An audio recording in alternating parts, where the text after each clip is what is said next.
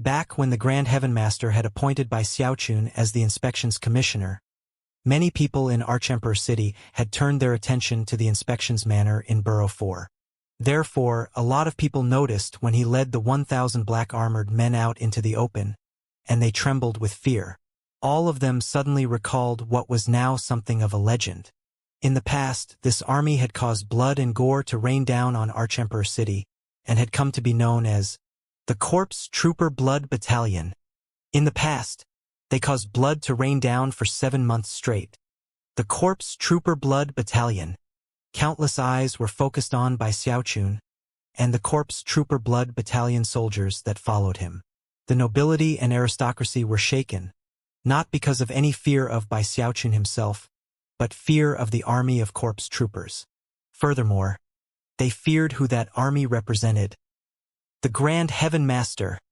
There were many stories about this army of corpse troopers. In one version, they had been assembled by the third-generation Archemperor, a sort of black ops force that the Archemperors had controlled from generation to generation. Now, though, that army had fallen into the hands of the Grand Heaven Master.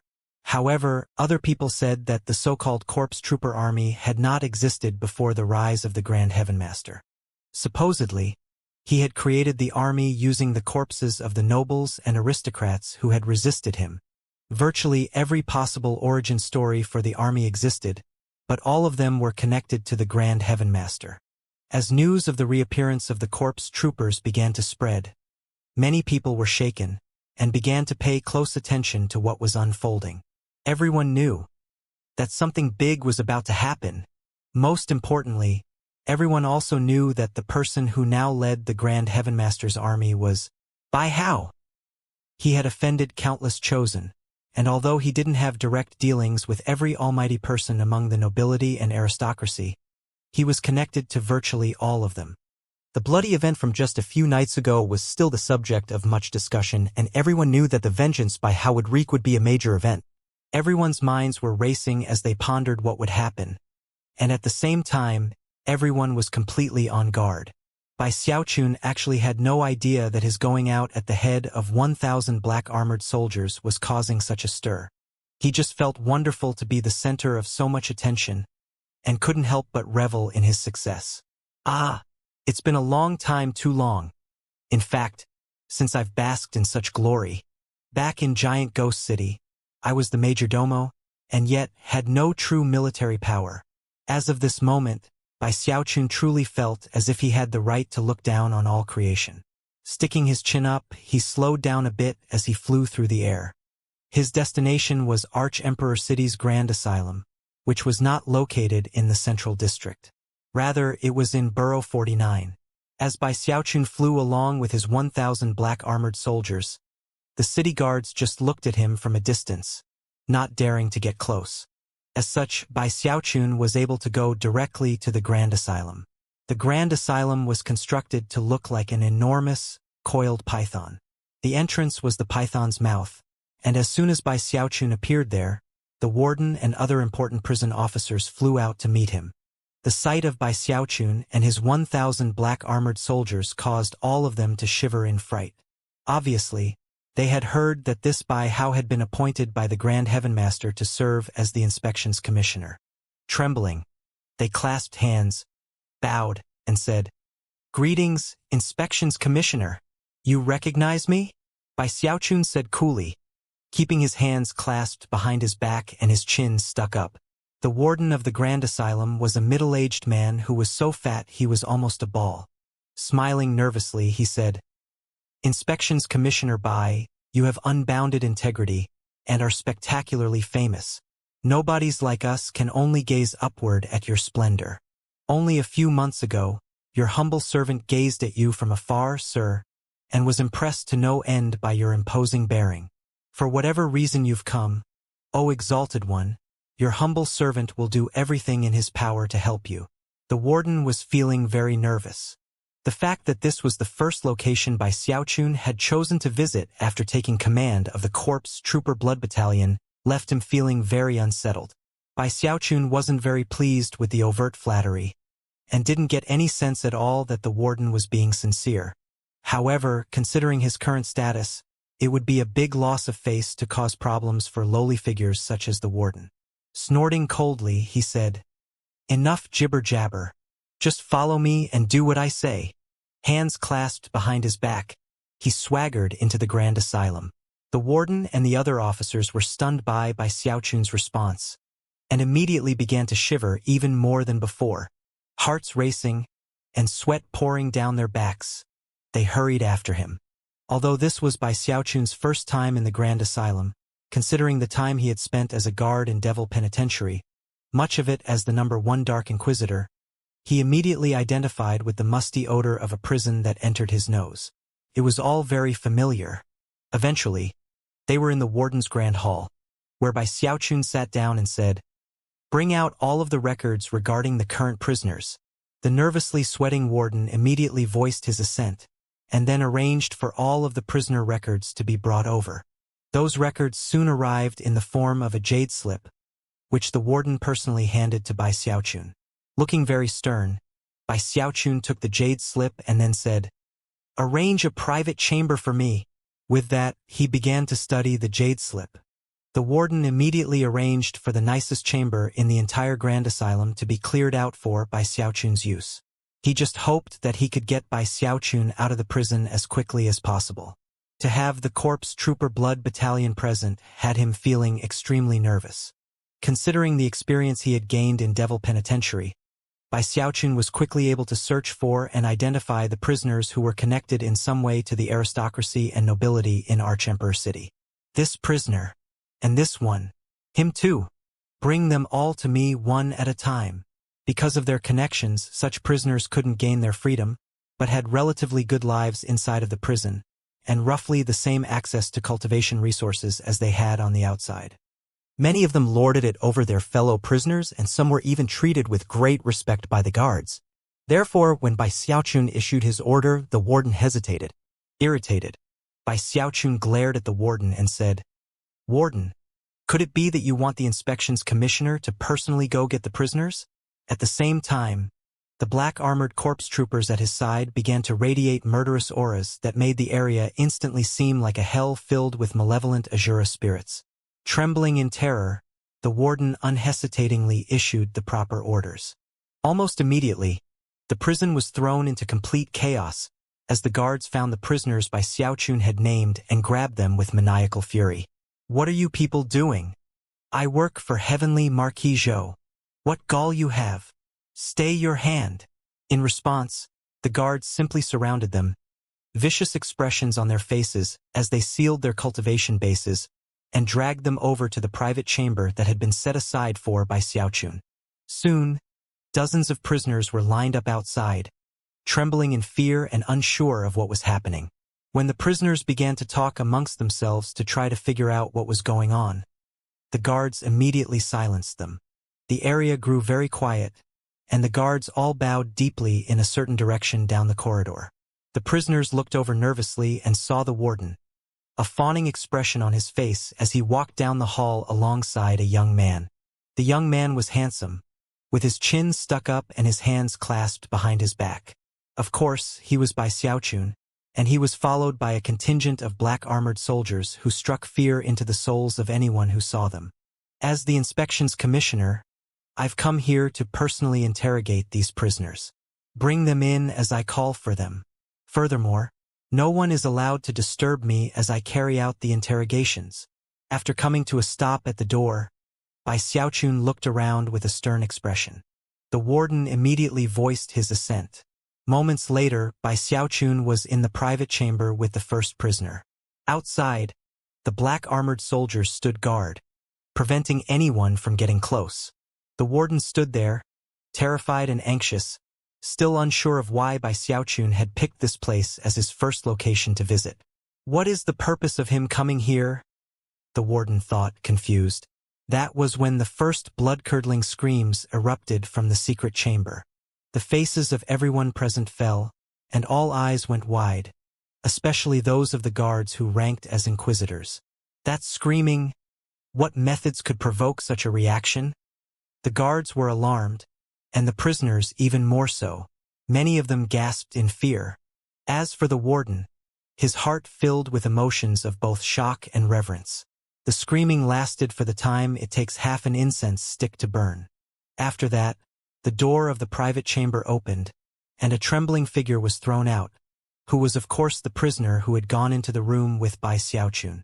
His eyes were glazed over, and he seemed to be on the verge of collapse. Next!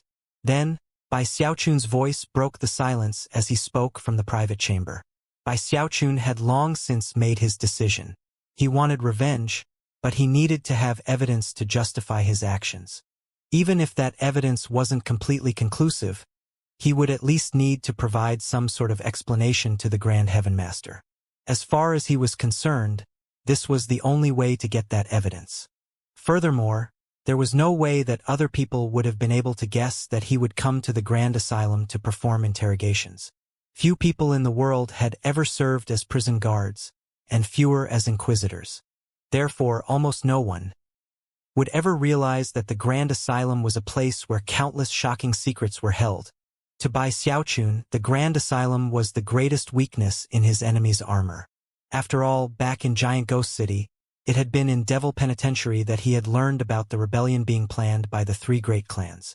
One unique aspect to Wildlander soul cultivators was that it was difficult to perform soul searches on them as they got more powerful. However, that wasn't a problem for Bai Xiaochun. The prisoners he had selected for interrogation were perfect sources of the evidence he needed. All of them had committed heinous crimes, and all of them were deeply connected to the nobility and aristocracy. Due to various random reasons, though, none of them had been sentenced to death. As time passed, more and more prisoners went into the private chamber, and endless screaming filled the halls of the prison. Everyone present was shaken, especially the inquisitors, whose eyes began to shine with bright light. The exalted inspections commissioner is also a dark inquisitor. You're right. You know what, I remember now. I heard that Bai Hao was vicious and merciless, and that he actually became the #1 Dark Inquisitor back in Giant Ghost City. Soon, the warden heard what the inquisitors were saying, and he began to tremble inwardly, filled with fear at the techniques Bai Xiaochun was using. Although the warden didn't even qualify to be the type of person who was directly connected to the Archemperor, he had heard the stories of what had happened many years ago, when the Corpse Trooper Blood Battalion instigated a 7-month reign of terror. Back then, not everyone who had been dragged into the calamity had actually been guilty. That mere thought caused the warden to shiver. Looking at the black-armored corpse troopers standing guard over the private chamber, the warden decided that he would fulfill Bai Xiaochun's every request, no matter what it was. After a full day of dozens of interrogations, Bai Xiaochun got plenty of clues.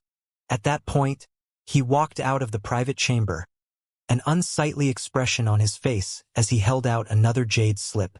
This one was filled with the names of over 100 new prisoners. Bring them to me. The warden didn't hesitate for even a second. Loudly voicing his affirmation, he immediately arranged for the second group of prisoners to be brought to Bai Xiaochun for interrogation. Eventually, a third group was called for, then a fourth and a fifth. As Bai Xiaochun was focusing on performing interrogations to get the evidence he needed for his revenge, the outside world was being shaken by the events playing out. With clouds in place, it is impossible to see the sun or moon. But if a pair of hands spread the cloud cover, then everyone could see. As soon as word started to spread about Bai Hao's background, many people began to speculate as to what exactly he was doing. What? He went to the Grand Asylum. What did Bai Hao go there for? This isn't good. He was a Dark Inquisitor back in Giant Ghost City. Don't tell me he's going to go rifling for secrets among the prisoners in the Grand Asylum?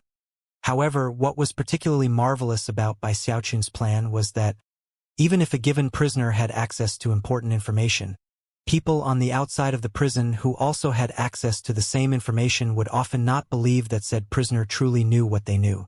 After all, if the people on the outside were aware that any given prisoner had access to that sensitive information, the prisoner would have long since been silenced in death. It was in the fourth group of prisoners that Bai Xiaochun finally found the information he was looking for.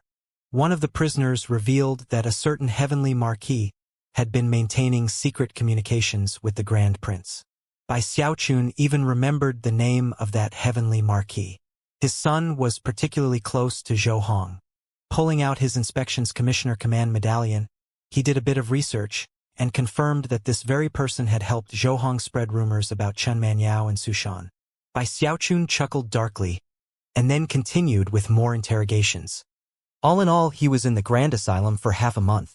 During that time, he interrogated all suspicious individuals and yet was not satisfied. Therefore, he went on to interrogate some of the other random prisoners who had committed heinous crimes.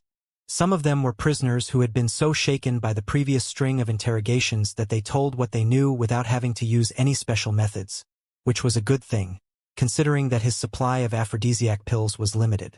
Most shocking of all was that it was during the last interrogation of a prisoner who didn't seem important at all that he got the most shocking bit of evidence. Li Tianxing's father? He's the heavenly marquis in the Li clan, right? Bai Xiaochun knew that he had hooked a big fish and was delighted. Ending the interrogations, he walked out of the private room, waving his black-armored corpse troopers to his side as he flew out of the Grand Asylum. Respectful expressions could be seen on the faces of the guards as he left, and many of them even looked at him with reverence. The efficiency with which he performed interrogations was shocking, and because of it, many of the guards wouldn't hesitate to leap to do Bai Xiaochun's bidding. As for the warden, he breathed a sigh of relief. He had felt a lot of pressure over the last half a month, and had been worried that the slightest slip-up on his part would get him dragged into a huge mess. After reverently escorting Bai Xiaochun out of the prison, he hurried back inside and went into secluded meditation, well aware that another bloodbath was coming to Arch-Emperor City. Bai Xiaochun was delighted, but didn't immediately go to cause a scene with Li Tianxing's father, the heavenly marquis. Instead, he went to the imperial palace to pay a formal visit to the Grand Heaven Master. How dare they provoke me? Humph. I'm going to make sure they realize that Bai Xiaochun is not so easy to deal with. As he headed toward the palace, he pondered the situation and realized that he still didn't have enough manpower. Therefore, he contacted Zhou Yixing again and told him to return to Arch-Emperor City with his men. Around then, he arrived at Heaven Master Hall, where he clasped hands and bowed. Your humble servant Bai Hao offers greetings, Grand Heaven Master. I have a matter to discuss. As soon as his voice echoed out, the dragon stuck its head down from the clouds and looked curiously at Bai Xiaochun. However, before it could do anything else, the door of the hall opened, revealing the Grand Heaven Master sitting there looking at Bai Xiaochun. Settling his aura, Bai Xiaochun hurried inside. Grand Heaven Master, your humble servant accomplished his mission smoothly. I've already dug up evidence of 2 heavenly marquises who disturbed the cultivation of the Arch-Emperor. With that, he produced a jade slip that he offered to the Grand Heaven Master. The Grand Heaven Master took the jade slip and looked at with a smile. Then he rubbed his thumb over its surface and muttered to himself for a moment. Bai Xiaochun blinked a few times, wondering if the Grand Heaven Master would have him take care of the 2 heavenly marquises. After all, the evidence wasn't completely conclusive, and even extensive analysis could only produce middling speculation about the results. However, after all of the interrogations in the Grand Asylum, Bai Xiaochun was fairly certain he understood those 2 heavenly marquises. Neither of them were good people. For example, the entire Li clan all practiced poison cultivation. The main technique they used was called Heart of a Woman, which involved collecting the hearts of women to use as part of the technique. It was an evil technique to begin with, and the more powerful the cultivator got, the more women's hearts were needed. The Li clan had essentially been built on a foundation of bloodshed. And then there was the Chun clan, which was even worse in some ways. They funded their clan by selling life force. That life force was harvested from cultivator slaves that the clan kept in pens like animals. Furthermore, all of those slaves were cultivators captured from the Great Wall. The Chun clan was one reason why all of the noble and aristocratic chosen had recovered so quickly after having been captured and drained of life force by Bai Xiaochun. As he thought about these 2 evil clans, Bai Xiaochun looked furtively at the Grand Heaven Master. The Grand Heaven Master's face was expressionless, and he wasn't saying even a single word, which caused Bai Xiaochun's nervousness to mount. It was really impossible to tell what the Grand Heaven Master was thinking. Enough time had passed for an incense stick to burn, whereupon his thumb flexed, and the jade slip transformed into ash. Go find Heavenly Marquis Li and Heavenly Marquis Chun, and arrest them. In response to the Grand Heaven Master's words, the air next to Bai Xiaochun rippled, and that familiar black-robed man stepped out. After voicing his assent, he bowed and vanished. Bai Xiaochun was startled, but at the same time, felt a bit excited. I heard that you're good at shakedowns, the Grand Heaven Master said. You have 4 hours to go handle the Li and Chun clans. With that, he closed his eyes. Bai Xiaochun's heart immediately began to race, and he felt all the blood in his body rushing to his head. Although he was excited that he would be able to profit from performing some more shakedowns, what was more important was that he could have his revenge. Furthermore, he could use his public office to do so, which was an amazing thing.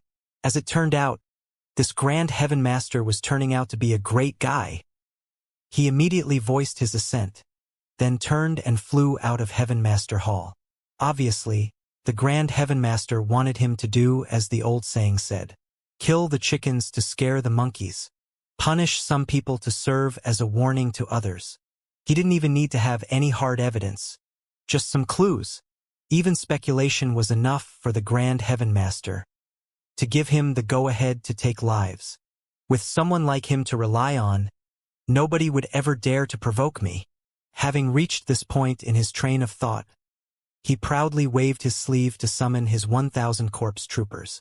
Then he headed toward the Li clan. Get ready, Li Tianxing. Lord Bai is coming. It was an exhilarating feeling to be leading the 1,000-strong corpse trooper blood battalion out from the imperial palace. All of the imperial guards trembled in fear at the sight, to the point where they didn't dare to even breathe, much less get in the way. By now, everyone in the city knew about Bai Xiaochun's appointment to the position of Inspections Commissioner.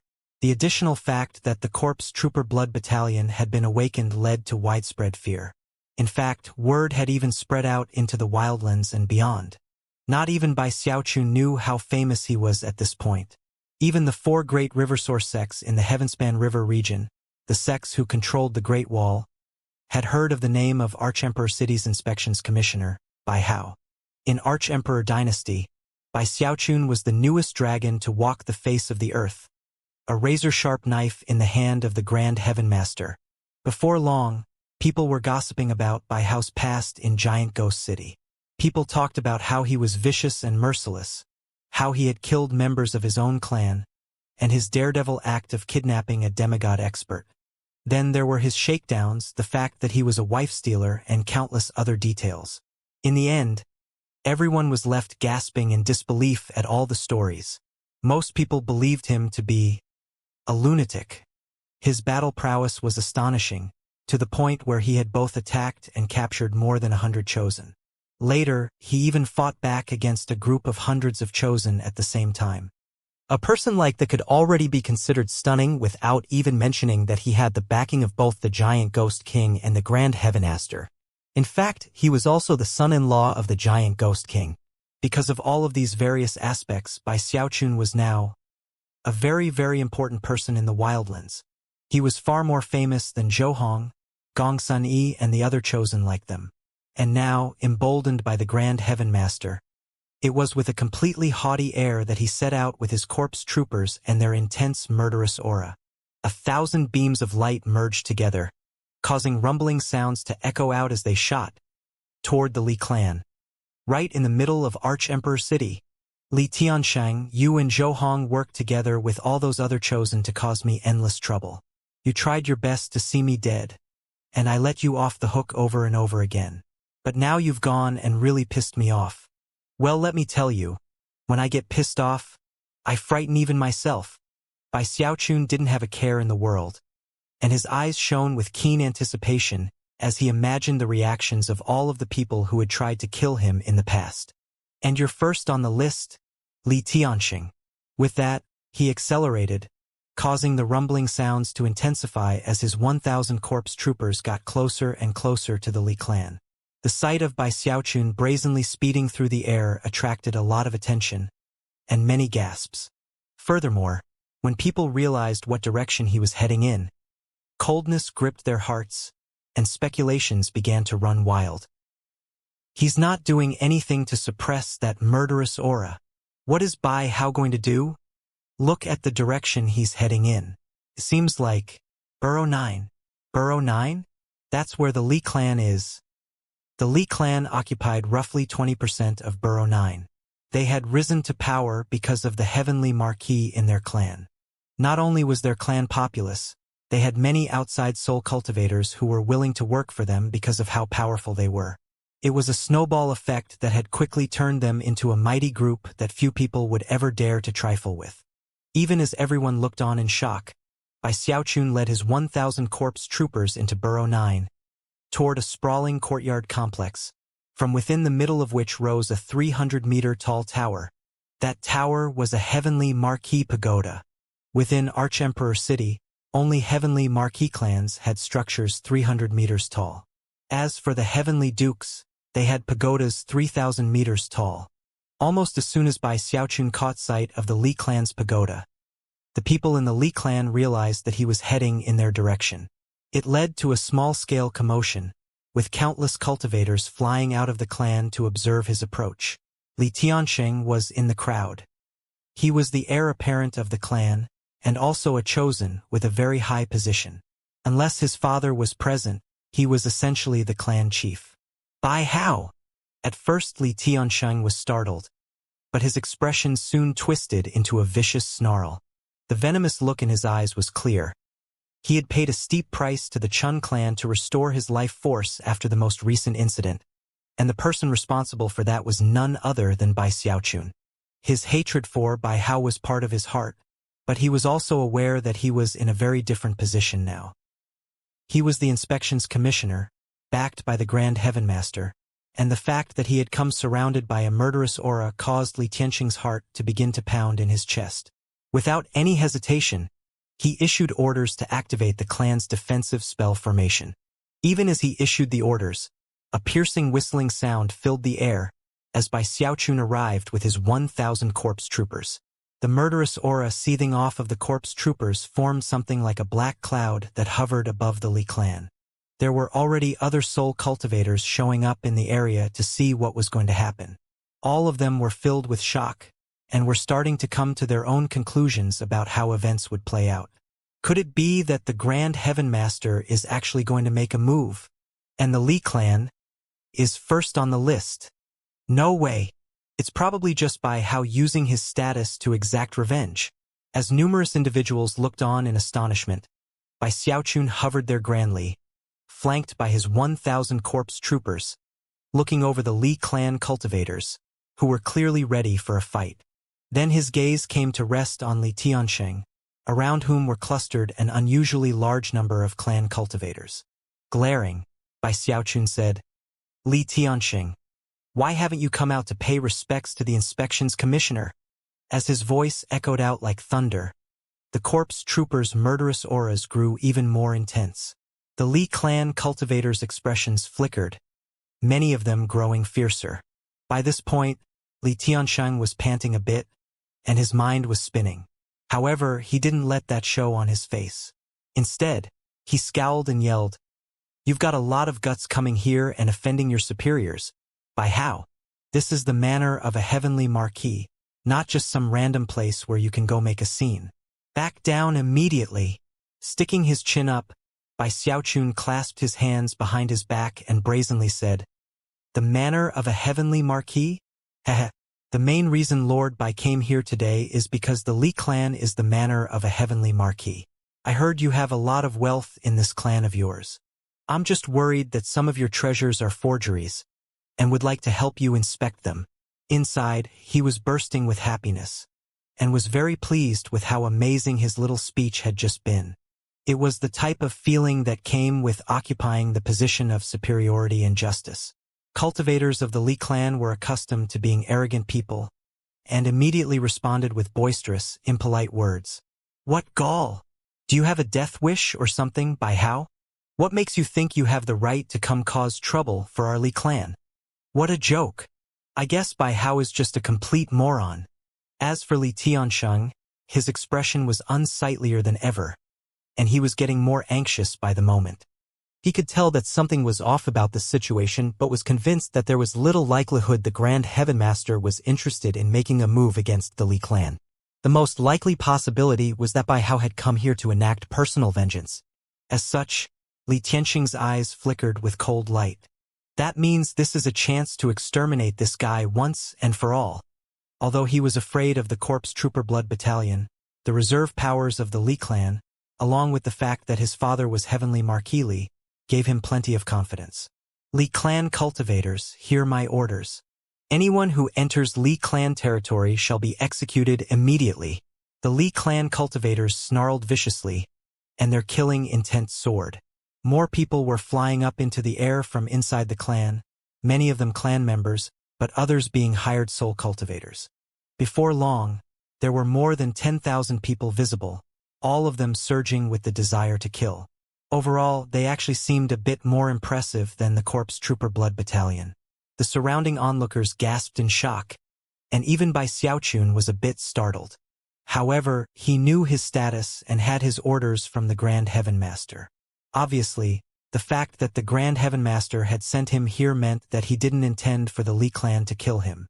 Feeling a bit more confident with that thought, he glared at Li Tianxing, convinced that he had been acting a bit too softly before. Looking away from Li Tianxing and the cultivators around him, he turned his gaze to the pagoda. Heavenly Marquis Li, I've come here today with orders from the Grand Heaven Master. I'd like to ask you a question. Do you admit to your crimes? The entire atmosphere in the area changed, and countless gasps could be heard among the onlookers. The Li clan cultivators were all visibly shocked, and Li Tianxing's heart was beginning to pound. As the words left Bai Xiaochun's mouth, Li Tianxing's father sat in a private chamber in the highest level of the enormous pagoda. He was a majestic heavenly marquis, and yet, his expression was profoundly grim. Despite being a half-deva, his mood was so foul that it had destabilized his cultivation base to a certain degree. There could be no misunderstanding Bai Xiaochun's words. Furthermore, Li Tianxing's father had been paying close attention to Bai Xiaochun's arrival, and during the entire time his expression had been slowly transforming until it was now profoundly grim. Even his breathing was in chaos. He was a heavenly marquis, and was therefore even more profoundly insightful than Li Tianxing and the other cultivators in the clan. He could tell that this Bai Hao would not have brought his troops here without the express permission of the Grand Heaven Master. It wasn't a matter of strength in arms, but of position and standing. There were 108 heavenly marquises in the Archemperor dynasty, and for the inspections commissioner to visit one with such brazen audacity spoke volumes about the Grand Heaven Master's stance. Is it a threat? Heavenly Marquis Li thought. At the moment, he was feeling profoundly uneasy, which in turn had him more vigilant than ever. As he thought about everything he knew about the Grand Heaven Master, beads of sweat began to pop out on his forehead, and terror rose up in his heart. The Grand Heaven Master wants to kill me. As soon as Heavenly Marquis Li came to this conclusion, a vicious snarl appeared on his face, and he began to pant. He knew that if the Grand Heaven Master really did want him dead, then he had no other choice than to try to escape before the calamity fell. And yet, he couldn't quite reconcile himself to doing that. He had practiced cultivation for many, many years to reach the position of Heavenly Marquis, and led one of the most powerful clans in the Wildlands. He refused to just sit around passively waiting to be killed. He had to fight. He had to figure out a way to resolve this deadly situation. I need to buy time. That was his decision. His only chance at resolving the issue was to buy time. If he could make a big enough scene in the meantime, then the other heavenly marquises and the heavenly dukes would have a chance to react. Maybe even the 4 heavenly kings. After all, he was a heavenly marquis, and the other heavenly marquises would not be happy about one of their kind being casually disposed of. In fact, they would likely come to his aid. In some senses, they would actually be saving themselves. If he could get all of the important people in the imperial court to rise to action, then even the Grand Heaven Master would have to take the matter seriously. And what about the Archemperor? No, I can't go to the Archemperor. All of a sudden, a tremor ran through Heavenly Marquis Li, and he suddenly had an inkling of where the true issue lay. If the Grand Heaven Master wanted to kill me, he could just issue a decree ordering my execution. Why would he send by how to do the deed? He's using the pretext of killing me to see who else in the court would speak up for me. He's trying to lure the snakes out of their holes. Such thoughts filled Heavenly Marquis Li's mind, along with a bitter coldness. The more he thought about it, the more it seemed that this was the case, so he quickly decided that he had to do two things. First, buy time so that people would come to his aid. Second, figure out a way to escape. Buy time. 'Cause a big scene. Eyes glittering, he sent a message to Li Tianxing. Kill the corpse troopers. And do anything necessary to cut down this by how. Even as everyone in the Li clan was trembling, Li Tianxing got the orders from his father. His immediate reaction was that things didn't seem to have escalated to that level, and yet now was not the time to ponder the situation. Glaring at Bai Xiaochun, he yelled, Bai Hao's orders are forged.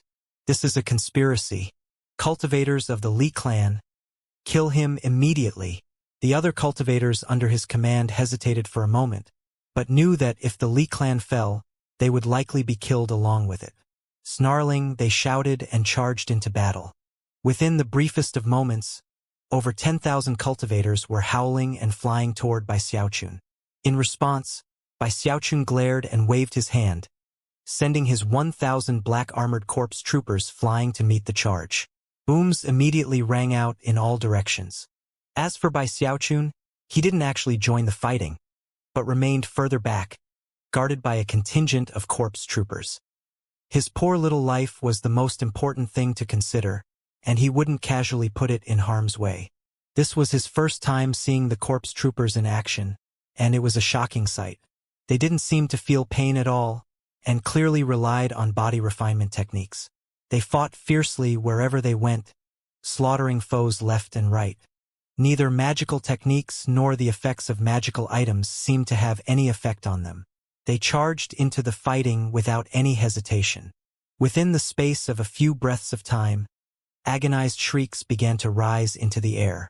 Clearly, the cultivators of the Li clan were no match for the corpse troopers. In fact, many of them were literally ripped to pieces in the blink of an eye. The reek of blood filled the air, and before long, the clan's spell formation rumbled to life, sending a blood-colored screen of light shining up, accompanied by what sounded like the beating of a heart.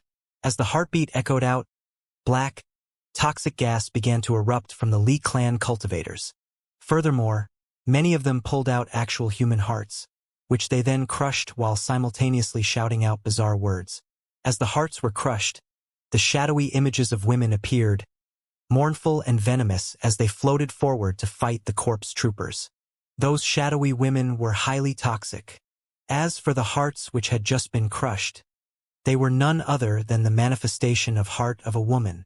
This was the poison technique cultivated by the Li clan, which had been derived from the ancient saying, the most vile poison cannot compare to the heart of a woman.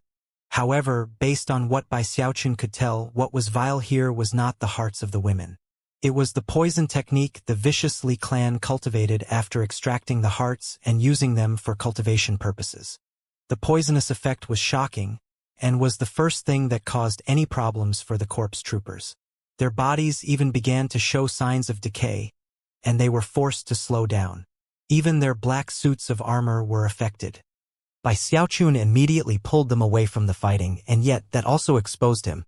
Killing intent seethed in Li Tianxing's eyes as he shouted, "Kill Bai Hao!" Even as his words echoed in the air, he shot at top speed toward Bai Xiaochun, flanked by 10 Li clan elders, all of whom had nascent soul cultivation bases. Toxic gas swirled around all of them, which took the form of shadowy women, all of whom had holes in their chests where their hearts should have been. Almost as soon as they appeared, a sensation of imminent crisis filled Bai Xiaochun's heart, and his face fell. Just when he was about to back up, a mysterious light shone in the eyes of the nearby corpse troopers who had been affected by the toxic gas. Simultaneously, they all opened their mouths and breathed in deeply. That caused a dramatic wind to spring up, which immediately sucked the toxic gas in the area into their bodies. If that were all there were to it, it might not be a big deal. But the shocking thing was that after inhaling the toxic gas, their cultivation bases skyrocketed.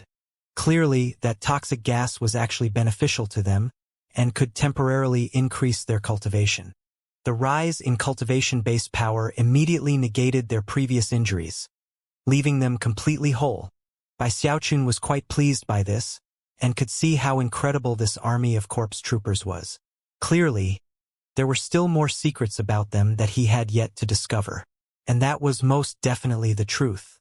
The black-armored corpse troopers could absorb harmful magical techniques and use them to catalyze their own cultivation bases. Essentially, it turned them into an army that could get stronger the longer they fought. Bursting with excitement, Bai Xiaochun pointed at Li Tianshang and the people next to him. Kill them all! Bursting with murderous auras, the corpse troopers immediately charged in Li Tianxing's direction. Not good, Li Tianxing thought, his face falling as he prepared to fall back. However, he wasn't fast enough, and before he could even move, both he and the 10 clan elders were set upon by the corpse troopers. Blood immediately began to spray out of their mouths, and they were quickly left with severe injuries. As for Bai Xiaochun, he was laughing heartily. This is what happens when me and you fight, Li Tianxing. When I make a move, even God in the heavens hides his face. Bai Xiaochun immediately marveled at how good he was with words. However, in the same moment he finished speaking, the bloodied and injured Li Tianxing looked back at him and viciously shouted, "Organ sacrifice!" As soon as the words left his mouth, the shield of light distorted as an enormous blood-colored heart appeared. At first glance, it didn't appear to be illusory at all. Furthermore, it was actually made of 1 million actual human hearts. Those hearts represented 1 million women who had died. This was the most powerful function of the Li clan's spell formation. The instant the gigantic heart appeared, it collapsed, becoming an ink-like cloud of black smoke that spread out in all directions. It began to corrode everything it touched, even some of the hired soul cultivators.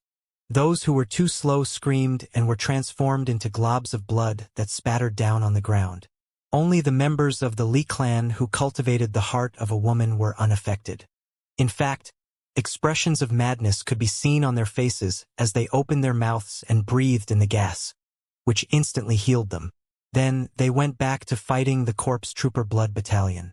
The sight of what was happening with the poison gas caused Bai Xiaochun's scalp to tingle, and he started to back up. However, that was when Li Tianxing's father took advantage of the chaos to take a step forward, becoming something like a bolt of lightning that shot toward Bai Xiaochun. "Your life is over." "By how?" Bai Xiaochun's pupils constricted as he looked at the incoming heavenly Marquis. Up to this point, he hadn't participated in any of the fighting, mostly because he wanted to be on guard for something just like this. Therefore, as soon as the heavenly Marquis appeared, his cultivation base surged with power. However, before he could make a move, a sinister voice suddenly rang out into the area. "So, you've finally emerged from your heavenly Marquis pagoda. I guess it was worth it for me to hold back until this moment." "Hey Ming." Heavenly Marquis snarled and tried to back up. However, he was too late. The instant he tried to reverse momentum, a huge hand descended from above with incredible speed, crushing through the Li clan's defensive spell formation and grabbing Heavenly Marquis. "Heavenly Marquis! Father!" Everyone in the Li clan began to cry out in alarm, especially Li Tianxing, who seemed so terrified that he lost all of his will to even move. At the same time, eyes went wide among the crowd of onlookers, and many of them gasped. As for Bai Xiaochun, he looked up to see that familiar, black-robed figure up above in the air. Bai Xiaochun was not very happy about this development, especially considering that he was the inspection's commissioner. "Hey, you black-robed freak," he shouted. "We're on the same team here, aren't we? It's not very nice to stick around hiding and then jump into things at the last minute. I worked hard to reel in this big fish, and now you're trying to hook him yourself. You're trying to steal my thunder." The black-robed man looked down at Bai Xiaochun for a moment before coolly responding. "He can easily self-detonate when inside the heavenly Marquis pagoda. Besides, the Grand Heaven Master told me to arrest him, and that's exactly what I'm going to do." As far as stealing your thunder, well, allow me to bestow you with some good fortune." With that, he pointed his finger downward, causing a gale-force wind to sweep through the Li clan. Instantly, the previously damaged spell formation completely and utterly shattered. Popping sounds rang out as numerous cultivators within the clan who had been powering it experienced a backlash, causing blood to spray out of their mouths. At the same time, the toxic gas in the area swirled together into 1,000 separate strands that shot toward one particular corpse trooper who was at the half-deva level. Upon reaching him, the strands of smoke poured into him, a baptism of sorts. The corpse trooper immediately began to tremble as he absorbed the smoke, and although he appeared to be corroding, that only caused him to absorb the smoke more quickly, until it was rushing into him through his pores. Then he threw his head back and howled as his cultivation base power skyrocketed. Shockingly, he was now no longer at the half-deva level. He had broken through. His power grew and grew until he was only a hair away from the deva realm. The toxic gas provided by the hearts of 1 million women only provided a temporary boost, and didn't make him a complete deva, but he could still crush any other half-deva. Bai Xiaochun was stunned by what he was seeing. Although the upgrade to the corpse trooper was not permanent, only temporary, it was still a shocking thing. What kinds of monsters are these things? He thought. What was happening surpassed even what he could imagine. And in truth, the word monster really wasn't sufficient to describe the black-armored corpse troopers. There are a total of 100,000 corpse troopers. In that case, does it really mean that they could turn into 100,000 devas? Or even 100,000 demigods? How is that even possible? It almost seemed like it was some big joke. The power on display that the wildlands was capable of completely exceeded all imagination. However, by this point, he also realized that these black-armored corpse troopers must have some sort of big weakness. For example, a lack of resources to power them. This is the true reserve power of the imperial court, He Ming said, sounding a bit regretful. Unfortunately, they have some fatal flaws. With that, he shook his head and vanished, taking Heavenly Marquis Li with him. Heart-pounding, Bai Xiaochun looked at his two corpse troopers who were now almost on the same level as Devis. It didn't take long before his eyes were shining with delight.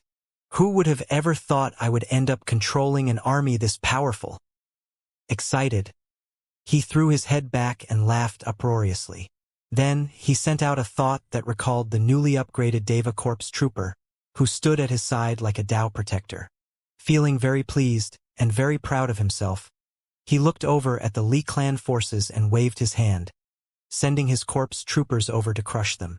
Meanwhile, Li Tianshang was trembling as he realized what Bai Xiaochun was thinking. "We're willing to heed the imperial decree from the inspections commissioner," he shouted urgently, clasping hands and bowing deeply in fear of displeasing Bai Xiaochun. "Please help us to inspect all of our treasures." The rest of the Li clan cultivators all looked as pale as death. Their spell formation had been broken, and their heavenly marquis arrested. None of them had any will left to fight. Therefore, it was after only a slight moment of hesitation that they bowed their heads in acknowledgement of Li Tianxing's words, and then clasped hands in Bai Xiaochun's direction. Bai Xiaochun's jaw dropped at the sight of so many people all bowing to him. Then he looked over at Li Tianxing, and was not very pleased. Li Tianxing had reacted far too quickly to the sudden change. Furthermore, he even went as far as to copy Bai Xiaochun's earlier words from before the fighting started. The fact that there was an audience to all of this had Bai Xiaochun feeling even more irritated than before.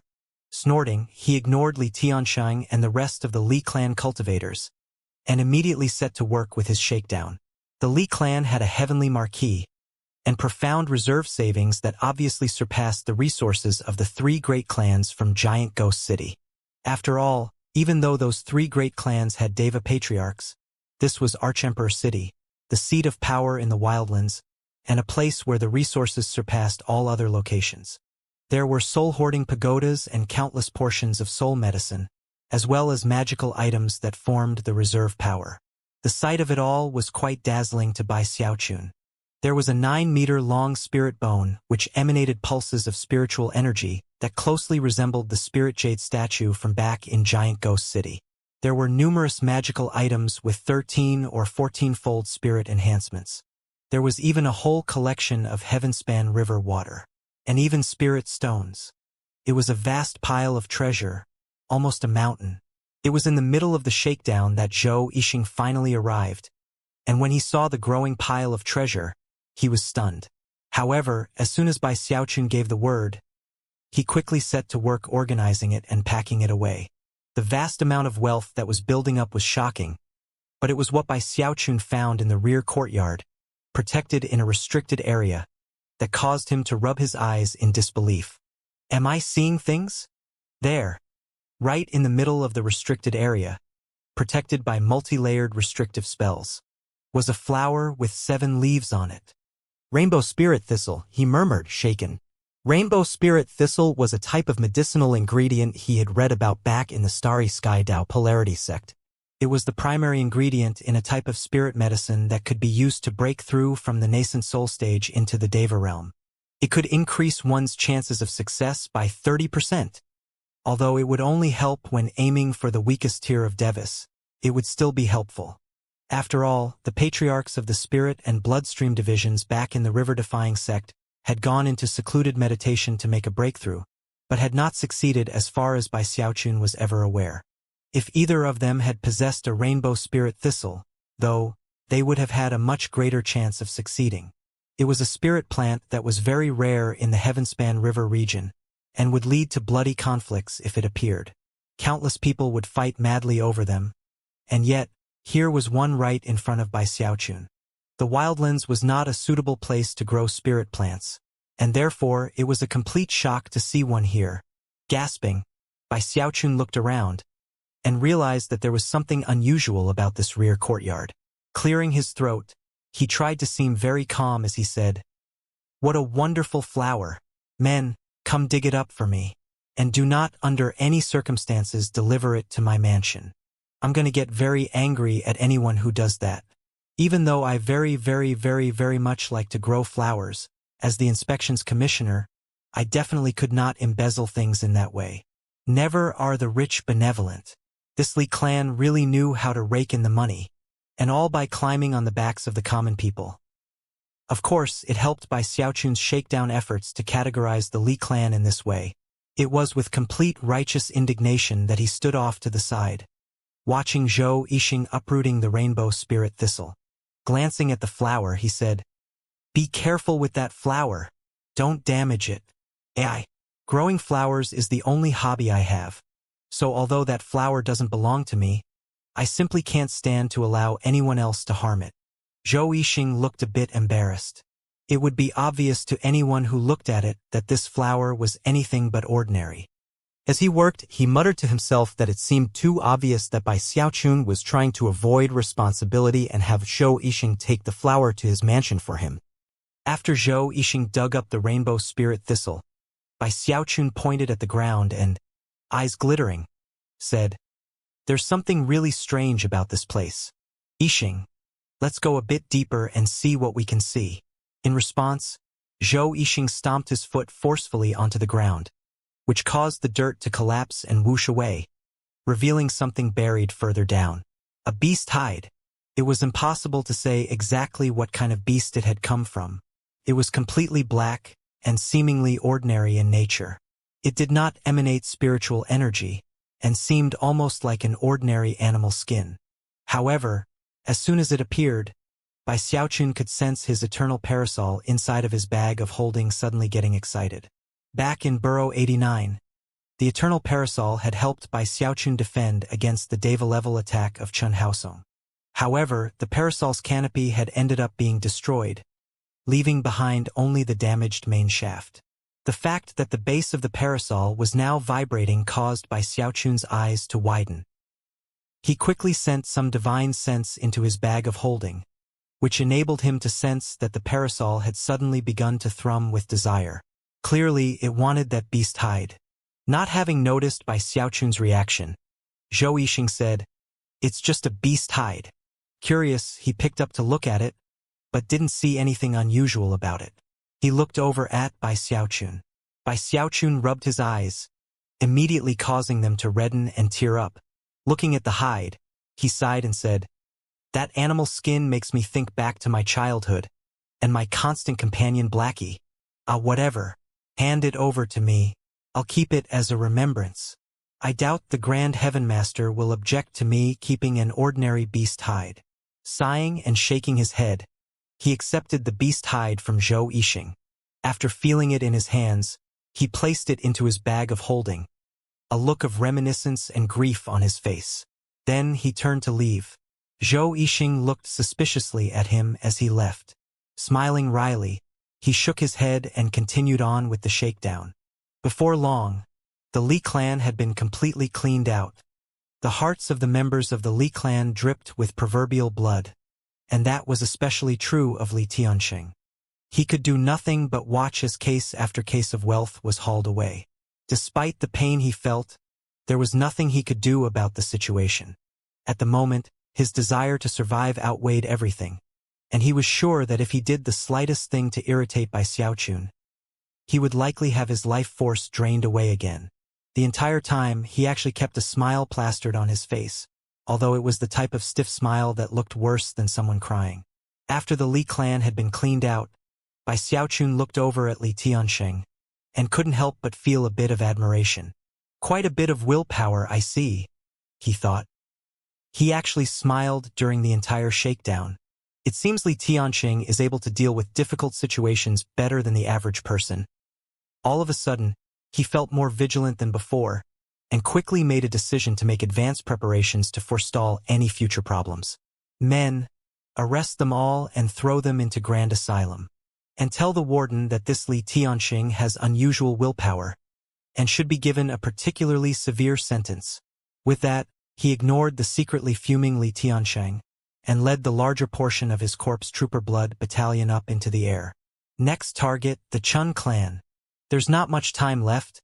I definitely need to hurry." With that, he pressed forward at top speed toward the location of his next shakedown, which was the Chun clan in Burrow 13. Everyone who had been present to watch him and the corpse troopers shake down the Li clan were shocked, and even trembling. The fact that the mighty Li clan had met such a fate was no small matter in Archemperor City.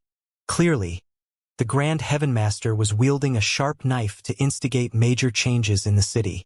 As people analyzed the matter and spread word, the various nobility and aristocracy in the city were all informed. Even the 4 heavenly kings learned about the matter. Everyone was shocked to the core, and many eyes came to focus on Bai Xiaochun to see what he would do next. As Bai Xiaochun proceeded along toward the Chun clan, his thoughts were focused on his bag of holding and the eternal parasol, which was now experiencing a dramatic transformation. That seemingly ordinary beast hide was obviously something that had to do with the growth of the rainbow spirit thistle. After Bai Xiaochun had put it into his bag of holding, an enigmatic, half-laughing, half-crying ghost face had appeared on the surface of the damaged parasol shaft. Then, it greedily absorbed the beast hide, fusing with it as one. As it did, the beast hide became the new canopy of the parasol. Furthermore, an aura began to emanate from the parasol that got Bai Xiaochun very excited. It was apparently refining itself and growing more powerful. Bai Xiaochun couldn't have been more excited. After all, the eternal parasol had been of great help when it came to cultivating his undying bones.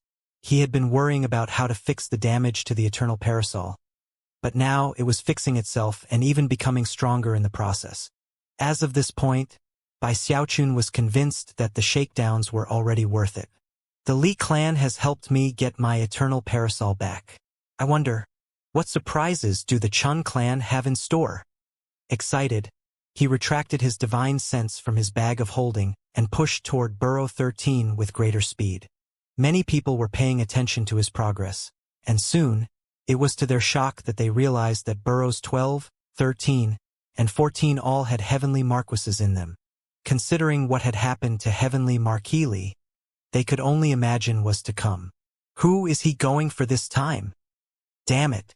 I didn't offend Bai Hao, nor the Grand Heaven Master.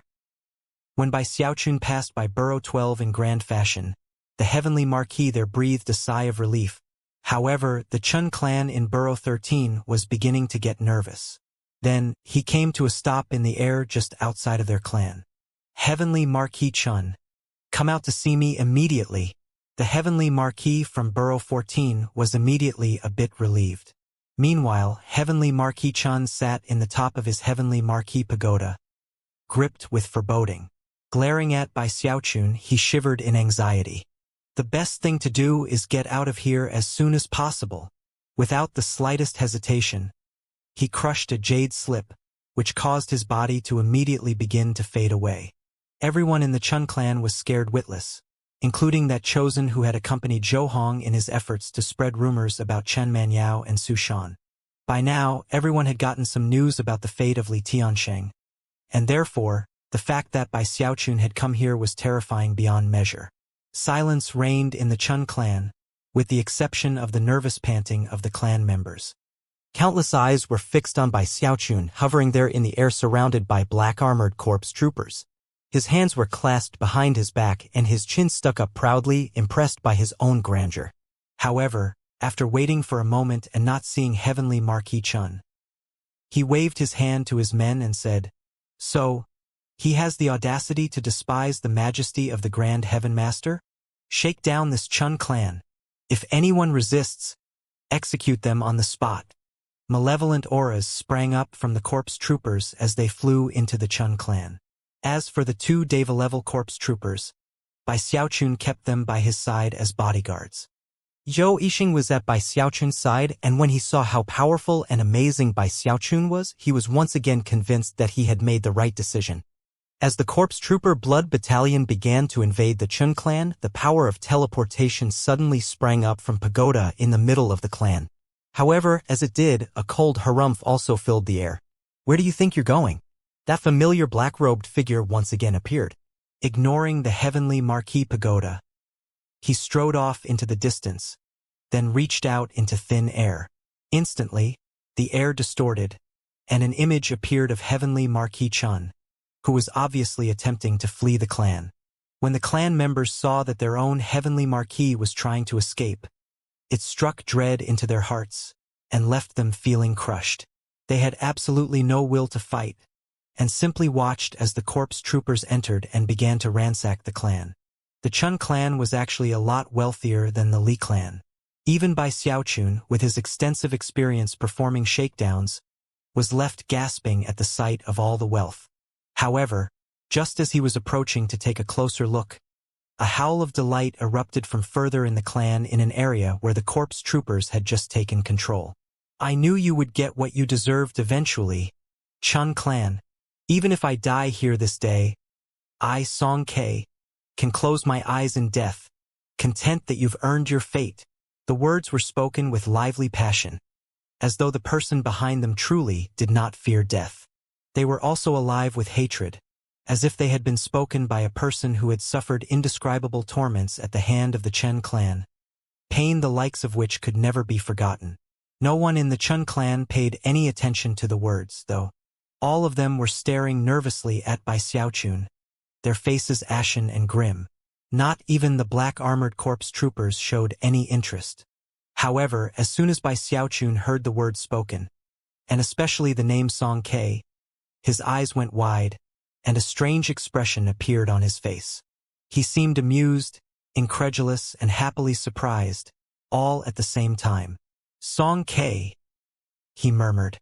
Then he cleared his throat and intentionally cleared his face of all expression as he turned to look in the direction of the rear courtyard. Clasping his hands behind his back, he stuck his chin up and loudly said, "Whoever it is that's yelling over there, bring him to me." In response, one of the corpse troopers sped out from the rear courtyard and tossed a person onto the ground in front of Bai Xiaochun. Then he stood there, murderous aura seething, clearly ready to kill the person he had just thrown onto the ground if Bai Xiaochun gave the word. The person the corpse trooper had brought from the rear courtyard was not a soul cultivator, but an ordinary cultivator from the Heavenspan River region. At a single glance, it was possible to tell that he should have looked like a healthy young man. Instead, he was bedraggled and broken down, hardly more than skin and bones. He also had a scraggly beard that made him look much older than he actually was. His clothing was ripped and torn, making him look worse than a beggar.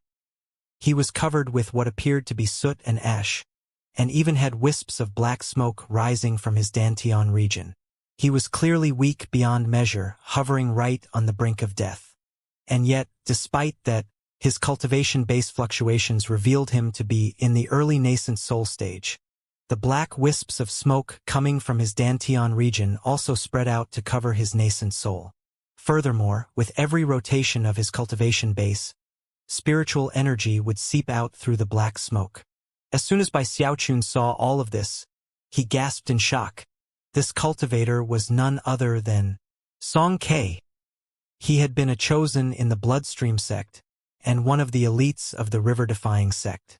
He had traveled with Bai Xiaochun to the Starry Sky Dao Polarity sect as a Dao protector, and had also gone into the labyrinth outside the Great Wall. From there, he had been teleported out into the wildlands just like Bai Xiaochun, Master God Diviner, Zhao Long, and many others. Some of the lucky ones who were teleported out into the wildlands had managed to make their way back to the Great Wall, but Song Ke hadn't been so fortunate. He had been teleported right into Archemperor City. Unlike Bai Xiaochun, he had not become famous and popular, but rather had been captured and enslaved, sold into service to the Chen clan. Because of his extraordinary cultivation base and natural talents, the Chen clan had used a brutal secret magic to forcibly propel his cultivation base all the way into the early nascent soul stage. Although it could be considered a breakthrough, it was actually very harmful to Song Ke, and had involved incredible pain and danger. And yet, that wasn't even of any importance. The worst thing of all was that he had been turned into something like livestock. The black smoke which had been inserted into him forced his cultivation base to rotate, and then sucked away the spiritual power from inside of him. In the end, he had become a living spirit stone used by the younger soul cultivators in the Chun clan to further their cultivation. In addition, the effects of his cultivation base were limited by the black smoke and could not be used externally. They had also placed numerous restrictive spells on him. As such, he was no threat at all to anyone around him and also lived in constant pain. Furthermore, in order to force his cultivation base to rotate more rapidly and release more spiritual power, the younger members of the Chen clan had frequently tortured him. The torture had pushed Song Ke to the point where he wished to die, and yet, there was no way the Chen clan would allow a living spirit stone like him to perish. As the years passed, Song Ke gradually slipped into mental darkness. Therefore, when he saw how terrified the Chen clan cultivators were of these black-armored corpse troopers, he felt more joy than he had in years, and even threw his head back to laugh at the top of his lungs. As soon as he was thrown down onto the ground in front of Bai Xiaochun, he looked around at the terrified Chen clan cultivators, many of whom he recognized. As for the corpse troopers, their auras were enough to cause his mind to reel from shock. And yet, even more of note than those things, was the fact that everyone was clearly focusing solely on Bai Xiaochun. The person Song Ke saw standing in front of him was a handsome young man wearing luxurious clothing. He was clearly an elite of some sort, someone with an incredibly high standing. In fact, his bodyguard was a black-armored corpse trooper whose aura left Song Ke feeling completely stunned. He seemed as if he existed as one with the heavens, and made him feel so weak in comparison that a single thought on his part could surely end his life. Deva realm. This guy has Deva bodyguards? Who is he?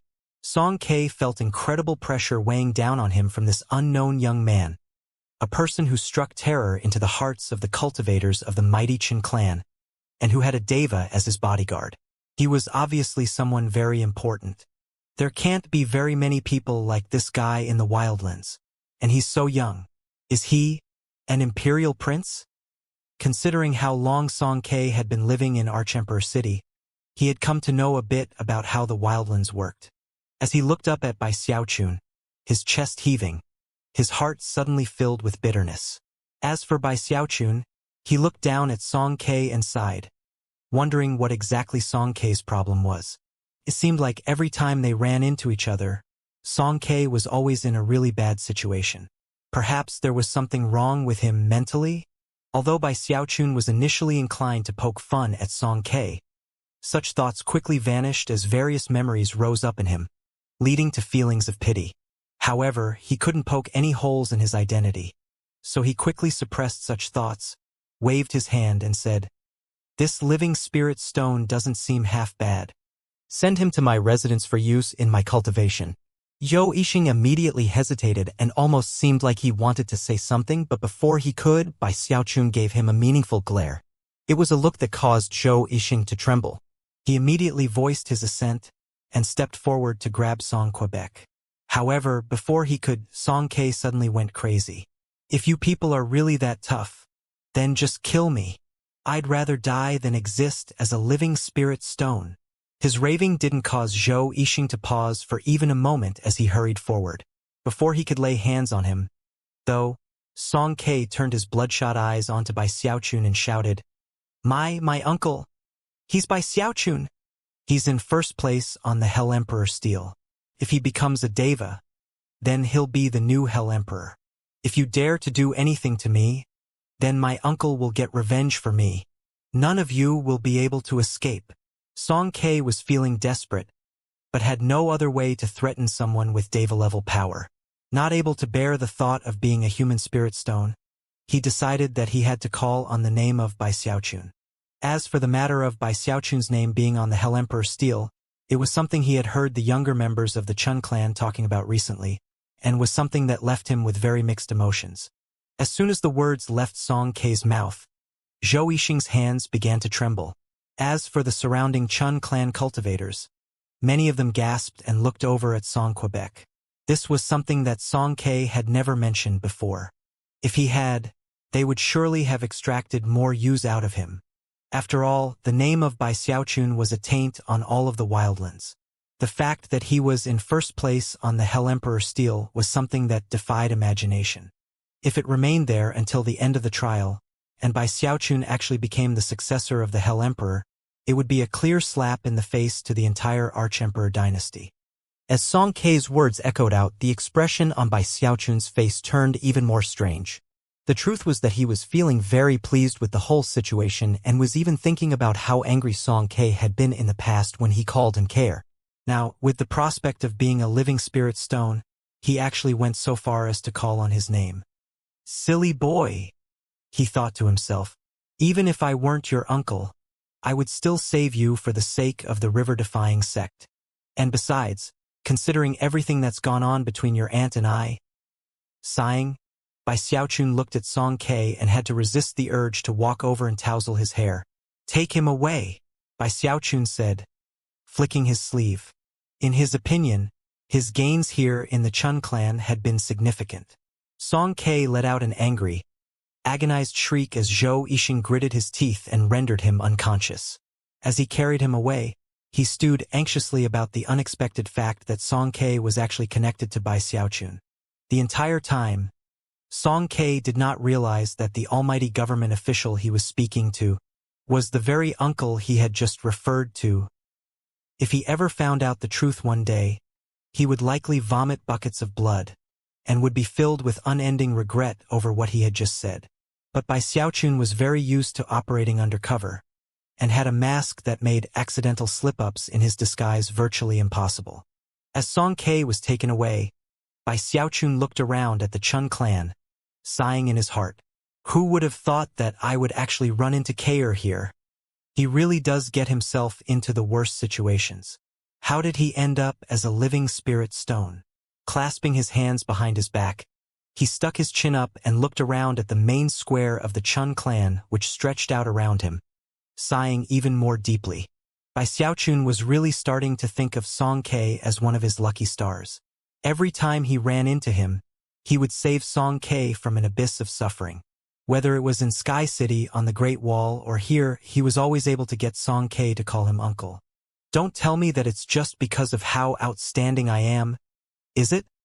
Sighing, he continued to relish the pleasure of shaking down the Chun clan.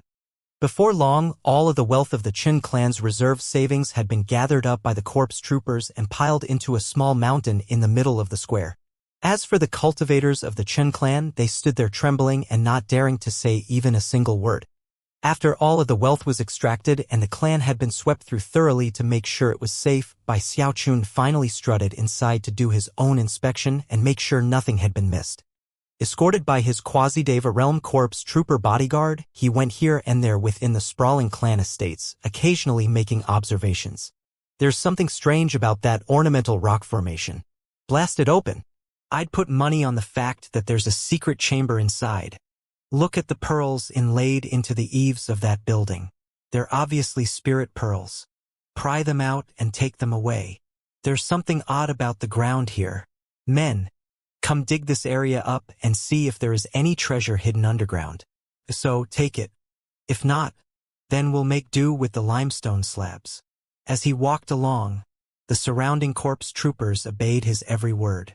The Chun clan cultivators were all very jumpy, and could tell that Bai Xiaochun was clearly going to clean them out completely.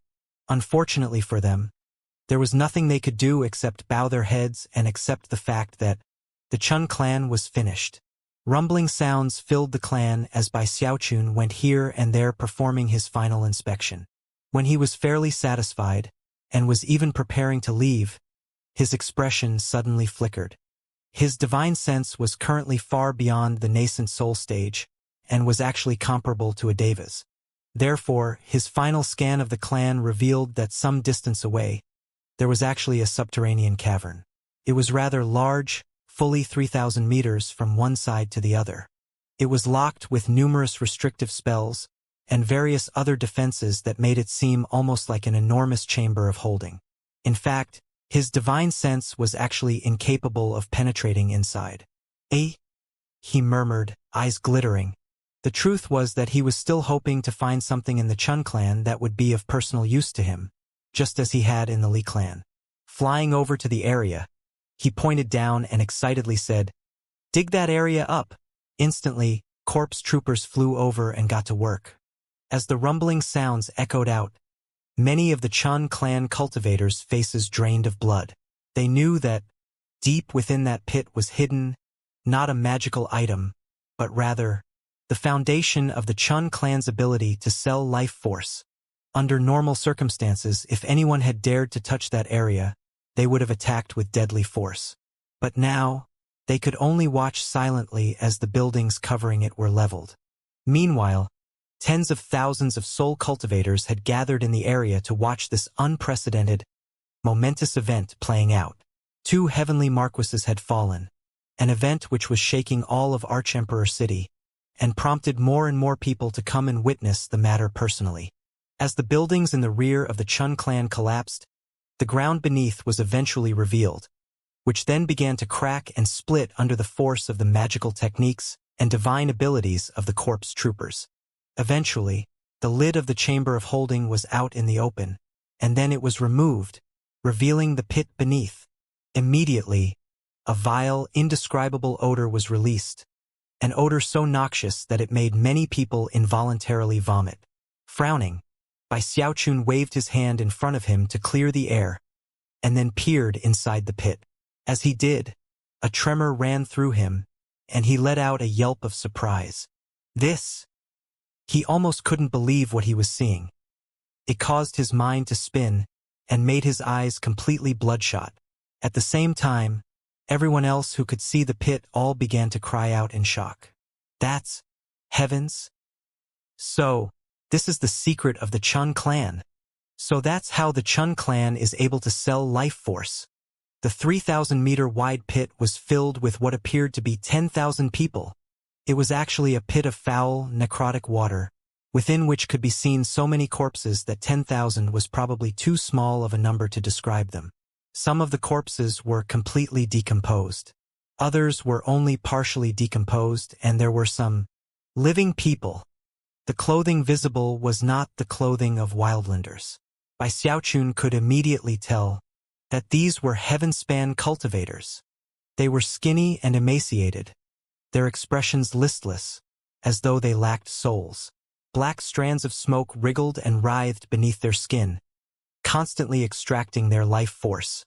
Obviously, these were cultivators who had been captured and then viciously soul-searched. Because of the force of the soul search, their souls had been destroyed, leaving behind only their physical bodies. After undergoing some special treatment, they were then thrown into this pit and sealed up, whereupon their life force was slowly extracted. after they were sucked away into nothing more than dried-up corpses. However, their agony was not yet over. The foul liquid that resulted would be filtered and turned into the primary medicinal ingredient that the Chun clan used to refine life force. Although the wildlanders who saw the pit were shocked, they were not as deeply affected as by Xiaochun. He was not a wildlander. He was an ordinary cultivator from the Heavenspan River region, and therefore, he immediately began to tremble and sink into a very grim mood. After a moment passed, he even closed his eyes, worried that he might not be able to control his emotions. After a long moment passed, he opened his eyes and sighed. The war between the Wildlands and the Heavenspan River region was not something that he could change. After all, the conflict he had solved between the spirit and bloodstream sects had been between two forces that were fundamentally on the same side. Without saying a word, he clenched his hand into a fist. Drawing upon his cultivation base and the full power of his fleshly body, he then unleashed a fist strike onto the pit. Everything trembled as a massive force slammed into the corpses in the pit, instantly transforming them into flying ash. As for the people who were technically alive, for all intents and purposes they were already dead. Only their physical bodies lived on. For them, Bai Xiaochun's fist strike was actually something of a release. Although he couldn't be sure, he thought that some of those living bodies actually smiled in the moment before they faded away into nothing. Expression grim, he flicked his sleeve and coldly said, "Arrest all members of the Chun clan and send them to the Grand Asylum." The corpse troopers immediately went to work and the Chun clan cultivators did nothing to resist. Bai Xiaochun was in a very grim mood. Although he had collected a lot of wealth from the Li and Chun clans, he didn't feel very much like he had exacted personal revenge, mostly because of the matter of the huge pit. He stood there for a long moment, wrapped up in his thoughts. Then he sighed, and turned and left with his corpse troopers. There was nothing he could do to change the overall situation. Furthermore, he knew that if he did anything to reveal his true identity, he might end up just like the people in that pit. After all, he wasn't in the river-defying sect right now. He was in the Wildlands in Archemperor City. Now that he had handled the Li and Chun clans, it was in his role as the inspections commissioner that he went to the Imperial Palace to see the Grand Heaven Master and provide an official debriefing. Along the way, he struggled with his bad mood and kept thinking about that pit. When he arrived at the palace, he took a deep breath and pushed all of his gloomy thoughts into the bottom of his heart. I need to focus on my flame conjuring. Once I make that cultivation-based breakthrough, I can leave this place. At the moment, he really missed home. When Bai Xiaochun arrived outside of Heavenmaster Hall in the Imperial Palace, he immediately noticed that it was not devoid of people like it had been in the past. There were several dozen cultivators present who had come to offer formal greetings to the Grand Heaven Master. One of them was Chun Haosong, along with the old man who Bai Xiaochun had seen with him earlier. Those two were heavenly dukes, and there were 3 other heavenly dukes present. Although Bai Xiaochun didn't recognize them, he could tell from their auras that they were devis. The rest of the people present were all heavenly marquises. 4 of them Bai Xiaochun recognized as people from the group of 9 who had besieged him. All of them had unsightly expressions on their faces as they waited for the Grand Heaven Master to summon them for their audience. As soon as Bai Xiaochun arrived, all of their gazes came to rest on him. "Bai Hao!" Many of them growled through gritted teeth. Chun Haosong's eyes glittered especially coldly, and he clearly desired to kill Bai Xiaochun. After all, he was close to the heavenly Marquis Li, and at the moment it was unclear whether the man was alive or dead. All of the nobility and aristocracy in Archemperor City had been shaken by the fact that 2 heavenly marquises had been arrested by the Grand Heaven Master. After inquiries were made, and it became clear that Bai Xiaochun was behind it all, their hatred for him grew, although they didn't dare to do anything about it directly.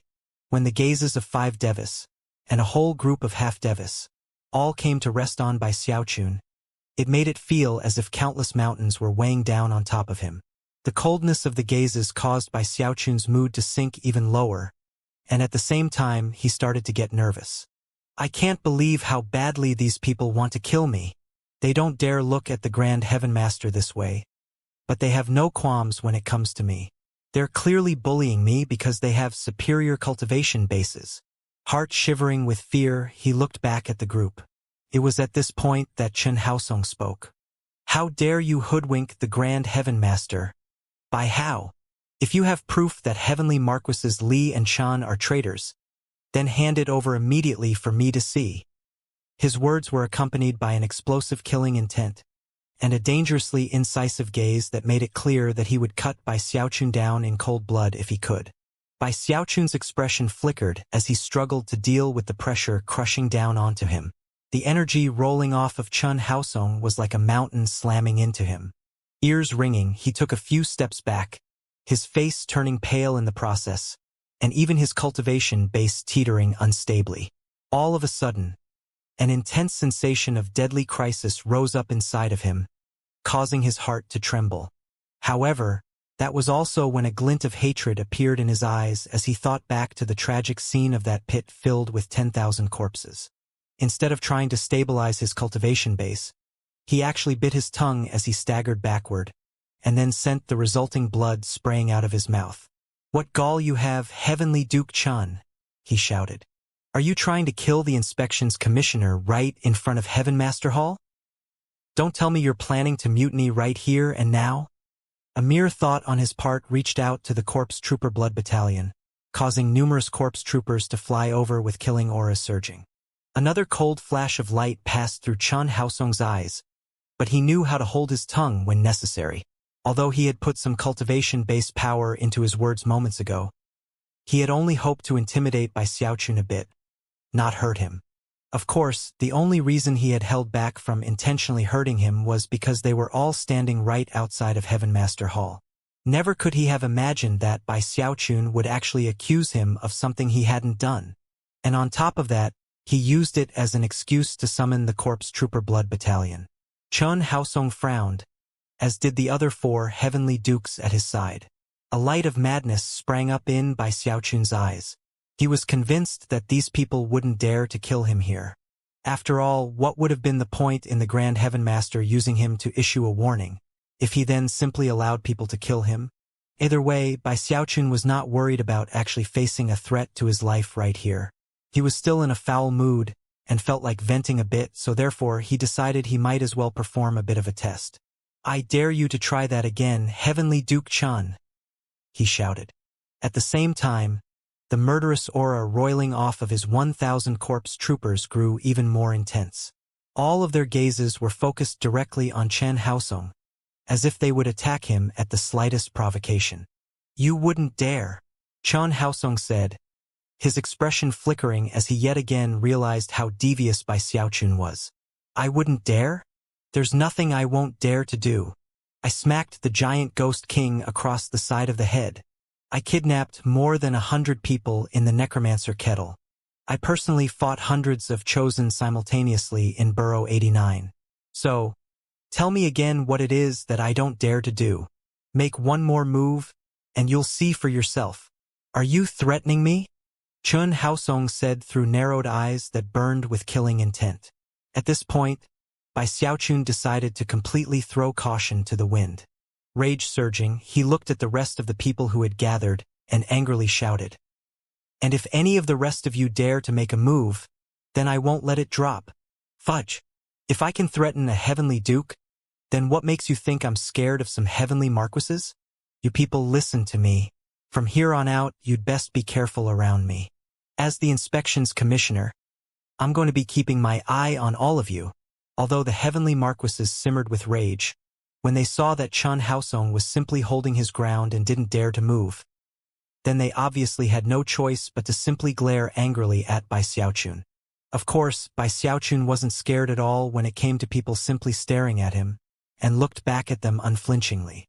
Chen Haosong's expression grew more unsightly, and even as he seemed to be on the verge of losing control of his anger, someone cleared their throat inside of Heaven Master Hall. Then, the door slowly opened, and the Grand Heaven Master strolled out. "How can we maintain a united front with all of this squabbling?" he said in a hoarse voice. Everyone, including Chen Haosong, turned, clasped hands and bowed. "Greetings, Grand Heaven Master." As he stood there in front of Heaven Master Hall, the Grand Heaven Master seemed a bit stooped. He looked old, and not very threatening at all, and yet, everyone gazed at him with terror lurking in the depths of their eyes. Presumably you've come here in such a large group because you have something important to discuss. Am I right? Sounding very respectful, Chun Haosong said, Grand Heaven Master, we will take your words of counsel to heart. The reason Junior has come here today is to report that things are not going well in the fighting at the Western Great Wall. I would like to request the use of one of the secret treasures, the Heavenspan Thorn. The other heavenly dukes went on in similar fashion, reporting which tribes were having problems, or what precious treasures had appeared. Some offered news from the Heavenspan River region. Most of the heavenly marquises followed suit. They reported about random things that didn't have anything to do at all with heavenly Marquis Li or Chun. Although Bai Xiaochun learned a bit more about the situation in the outside world from listening to their reports, he knew that all of these people were wily old foxes and didn't really need to state their true goal outright. All of them coming here today in unison was enough to send a very clear message. Furthermore, it didn't make it seem like they were loyal to the Archemperor. The position of Inspections Commissioner had been left vacant for many years, but now that it was filled, 2 heavenly marquises had been apprehended almost immediately. That was enough to get all of the nobility and aristocracy jittery, and it was only normal that they would try to get some more clarification about the situation. However, not everyone seemed to be willing to let things go at that. One of the heavenly marquises seemed to be slower on the uptake than everyone else, and after everyone else had given their reports said, Grand Heaven Master, about heavenly Marquis Li. In response, everyone else looked over at him in shock, and many of them even began to sweat nervously. As for the Grand Heaven Master, he turned toward the person who had just spoken, a dark look in his eye. Speak up, he said slowly. I couldn't quite hear that. Louder, the Grand Heaven Master repeated. Sweat began to pour down the heavenly Marquis's face. Trembling, he blurted, Your humble servant has no questions to ask. The Grand Heaven Master nodded, and then looked around at the group silently. After a few painful moments ticked by, Chun Haosong took his leave, and then one by one the rest of the group left. At that point, only Bai Xiaochun and the Grand Heaven Master were left outside of Heaven Master Hall. Bai Xiaochun blinked a few times. The scene which had played out just now was something the likes of which he didn't often see. The Grand Heaven Master had only spoken a few short sentences, and yet had come off sounding incredibly impressive. Even as Bai Xiaochun pondered the subject, the Grand Heaven Master broke the silence. Sometimes I really have to admire that celestial on Heavenspan Island. I really don't measure up to him. With that, he looked over at Bai Xiaochun. So among the group just now, who do you think are the ones loyal to the Imperial clan? Bai Xiaochun didn't even blink a single time in response to the Grand Heaven Master's question. Considering how serious the man was acting, he unhesitatingly said, Grand Heaven Master, I'd say there's a high likelihood that all of them are loyal to the Imperial clan, and especially Chun Haosong. That bastard is definitely on the side of the Archemperor. Bai Xiaochun was still angry at how much Chun Haosong seemed to want to kill him, and figured this was the perfect opportunity to do something about it. Clearing his throat slightly, the Grand Heaven Master said, Oh? Do you have any proof? Proof? Of course. Just moments ago, Chun Haosong clearly wanted to kill me. Grand Heaven Master, you personally appointed me as the Inspections Commissioner, and I'm completely and utterly loyal to you. The fact that he actually wants to kill me does a lot to show what he's thinking. Grand Heaven Master, why don't we just get rid of them all? The Grand Heaven Master looked at Bai Xiaochun out of the corner of his eyes. He knew of the petty differences between Chun Haosong and Bai Xiaochun, and also knew what type of person Bai Xiaochun was. Therefore, he simply ignored his urgings, and looked thoughtfully toward the depths of the Imperial Palace. When Bai Xiaochun realized that the Grand Heaven Master was ignoring him, he sighed inwardly at how indecisive the man was. When you had to kill, it needed to be done without hesitation. If I were him, he murmured to himself, I would definitely kill Chun Haosong immediately. There's no reason to be so wishy-washy about it. After a bit more time passed, Bai Xiaochun realized that the Grand Heaven Master was still ignoring him, and seemed lost in thought. Therefore, Bai Xiaochun decided to temporarily forget about what had just happened outside. As he did, he began to ponder other matters, such as all of the wealth he had plundered from the Li and Chun clans. That was when he started wondering if the Grand Heaven Master was being like the giant ghost king, and waiting to get his split. Grand Heaven Master, the Li and Chun clans were swimming in wealth. I got a lot of treasure from them, a shocking amount really. I can't believe some measly heavenly marquises actually had so much money. Obviously, they were well connected to the Archemperor. His testing words had absolutely no effect whatsoever. The Grand Heaven Master still seemed lost in thought, leading Bai Xiaochun to wonder what he was thinking about. After a moment of hesitation, he said, "Grand Heaven Master, I'll send some people over right away to deliver all of the confiscated treasure." However, the Grand Heaven Master still didn't respond. By now, Bai Xiaochun was starting to feel a lot of pressure, and started to wonder if the Grand Heaven Master suspected him of having taken some things for himself during the shakedowns. Clearing his throat, he said, Grand Heaven Master, I just remembered that the Li clan had a sort of spirit mountain." Shockingly, though, the Grand Heaven Master continued to ignore him. Scowling on the verge of tears, Bai Xiaochun said, "Grand Heaven Master, I just recalled that the Chun clan had a piece of spirit jade." It was around this time that the Grand Heaven Master finally looked back at Bai Xiaochun, although he didn't seem to be focusing his eyes, as though he were still staring into space. It almost made it seem like he was privy to all of the secrets in the world, a thought that caused Bai Xiaochun's heart to start thumping. "Grand Heaven Master, it just occurred to me that there was a big batch of soul medicine in the Li clan." As his words trailed off, the Grand Heaven Master suddenly spoke in his hoarse voice. "Do you know what is the most difficult thing to understand? By how?" With that, his eyes came into focus, and he turned to look off into the distance. His words had Bai Xiaochun feeling more nervous than ever as he tried to determine the meaning of them. Could he be suspecting that Bai Xiaochun had actually embezzled more than what he had just admitted to? In his unease, he even contemplated whether or not he should hand over the Rainbow Spirit Thistle from the Li clan. It was actually very irritating that the Grand Heaven Master was being so stingy. He hadn't embezzled that much, and yet the man kept digging away at him. Even as he stood there trying to decide what to do, the Grand Heaven Master continued, "The hearts of men. Nothing in the world is more difficult to understand. Wouldn't you agree, Bai Hao?" There seemed to be some strange power at work within those words. As soon as they entered Bai Xiaochun's ears, he felt like crying. He almost couldn't believe that the Grand Heaven Master was being even more stingy than the giant Ghost King. After all, Bai Xiaochun had done all the work, and yet the Grand Heaven Master was taking all the rewards. Not daring to hide anything else, he quickly said, "Grand Heaven Master, it turns out my memory is a bit bad. I just now realized that the Li clan actually had a stock of—" However, before he could finish, the Grand Heaven Master interrupted him, his voice hoarse and his pupils as black as night. "The hearts of men are unfathomable, and not just the nobility and aristocracy of the Archemperor dynasty or the Archemperor himself. I am the same. You know, if it hadn't been for me, when the Archemperor failed to step into the demigod realm all those years ago, the Archemperor dynasty would have fallen apart. I cowed the 4 heavenly kings, and I kept the dynasty in one piece. I repelled the invading forces from the Heavenspan River. You know, sometimes I think I should follow the example of the Celestial from Heavenspan Island and just completely eradicate my enemies. Remove the sun and the moon, and leave the sky open and clear." As these words left his mouth, he straightened up.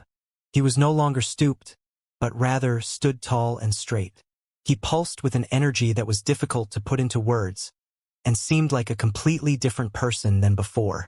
Rumbling sounds filled heaven and earth, and even the light of the sun and moon seemed to fade. All of a sudden, the Grand Heaven Master didn't seem at all like an old man to Bai Xiaochun. He seemed like a giant who could prop up the heavens, as though a single thought on his part could cause the sun and moon to perish and cast all heaven and earth into darkness. The energy was so intense that Bai Xiaochun was forced to take a few steps backward, his heart pounding the entire time. However, The effect only lasted for a moment before the Grand Heaven Master stooped back down, bowed his head and sighed. The sky returned to normal, and all heaven and earth went still. However, Bai Xiaochun's heart was still racing and he was panting. At this point, the Grand Heaven Master turned to look at him. What did you just say? The Li clan had a stock of what? Bai Xiaochun stared back at him in mute shock, proverbial tears welling up in him. At this point, he realized that he had misjudged the situation. The Grand Heaven Master didn't care at all about the wealth which had been confiscated during the shakedowns. He had been sighing and thinking, not about the treasure but rather about his personal issues. Furthermore, the words he had spoken had never had anything to do with the confiscated wealth. Bai Xiaochun swallowed hard as he raced to come up with an idea of how to make sure he could keep everything he had earned during the shakedowns. To have the Grand Heaven Master's gaze leveled on him caused beads of sweat to appear on his forehead as he nervously said, what was it the Li clan had? That doesn't matter. Grand Heaven Master, you are completely right that the hearts of men are unfathomable. However, that's not important. In fact, it doesn't really matter whether or not people are loyal to you, or to the Archemperor. At first, what he said didn't make much sense even to himself. However, as the words left his mouth, an idea began to form more clearly in his mind, and he continued, the most important thing is what they will do if both you and the Archemperor are present at the same time. Who cares if Chun Haosong and the others are actually loyal to the Archemperor? Which of them will actually admit that openly? Even if all of the nobility and aristocracy in the entire Archemperor dynasty are loyal to the Archemperor, why does that matter? None of them would ever dare to admit to that in your presence. That goes to show that you have them under your thumb. The more he spoke, the more everything made sense, and the more excited he looked. Grand Heaven Master, perhaps you can't force everyone to be loyal to you, nor can you determine for sure who is disloyal. However, what you can do, sir, is make everyone fear you. Grand Heaven Master, your loyal servant is of the opinion that you don't need to try to figure out who is loyal to whom.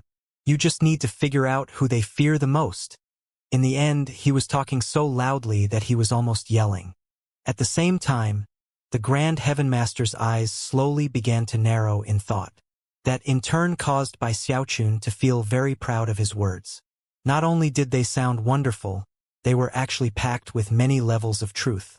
Considering that the Grand Heaven Master was now thinking seriously about his words, Bai Xiaochun couldn't help but sigh at how unparalleled he was under heaven.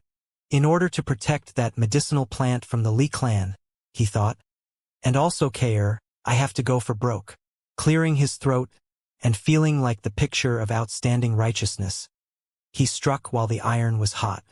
Grand Heaven Master, your humble servant has a plan. The Grand Heaven Master's expression had returned to normal, and it was impossible to tell what he was thinking. Looking at Bai Xiaochun, he coolly said, tell me your idea. Bai Xiaochun took a deep breath, and then began to explain. Grand Heaven Master, I can give you an opportunity to have all of the nobility and aristocracy show for themselves how they feel. Your humble servant is not perceptive enough to tell what those wily old foxes are thinking.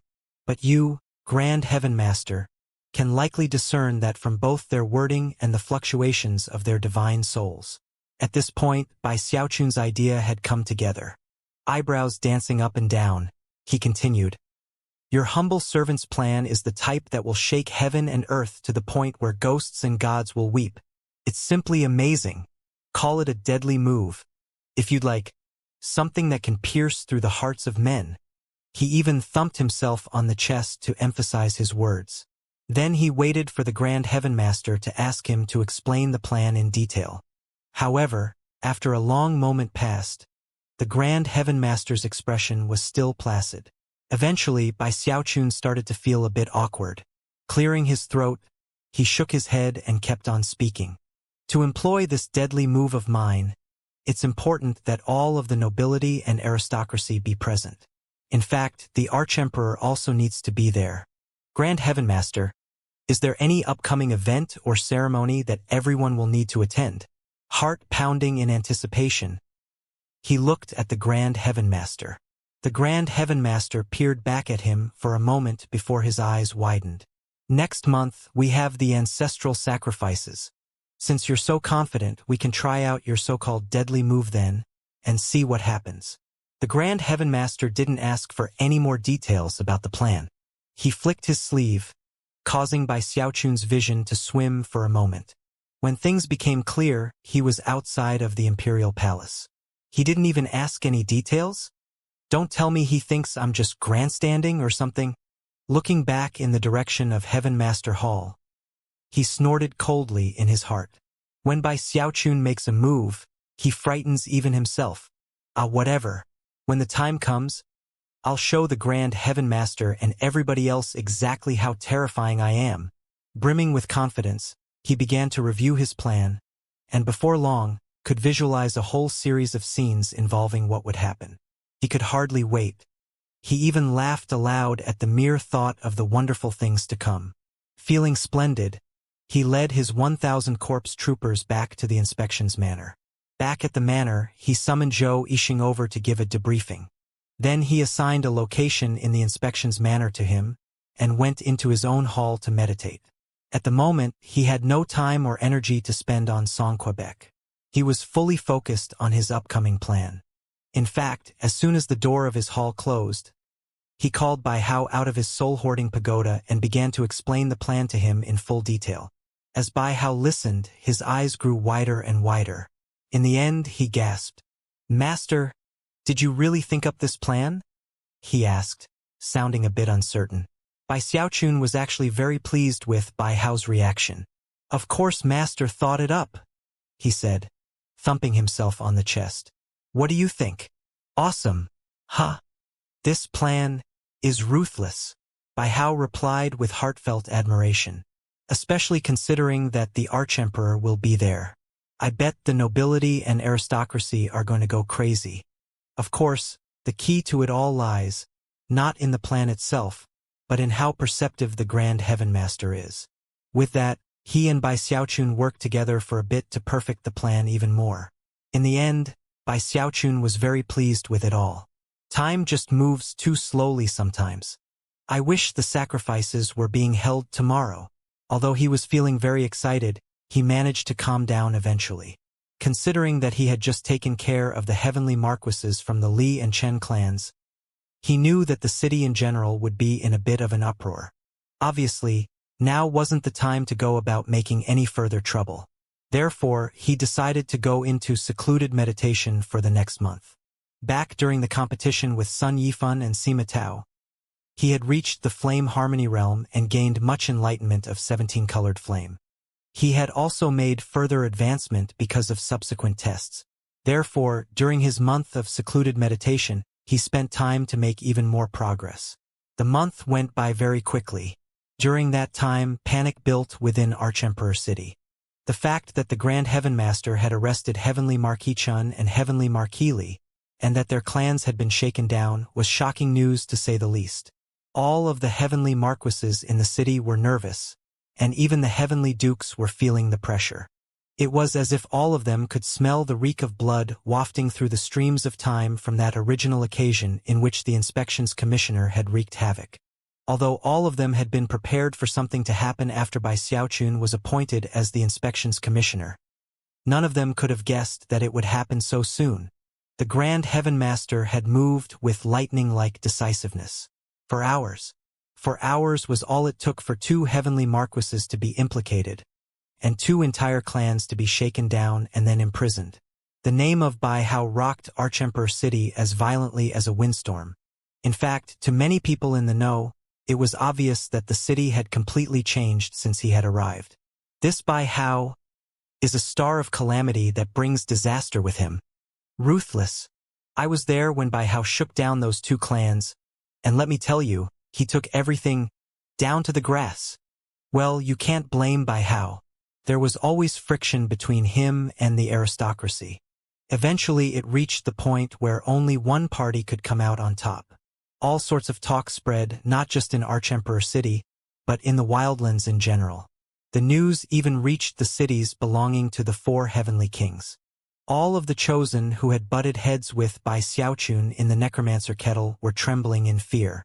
The tragic fate of Li Tianxing had them all on edge. Furthermore, their clans all instituted severe restrictions on them, forbidding them from going out into the city. Everyone knew that although they could secretly plot against Bai Xiaochun, they couldn't make any open moves against him. Most of the parties involved all felt bad for each other, and were acting with full vigilance. At the same time, their desire to kill Bai Xiaochun grew more and more intense. Furthermore, because no one dared to offend the Grand Heaven Master, all of their killing intent came to be focused fully on Bai Xiaochun. Normally, the nobility and aristocracy were always at each other's throats, but at the moment, they were all part of a strange alliance. It didn't matter whether or not they were truly loyal to the Archemperor. The fact that 2 heavenly marquises had been taken out had them all nervous to the extreme. Although some parties hoped that going to offer greetings to the Grand Heaven Master would help, many of them were trying to figure out a way to have Bai Xiaochun killed. Unfortunately for those people, he stayed out of sight for an entire month. The people who wanted him dead couldn't very well storm the inspection's manor, and therefore, they could only watch time go by as the day of ancestral sacrifices neared. Everyone in the wildlands took the matter of ancestral sacrifices very seriously. Whether it was the clans or the tribes, that day was a day of grand ceremony for the entire Archemperor dynasty. The Archemperor was always present for such sacrifices, and that was an important factor, even though he was a mere puppet. Furthermore, unless there were some unforeseen circumstances, all of the nobility and aristocracy had to show up as well. The only major players who wouldn't be present were the 4 heavenly kings. They wouldn't come to Archemperor City unless some sort of heaven-shaking, earth-shattering event occurred. Of course, the reason for that was their very delicate relationship with the Grand Heaven Master. Although things seemed to be calm between the heavenly kings and the Grand Heaven Master, if the heavenly kings ever came to Archemperor City, and something went wrong, the implications could be very severe. Instead of coming personally, they would usually send their heirs apparent to represent them.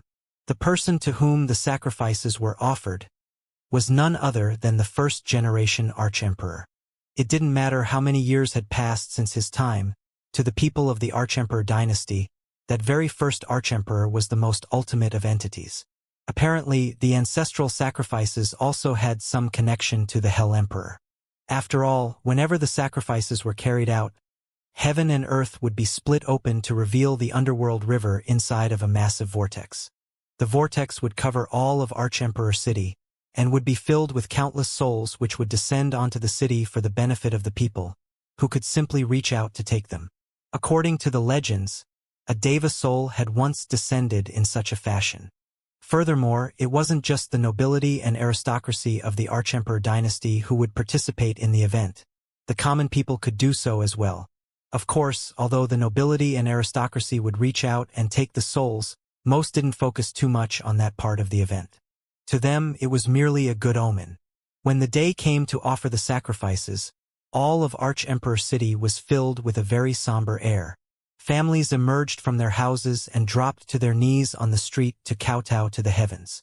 At the same time, bells tolled in the imperial palace, filling the city with their sound. The heavenly marquises and heavenly dukes all donned their most formal attire and headed to the main square in the imperial palace, tranquil expressions on their faces the entire time. That was when Bai Xiaochun emerged from secluded meditation. As he did, it was impossible for him to conceal the expression of excitement and anticipation that appeared on his face as he looked up at the city in the sky. I finally succeeded with 17-colored flame. And now it's time for the ancestral sacrifices. Sighing, he flew up into the air, followed by 1,000 corpse troopers. As the bells tolled, the streets of Archemperor City filled with a sea of people. It was the same up above, too, with countless figures flying up to the imperial palace.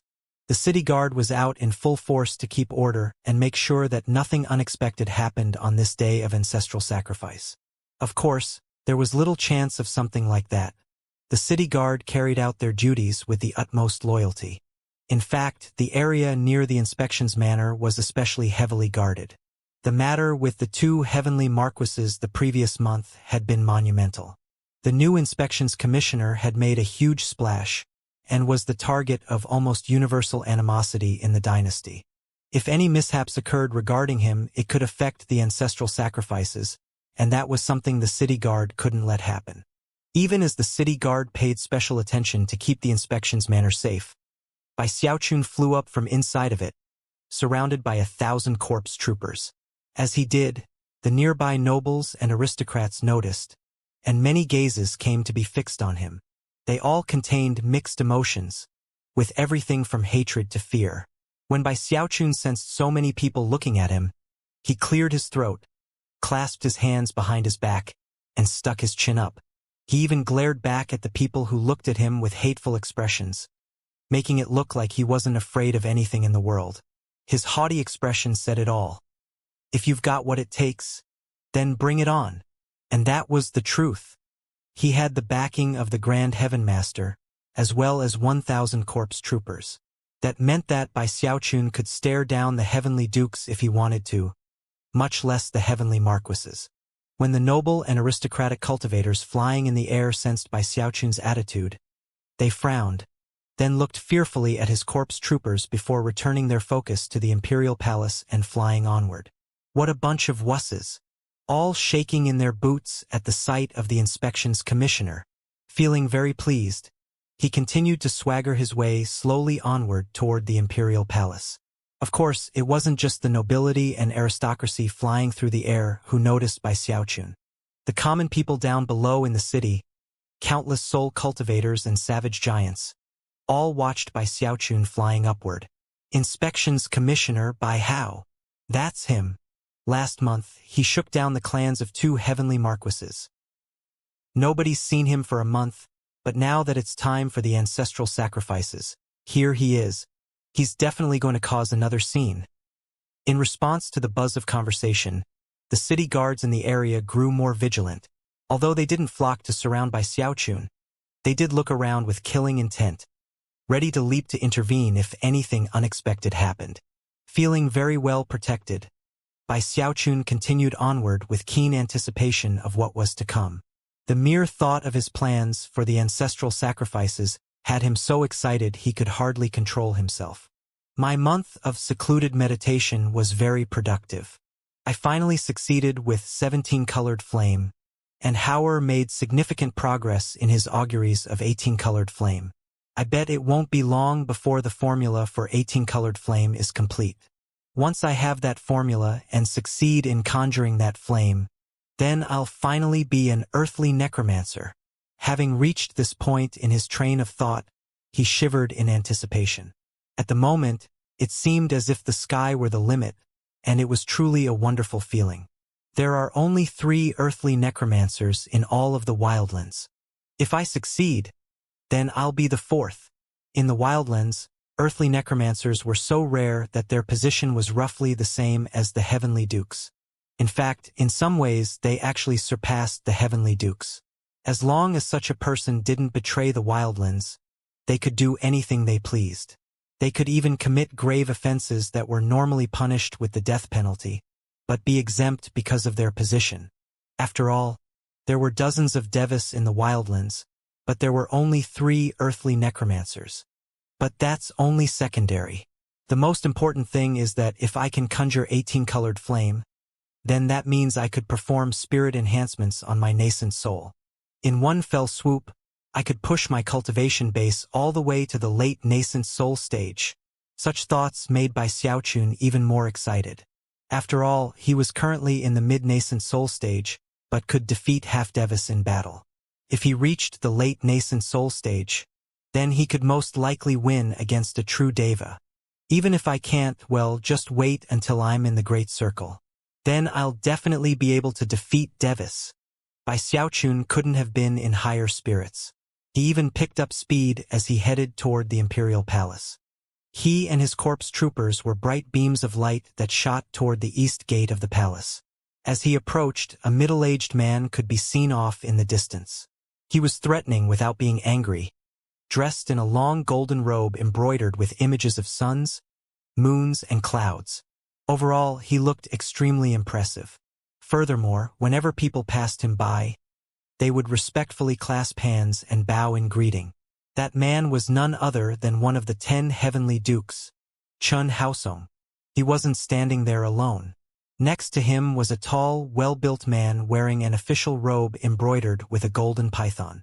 From his burly frame, it was possible to tell that he possessed extraordinary fleshly body power, and yet, he stood respectfully a full pace behind Chun Haosong. As soon as Bai Xiaochun caught sight of Chun Haosong, he snorted coldly in his heart.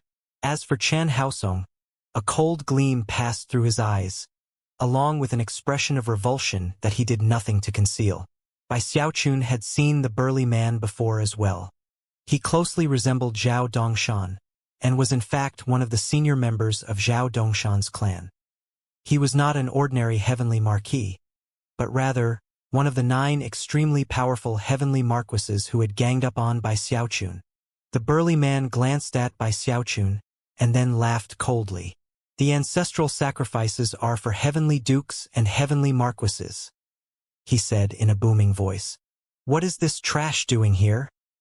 His voice was so loud that all of the assembled nobility and aristocracy near the east gate could hear him quite clearly. None of those people had a very good impression of Bai Xiaochun, so they immediately broke out into scornful glances as they looked over at him. Bai Xiaochun's anger flared, and he glared back at them. Considering that he had the full support of the Grand Heaven Master, he wasn't scared of these people at all. In fact, he immediately pointed at the burly man. This person has disrespected the Grand Heaven Master. Arrest him. His 1,000 corpse troopers immediately looked up, and then 100 of them charged toward the burly man. Never could this man have guessed that Bai Xiaochun would dare to take action here, at the east gate of the imperial palace, on the day of the ancestral sacrifices. Expression flickering, he was just about to back up when Chun Haosong interrupted with a cold snort. Enough with the melodrama, he said, taking a step forward. His voice echoed with explosive might, causing the advancing corpse troopers to tremble visibly, and then lurch to a stop, as if they had been sealed in place. At the same time, Chun Haosong's foot landed, and explosive energy surged out from him. A windstorm immediately kicked up, grabbing the 100 corpse troopers and hurling them back toward Bai Xiaochun. Bai Xiaochun's eyes widened into a deeper glare, and he was just about to say something when Chun Haosong spoke. Zhao Xianglin is a heavenly marquis, and is within his rights to berate you. If you won't bow your head and accept it, fine, but how dare you go and slander? The Grand Heaven Master himself appointed me as the inspections commissioner. Bai Xiaochun interrupted loudly, sticking his chin up. He expressly ordered me to participate in the ancestral sacrifices. For Zhao Xianglin to speak so rudely, and even berate me, is equivalent to him countermanding the decrees of the Grand Heaven Master. For me to say that he is showing disrespect is actually letting him off the hook lightly. You! Zhao Xianglin blurted angrily. Although he had heard that this Bai Hao was relatively sharp-tongued, he had never imagined that he could so easily twist matters to make it seem like Zhao Xianglin himself was insulting the Grand Heaven Master. Is that all you can say? You? If you've got what it takes, then see if you can fight all 1,000 of my corpse troopers. If 1,000 is too much, then how about 100? Pick any 100 you like, and see if you don't end up dying by my hands. As Bai Xiaochun spoke, the murderous aura coming from his 1,000 corpse troopers grew even more intense. How shameless! Zhao Xianglin growled through gritted teeth. Although he was one of the strongest among the heavenly marquises, there was no way he could defeat 100 corpse troopers in a fight, much less 1,000. The corpse troopers didn't fear death at all, and had the toughest bodies imaginable. When they attacked, they caused blood to splash, and didn't stop until the battle was over. Did you just say that I'm shameless? How could the Grand Heaven Master appoint a shameless person to be the inspections commissioner, a position which requires uprightness and resistance to flattery? You're basically saying that the Grand Heaven Master is blind, aren't you? Bai Xiaochun's eyes flickered with delight. If this Zhao Xianglin had just kept his mouth shut, it would have been a lot better for him. Everything he said could be found fault with. Zhao Xianglin, you clearly suspect me, the inspections manner as a whole, and the Grand Heaven Master himself. Could it be that you are in fact an accomplice of the traitorous heavenly marquises from the Li and Chen clans? With that, he waved his hand and said, Men, take charge of the entrance to the imperial palace. Let everyone in except for this miscreant Zhao Xianglin. A large contingent of corpse troopers immediately rushed over to block the east gate of the imperial palace. The other nobles and aristocrats in the area couldn't help but gasp at the sight of Bai Xiaochun's ruthless tactics. For many, it provided a very clear picture of this person whom they had never actually witnessed in action. It also went to further how threatening he seemed to them. As for the city guards, they looked on with wry smiles. After all, this was not a situation they could interfere with. The only thing they could do was report the matter to their superiors.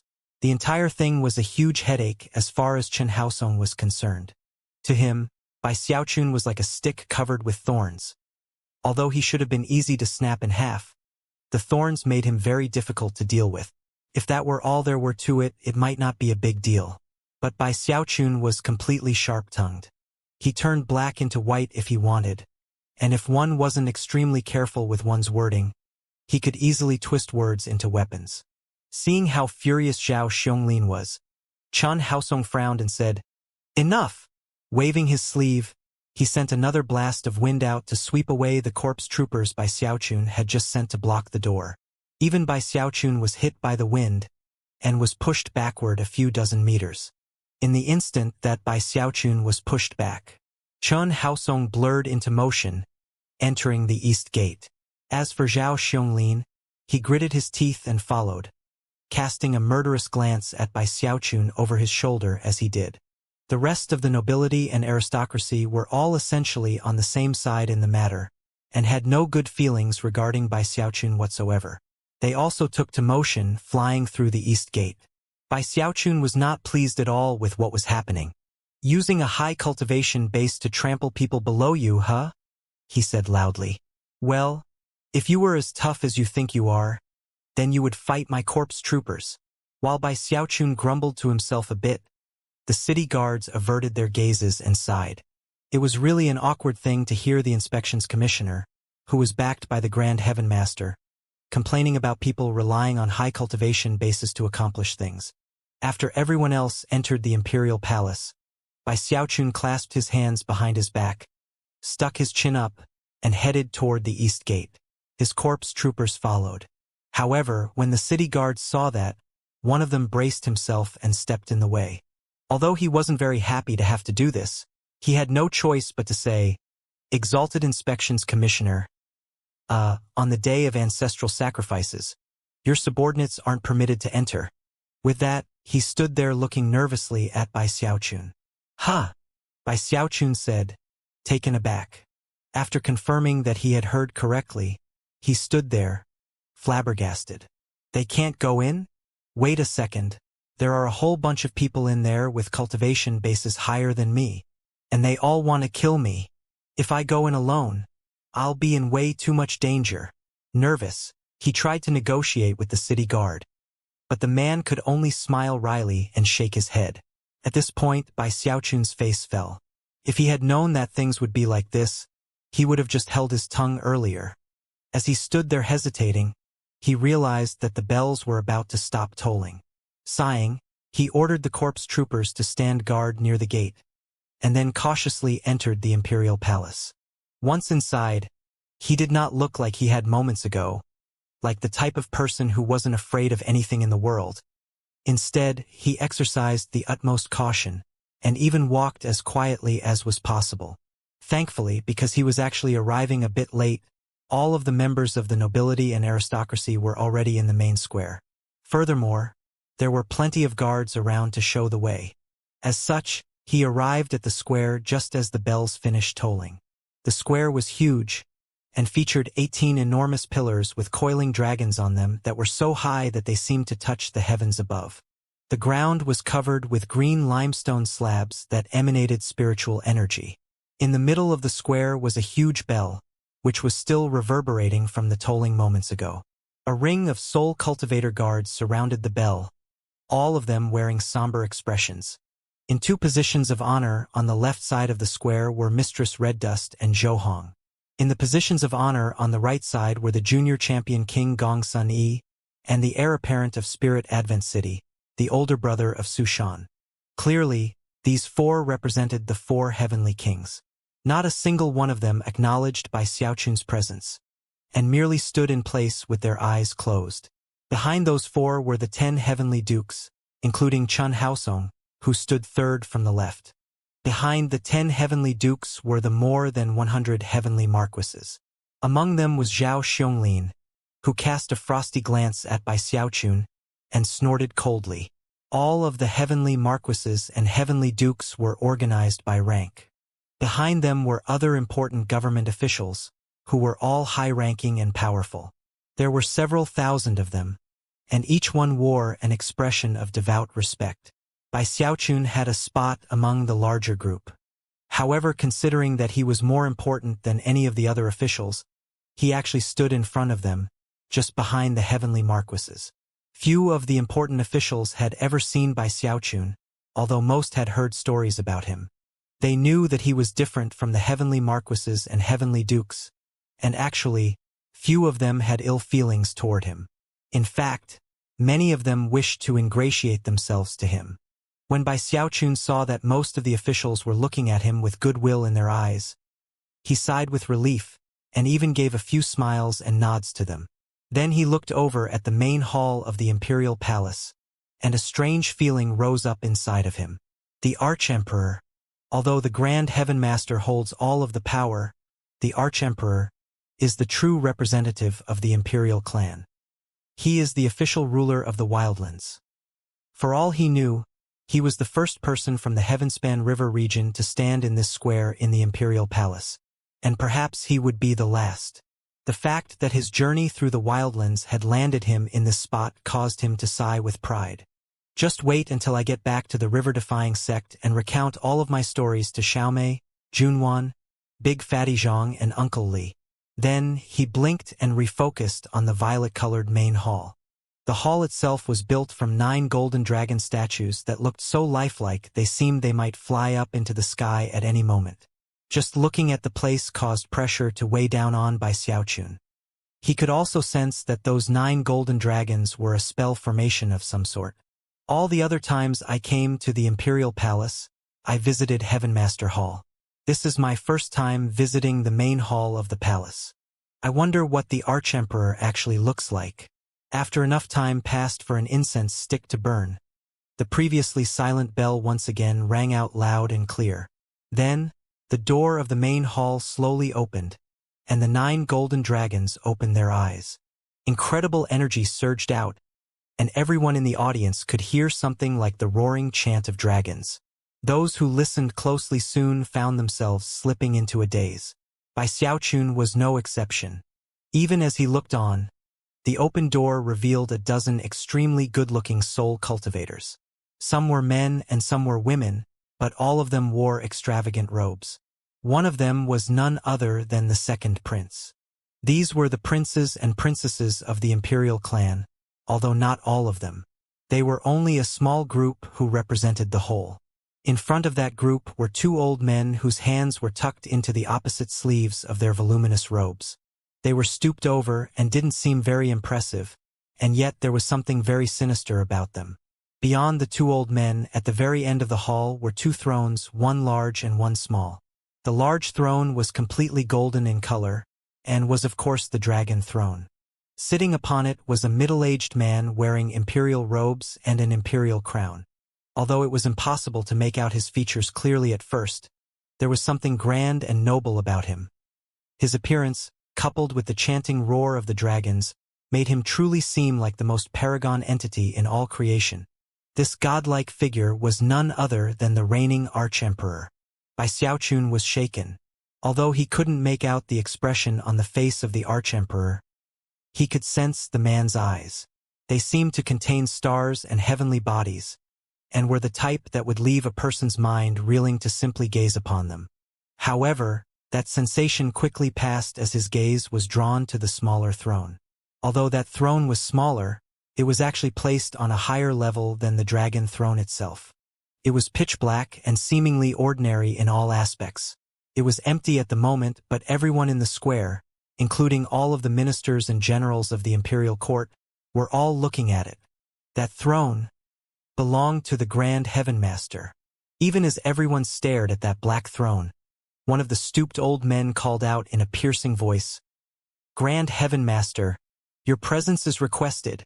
As his voice rang out, the clouds above seethed, and the enormous dragon that had been so curious about by Xiaochun in the past suddenly lowered its head. Then it roared, a roar that suppressed the call of the 9 dragons down below as, at the same time, the Grand Heaven Master mysteriously appeared on the black throne. Everyone present was shaken, even the heavenly dukes.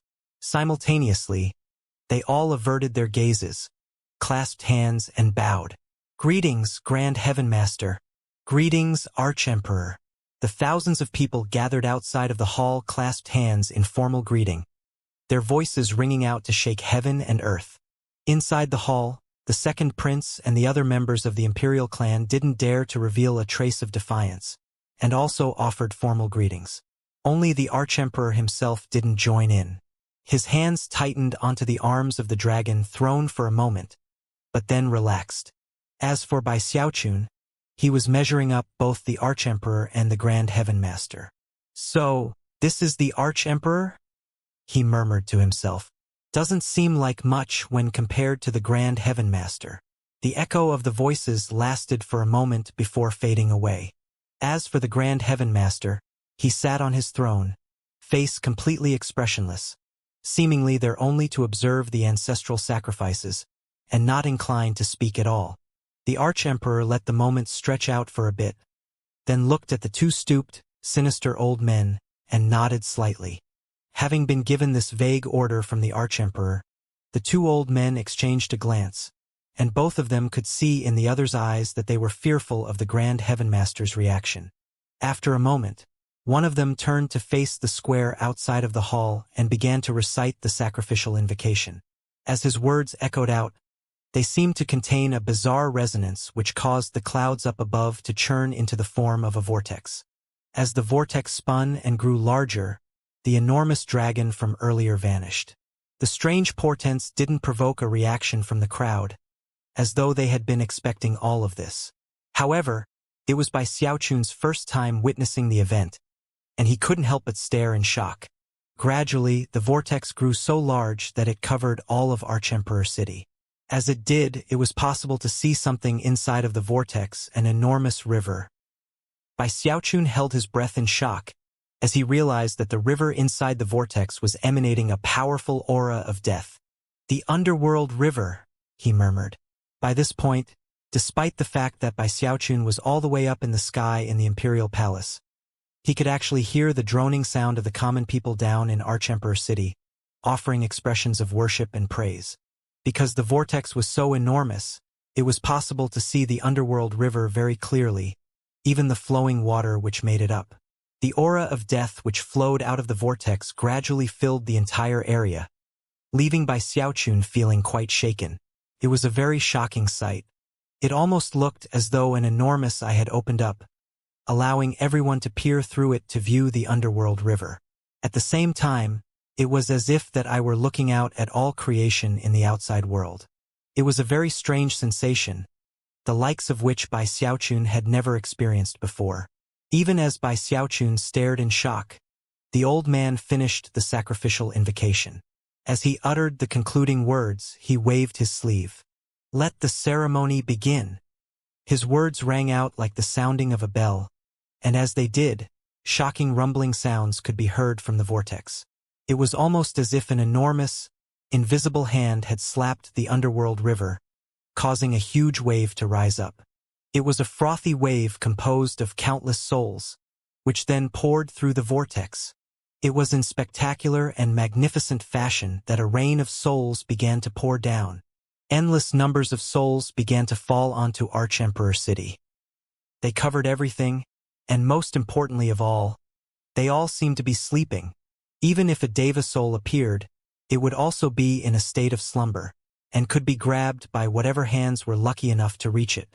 A cheer rose up from Archemperor City as the excited commoners sprang into action, hoping to benefit from the favor offered during the ancestral sacrifices.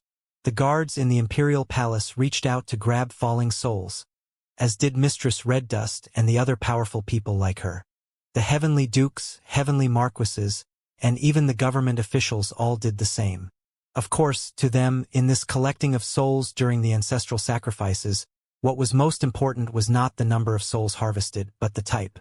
Anyone who managed to get a Deva soul would be benefiting from an incredibly good omen. However, Deva souls didn't always appear during the ancestral sacrifices, only every so often. The scene playing out caused by Xiaochun to gasp. He looked around with a strange light gleaming in his eyes, and even anticipation. Now was the time for him to carry out his plan. Afterward, it was likely that the nobility and aristocracy would hate him even more than they already did. Well, I can't worry about all that. They never liked me to begin with. Even if I didn't go through with this plan, they would eventually make another move against me. Gritting his teeth, he leaped into the air, trembling with both excitement and nervousness. When Bai Xiaochun took to motion, the Grand Heaven Master's eyes opened just a crack to look at him. It only took a moment after Bai Xiaochun flew up into the air that he reached out and grabbed one of the descending souls. It was a Foundation establishment-level soul. As soon as his hand closed around it, his eyes went wide, and he gasped. An expression of disbelief filled his face, but it quickly turned to joy. He even threw his head back and laughed uproariously. Heavens! I can't believe I actually got a soul like this. His laughter was loud enough to begin with, but he actually amplified it with some cultivation-based power, which attracted quite a bit of attention. Before anyone could see clearly what had happened, though, he flew back down toward the area of the main hall in the Imperial Palace. It was with lightning-like speed that he landed back in the square, right in the same location of honor as Mistress Red Dust and the other heirs of the Heavenly Kings. It was there that he spoke out in a voice that crashed like heavenly thunder. Many thanks to you, your majesty. Your humble servant by how managed to snatch a Deva soul. With that, he thrust the Foundation establishment soul high up into the air for everyone to see clearly. Because of how loudly and suddenly he had spoken, virtually all of the nobility and aristocracy in the square all looked over at him. As for Mistress Red Dust, she was the closest, and when she heard his words and saw the soul he was holding, her expression flickered. What are you doing, Bai Hao? Mistress Red Dust said in a berating tone. Get back to your place. Off to the side. Zhou Hong looked on with wide eyes. As for the junior champion king and the heir apparent from Spirit Advent City, they were all stunned by what they were seeing. The soul Bai Xiaochun was holding was clearly a Foundation establishment-level soul, and not a Deva soul. They weren't the only ones to react in such a way. Chun Haosong and the Heavenly Dukes were all completely taken aback. However, within moments, their gazes turned as sharp as blades, and the same thought ran through all their minds. Could it be that he wants to force the Emperor to abdicate? The Heavenly Marquises began to react as well, and were clearly flustered. No one had any idea what exactly was going to happen next. A Deva soul? That's not a Deva soul. Is Bai Hao an idiot or something? Discussion began to spread within the square. As for Zhao Xiongling, he clearly didn't see that something fishy was going on, and loudly said, Did your eyes fall out, Bai Hao? That's a Foundation establishment-level soul, not a Deva soul. If you think that's a Deva soul, then you've obviously gone crazy. Why don't you just say it's a demigod soul? Mocking laughter could be heard among the crowd, but Bai Xiaochun ignored it. His gaze was fixed solely on the dragon throne and the Archemperor. As for the imperial princes and princesses, various expressions could be seen on their faces. Among them was the second prince, who knew Bai Xiaochun a bit better than the others. He couldn't help but look over, alarm written on his face. What is he doing? Don't tell me he's going to try to get father to bow his head in submission?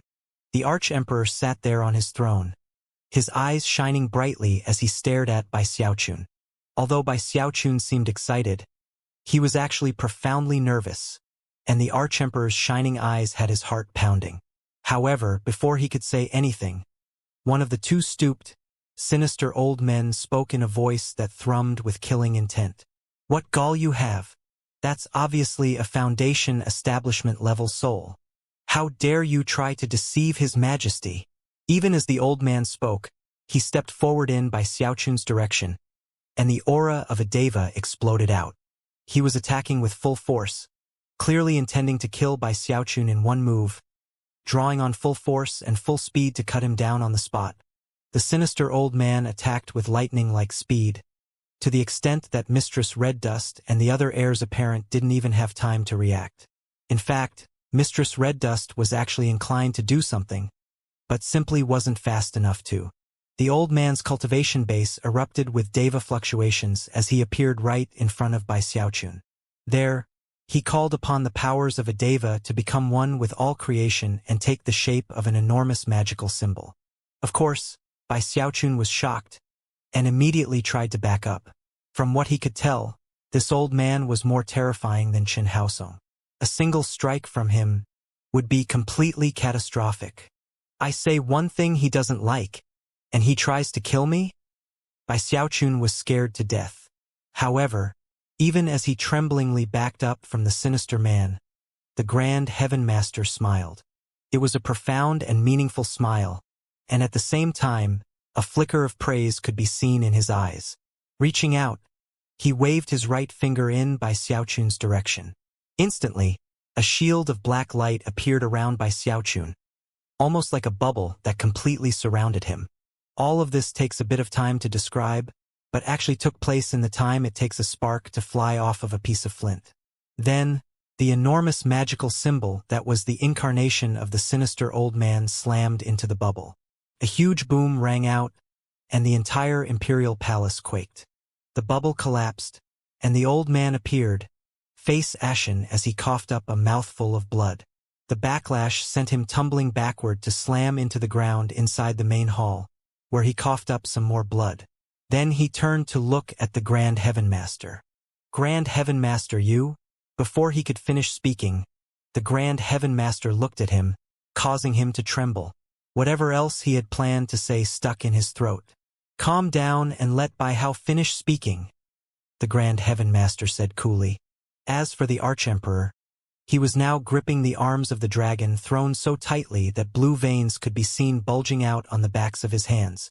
Bai Xiaochun swallowed hard. The black bubble from moments ago had ensured that he came out of the incident completely unharmed. However, the sensation of deadly crisis he had felt still lingered, causing his heart to tremble. And yet, he had already started down this path, and there was no turning back. A cold gleam in his eye, he calmed himself and spoke in a loud voice. Listen, you ignoramus. I'm not trying to deceive His Majesty. This is a deva soul. Are you blind or something? Furthermore, I didn't ask your opinion about the matter. Grand Heaven Master, would you mind providing an assessment? What type of soul is this, sir? The mysterious smile on the Grand Heaven Master's face was visible for everyone to see as he replied, a deva soul. As soon as the words left his mouth, the imperial princes and princesses gasped, and their faces flickered with various emotions. Some of them, such as the second prince and the grand prince, went completely pale. The Grand Heaven Master is trying to get Father to bow his head in submission. He's going to force him to say that it's a deva soul. The Grand Heaven Master is reasserting his authority. Even the most unintelligent of the officials and aristocracy could see what was going on.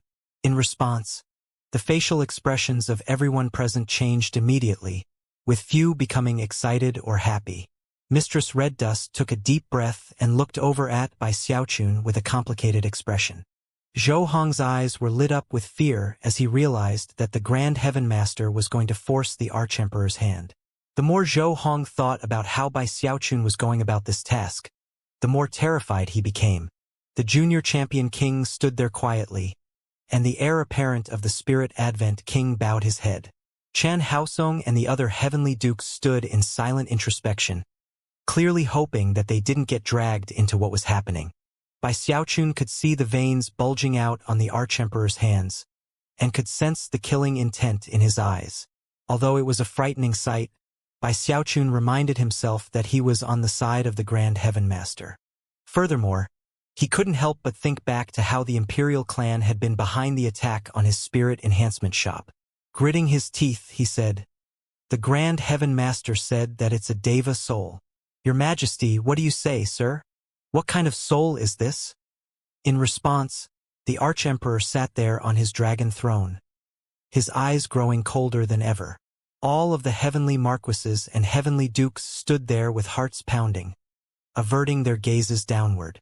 The veins on the Archemperor's hands bulged larger than ever, and his eyes were colder than the coldest winter wind. It looked like he desired wholeheartedly to skin Bai Xiaochun alive. The person to speak next was the second sinister old man. Inside, he was grumbling bitterly, but as a servant to the Imperial clan for many generations, he felt that he had to speak up. "What gall you have, Bai Hao? This is complete hogwash. That's obviously a Foundation establishment-level soul. How could anyone think it's a Deva soul?" At this point, Bai Xiaochun took in a casual, lazy breath. Then, he glared at the old man and raised the Foundation establishment-level soul high into the air. Slowly turning to look at the assembled aristocracy and officials, he cleared his throat. "Heavenly marquises, heavenly dukes, would you mind helping out a bit? Is this a Foundation establishment-level soul? Or a Deva soul?" Bai Xiaochun was really starting to get excited, as he had finally reached the end goal of his plan. Everything that he had done up to this point had been a feint. He had intentionally let everyone believe that he was going to try to force the Archemperor to abdicate, or at least bow his head. But the truth was that his goal was not to force the hand of the Archemperor, but rather, all of the government officials and aristocrats. All of this had stemmed from his assertion that he could give the Grand Heaven Master a chance to see what Bai Xiaochun could not, what everyone was thinking. Bai Xiaochun's unexpected words caught everyone off guard. All of a sudden, veins bulged out on the Archemperor's face as he realized that things were far worse than he had initially taken them to be. As for the two sinister old men, their faces completely drained of blood. The imperial princes and princesses trembled, and some of them were even sighing inwardly. All of the aristocrats and officials suddenly felt like they were suffocating. Earlier, they had hoped to stay out of what had appeared to be the Grand Heaven Master and the Archemperor butting heads. And at first it had seemed that they were succeeding. But then, with no warning at all, this damnable Bai Hao turned everything around and targeted them. Mistress Red Dust's eyes went wide, as if this was her first time truly seeing Bai Xiaochun. The junior champion king and the heir apparent of the spirit Advent King were both gasping in terror. Bai Xiaochun's act from earlier, and the way he had controlled the flow of events, had been masterful, to say the least. Almost no one could have been prepared at all for the realization that Bai Xiaochun's true goal was actually the officials and aristocrats. However, there were a few in the audience who had not been caught completely off guard. Chun Haosong and the other 9 heavenly dukes had actually begun to speculate from the very beginning that Bai Xiaochun was putting on an act. Some of the heavenly marquises had also begun to work things out earlier on. And yet, that understanding didn't help them resolve the issue they now faced, and all of them were cursing vehemently in their hearts. As for everyone who had had issues with Bai Xiaochun in the past, the sudden turn of events caused their faces to fall, and their hatred of him to grow even more intense. By this point, everyone could tell that the Grand Heaven Master was helping this Bai Hao, and was using the soul in question to determine the attitudes of everyone present. It was an issue that everyone present wished to avoid, but now they were stuck in a dead end. As such, the hatred they felt toward Bai Xiaochun penetrated all the way to their marrow. In the past, they had been able to take advantage of the general political instability to their own advantage. But now they had to publicly reveal their loyalties, and that was not an easy choice to make. If they stated that Bai Xiaochun was holding a Foundation establishment-level soul, the Grand Heaven Master would most definitely not forgive and forget. But if they said it was a Deva soul, then the Grand Heaven Master would have his hooks in them well and good. And that meant that if the Archemperor ever managed to gain power back, they and their clans would definitely be purged by death. Of course, some could consider attempting to secretly maintain loyalty to the Archemperor, while simultaneously proclaiming themselves for the Grand Heaven Master. But that would not be easy, considering that they were speaking out publicly. Whether or not the Grand Heaven Master believed their act or not wouldn't matter. Nor would it matter that the Archemperor might understand their actions. Not only would it be a big embarrassment, but they would be giving their enemies an opportunity to use against them. The slightest slip-up later on in the future could lead to terrible results. Most important of all in the situation was the fact that there was no way the Grand Heaven Master would actually trust any proclamations of loyalty made here today. And yet, that wasn't what he wanted. He wanted the power that would come with everyone siding with him, whether they were sincere or not. With that power, he could easily crush all of the influence the Archemperor had secretly built up. Not only would everyone realize that they had once again been dominated by the Grand Heaven Master, but anyone who had once felt loyalty to the Archemperor would now be struck with terror. This was a show of strength and at the same time a threat. This by how is a good-for-nothing wretch. How shameless. So ruthless. Damn it. He's forcing us to publicly reveal our stance. Hatred swelled in the hearts of all present, and at the same time, fear of by Xiaochun. In the current Archemperor dynasty, the Archemperor was actually only a figurehead. The Grand Heaven Master held the true power and controlled both the Son of Heaven and the aristocracy. However, that was mostly what happened behind the scenes. Furthermore, in the grand scheme of things, it didn't matter too much that the Archemperor was weak. He was only the current reigning Archemperor. Nobody could say for sure what would happen when the next Archemperor rose up. Furthermore, the Grand Heaven Master had not followed the example of the Celestial from Heavenspan Island, and turned himself into an emperor. As far as many people were concerned, the Grand Heaven Master was actually being quite benevolent and merciful. Even more people hoped to just keep their distance from the issue. Not daring to get involved, they kept their true feelings vague, allowing the Grand Heaven Master and the Archemperor to handle things on their own, as long as the Archemperor dynasty itself continued. Therefore, the events playing out right now were like a bolt out of the blue, and had placed the problems surrounding the issue of the Grand Heaven Master and the Archemperor right smack dab in the open. Everyone in the square was cursing by Xiaochun inwardly for being so vile as to drag them into a situation they had been working so hard to avoid. In fact, most of them greatly regretted having come to attend the event to begin with.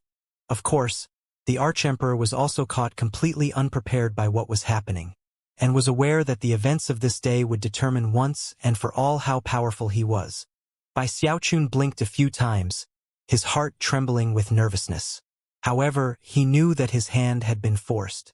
The second prince and the Grand Prince had already made a move against him, and were it not for the Grand Heaven Master, he would surely have been dead and buried here in the wildlands. You can't blame me for this, Archemperor. If you want to blame somebody, blame those two sons of yours. By this point, his mind was made up. His fate was now completely tied to the Grand Heaven Master. At the moment, the entire square was silent. The heavenly marquises and dukes were all standing there looking down at their feet. For the first time ever on the day of ancestral sacrifices, the entire imperial palace was completely silent. It made quite the sharp contrast with the raucous, celebratory noise coming from the common people down below in the city. The Archemperor wasn't saying anything, nor was the Grand Heaven Master. Everyone in the hall stood there without making a peep. The princes and princesses had bitter looks on their faces as they looked down at the ground, hearts filled with hatred for Bai Xiaochun at the disaster he had caused, and dread of the Grand Heaven Master. However, the silence didn't last for very long. Eventually, one of the heavenly marquises gritted his teeth and stepped forward. Clasping hands, he bowed to the Archemperor and Grand Heaven Master, then spoke out in a loud voice. It's very clear to me that Inspections Commissioner Bai Hao is holding a Deva soul. Now that the first person had stepped forward to make a statement, a second followed. Then a third. One by one, more than 100 heavenly marquises did the same. That's definitely a Deva soul. Correct. If you look closely, it's obviously a Deva soul. Each and every person said the same thing. That it was a Deva soul. Some of the people who stepped forward really were loyal to the Grand Heaven Master, but not all of them. And yet, None of them hesitated for even a moment to make their stance clear. And of course, many of them were cursing Bai Xiaochun to death. However, their faces were covered with somber expressions as they made their statements regarding the Deva soul. Even the 9 heavenly marquises who had attacked Bai Xiaochun did the same, including Zhao Xiongling. Although he was swearing in his heart, it was with a booming voice that he said, "Anyone can see that it's definitely a Deva soul." As the heavenly marquises made their statements, the faces of the imperial princes and princesses grew paler and paler. Bitter smiles spread out on the faces of the 2 sinister old men. As for the arch-emperor, he sat there calmly, watching the heavenly marquises and dukes. The coldness in his eyes from earlier was gone, and his face was expressionless. However, deep in his eyes, it was clear that he was branding this image of Bai Xiaochun into his mind for all time. That struck coldness into Bai Xiaochun's heart, but he reminded himself that he was one of the Grand Heaven Master's men, and that the Arch-Emperor couldn't hurt him even if he were more powerful than he already was. Stupid Arch-Emperor. I've smacked the giant ghost king across the side of the head. Fool. I wonder what it would feel like to smack an Arch-Emperor. Swallowing hard to work up some courage, he waited for the heavenly marquises to all step forward. Before long, all of them were finished, every single one of them having uttered the words Deva soul.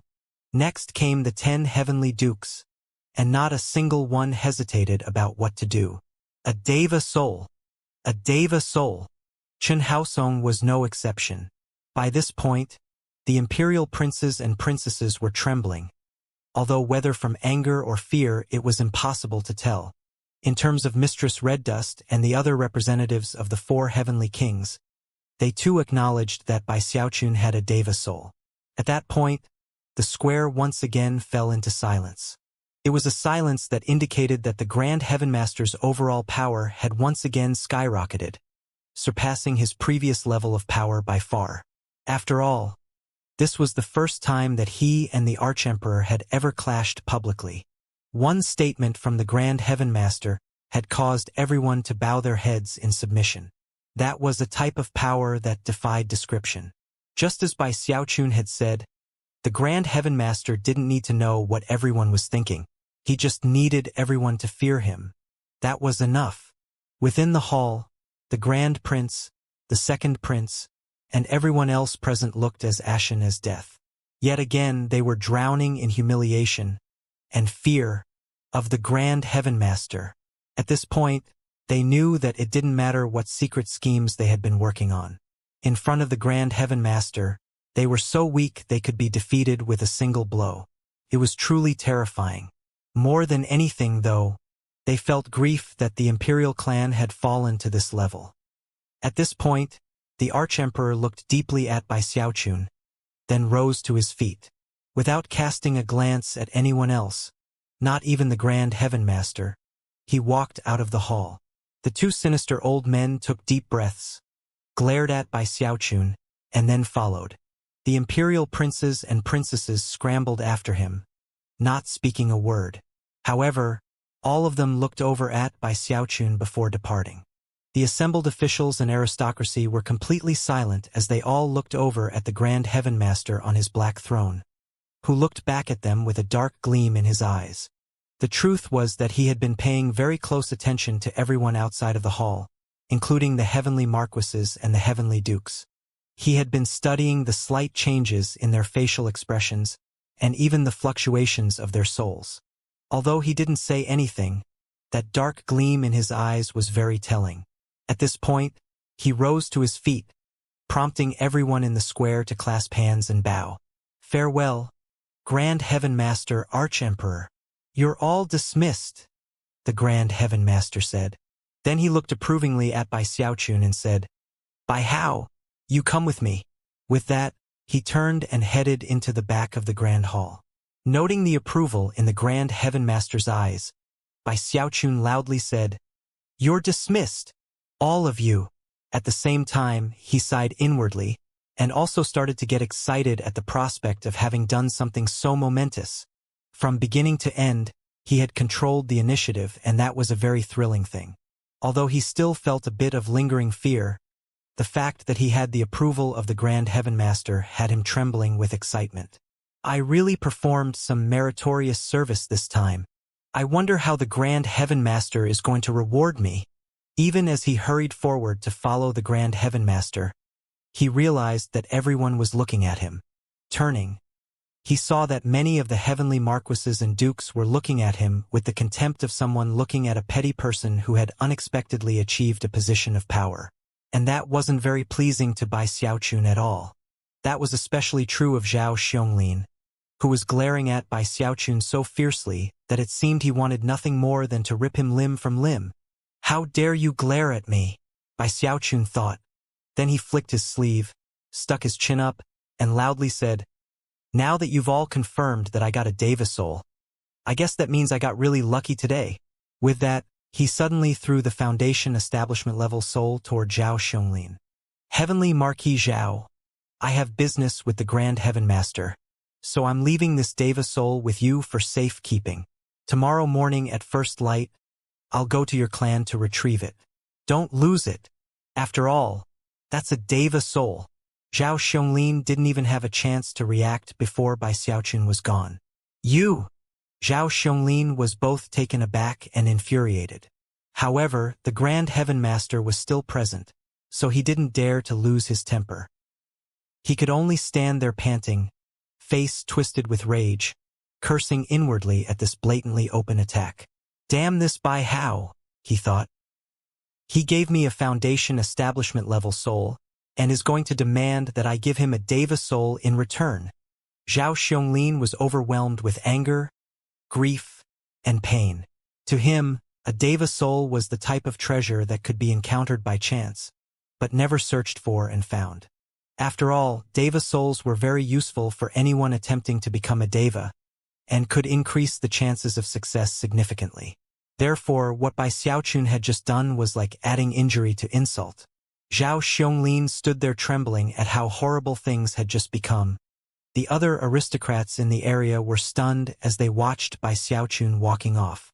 They could almost feel cold chills running down their backs as they realized that Bai Xiaochun was the type of person who would take any opportunity that came his way. Totally ruthless. He's clearly screwing Zhao Xiongling over. When he goes to get that soul tomorrow, Zhao Xiongling will have to give him a Deva soul. Although the Grand Heaven Master was already some distance away, with his back to the square, he was aware of everything that was happening. When he realized what Bai Xiaochun was doing, his cheek twitched. Whatever, he thought. Chalk it up as a reward for him. Bai Xiaochun's performance had been spectacular, and left the Grand Heaven Master feeling very pleased. Therefore, he simply shook his head and continued to leave. When Bai Xiaochun saw that the Grand Heaven Master wasn't interfering, his eyes lit up with excitement, and he strutted the entire way to Heaven Master Hall. When they arrived, the Grand Heaven Master didn't say much. He just asked Bai Xiaochun to produce his inspections manner command medallion, whereupon he waved his finger, sending a black glow into it. "Henceforth, you command 3,000 troops. Head back and rest up a bit. Before long, your 3,000 corpse troopers can be mobilized, and then you can go get your reward yourself." With that, he entered Heaven Master Hall, not having even turned to look at Bai Xiaochun. Furthermore, he had never said a word about the objects Bai Xiaochun had secreted away from heavenly marquises Li and Chun. That alone spoke to the profits Bai Xiaochun would have after shaking down more clans. Excited at the prospects, Bai Xiaochun clasped hands and loudly said, "Grand Heaven Master, for you, Bai Hao will go through hell and high water." After the Grand Heaven Master disappeared into the hall, Bai Xiaochun turned, feeling profoundly pleased as he left the imperial palace, taking his 1,000 corpse troopers with him. Looking very grand and magnificent, he quickly made his way back to the inspections manor. As for the heavenly dukes and marquises, and all the other nobility and aristocracy, although they hated him so much their gums itched, when he passed by, they didn't dare to even look at him the wrong way. Back at the inspections manor, the first thing he did was use the command medallion to make connections with more of the subterranean coffins. Rumbling sounds filled the entire inspections manor as 2,000 coffins shot up into the air. "Awaken, My army of corpse troopers, he shouted excitedly. Cracking sounds instantly rang out as the 2,000 coffins opened up, and numerous black-armored, burly men appeared. All of them emanated auras of rot, and the weakest among them were in the mid-nascent soul stage. Furthermore, this time, there were 4 who were half-devis. As the eyes of the corpse troopers opened, heaven-shaking, earth-shattering murderous auras erupted out. A black vortex appeared in the air above the inspections manor, which instantly attracted much attention from the people nearby. There are more corpse troopers over in the inspections manor? Is that 2,000 of them? In addition to the original 1,000, Bai Hao now controls an army of 3,000. 3,000 corpse troopers. That level of power is terrifying. He alone could start a large-scale war. Many among the nobility and aristocracy of Archemperor City realized what was happening, and they were shaken. Grim expressions appeared on their faces as they realized that Bai Xiaochun was building up terrifying levels of power. Bai Xiaochun was so excited he was trembling, and his eyes shone with bright light. Looking at his 2,000 new corpse troopers, he waved his hand, causing the original 1,000 to fly out. They quickly formed ranks, whereupon the black vortex above the inspections manor grew even larger. In addition to that, further inspection of the command medallion revealed that, in addition to the 2,000 new corpse troopers, he now had access to a new divine ability. After studying it briefly, he sent some divine sense into the medallion, which caused a black glow to appear. The black glow shot toward the corpse trooper who had absorbed some of the toxic gas created by the heart of a woman, and then risen to level of a deva. As soon as the black light touched the corpse trooper, he trembled, and his energy rose. Even as Bai Xiaochun waited in eager anticipation, he threw his head back and roared. As he did, his aura returned to the quasi-deva realm. However, Bai Xiaochun could tell that, if necessary, he could absorb the auras of other corpse troopers to temporarily go back to that peak level of power. This was one of the powers of the Inspections Commissioner Command Medallion which he had been gifted. "Nobody will dare to provoke me now," he exclaimed, laughing heartily. Although it wouldn't be correct to say that he was invincible, it would be as easy for him to take out a deva as it would be to flip over his hand. He currently had a quasi-deva realm corpse trooper, 5 who were half-devis, and nearly 3,000 in the nascent soul realm. That was enough power that if Bai Xiaochun returned to the Eastern Heavenspan region, he could challenge the Starry Sky Dao Polarity sect. It was definitely the best choice to side with the Grand Heaven Master. Bai Xiaochun couldn't have been more smugly happy. All of his worries about being glared at by the Archemperor had vanished. "I'm definitely a big shot in the wildlands now. Not very many people are as important as me." Feeling almost intoxicated, he was just preparing to take his 3,000 corpse troopers out for a stroll in the city to make sure everyone knew how awesome he was, when all of a sudden, Bai Hao's voice could be heard from inside his bag of holding, and he sounded overjoyed. "Master, I finally finished the formula for 18-colored flame." Bai Xiaochun's eyes went wide with excitement, and he even laughed aloud. Today was truly a wonderful day, so wonderful that he decided not to go for a walk. Instead, he set his 3,000 corpse troopers out to stand guard in the area, then went into secluded meditation and sealed himself up tight. At that point, Bai Hao flew out into the open. Bai Hao quickly inscribed the formula into a bone slip, then handed it over to Bai Xiaochun, who began to study it with intense anticipation. A moment passed, and he retracted his divine sense from the bone slip. After some thought, he looked over at Bai Hao, thinking about how priceless this formula would be anywhere in the wildlands. It would be considered even more valuable than a deva soul. Countless people wanted to have that formula.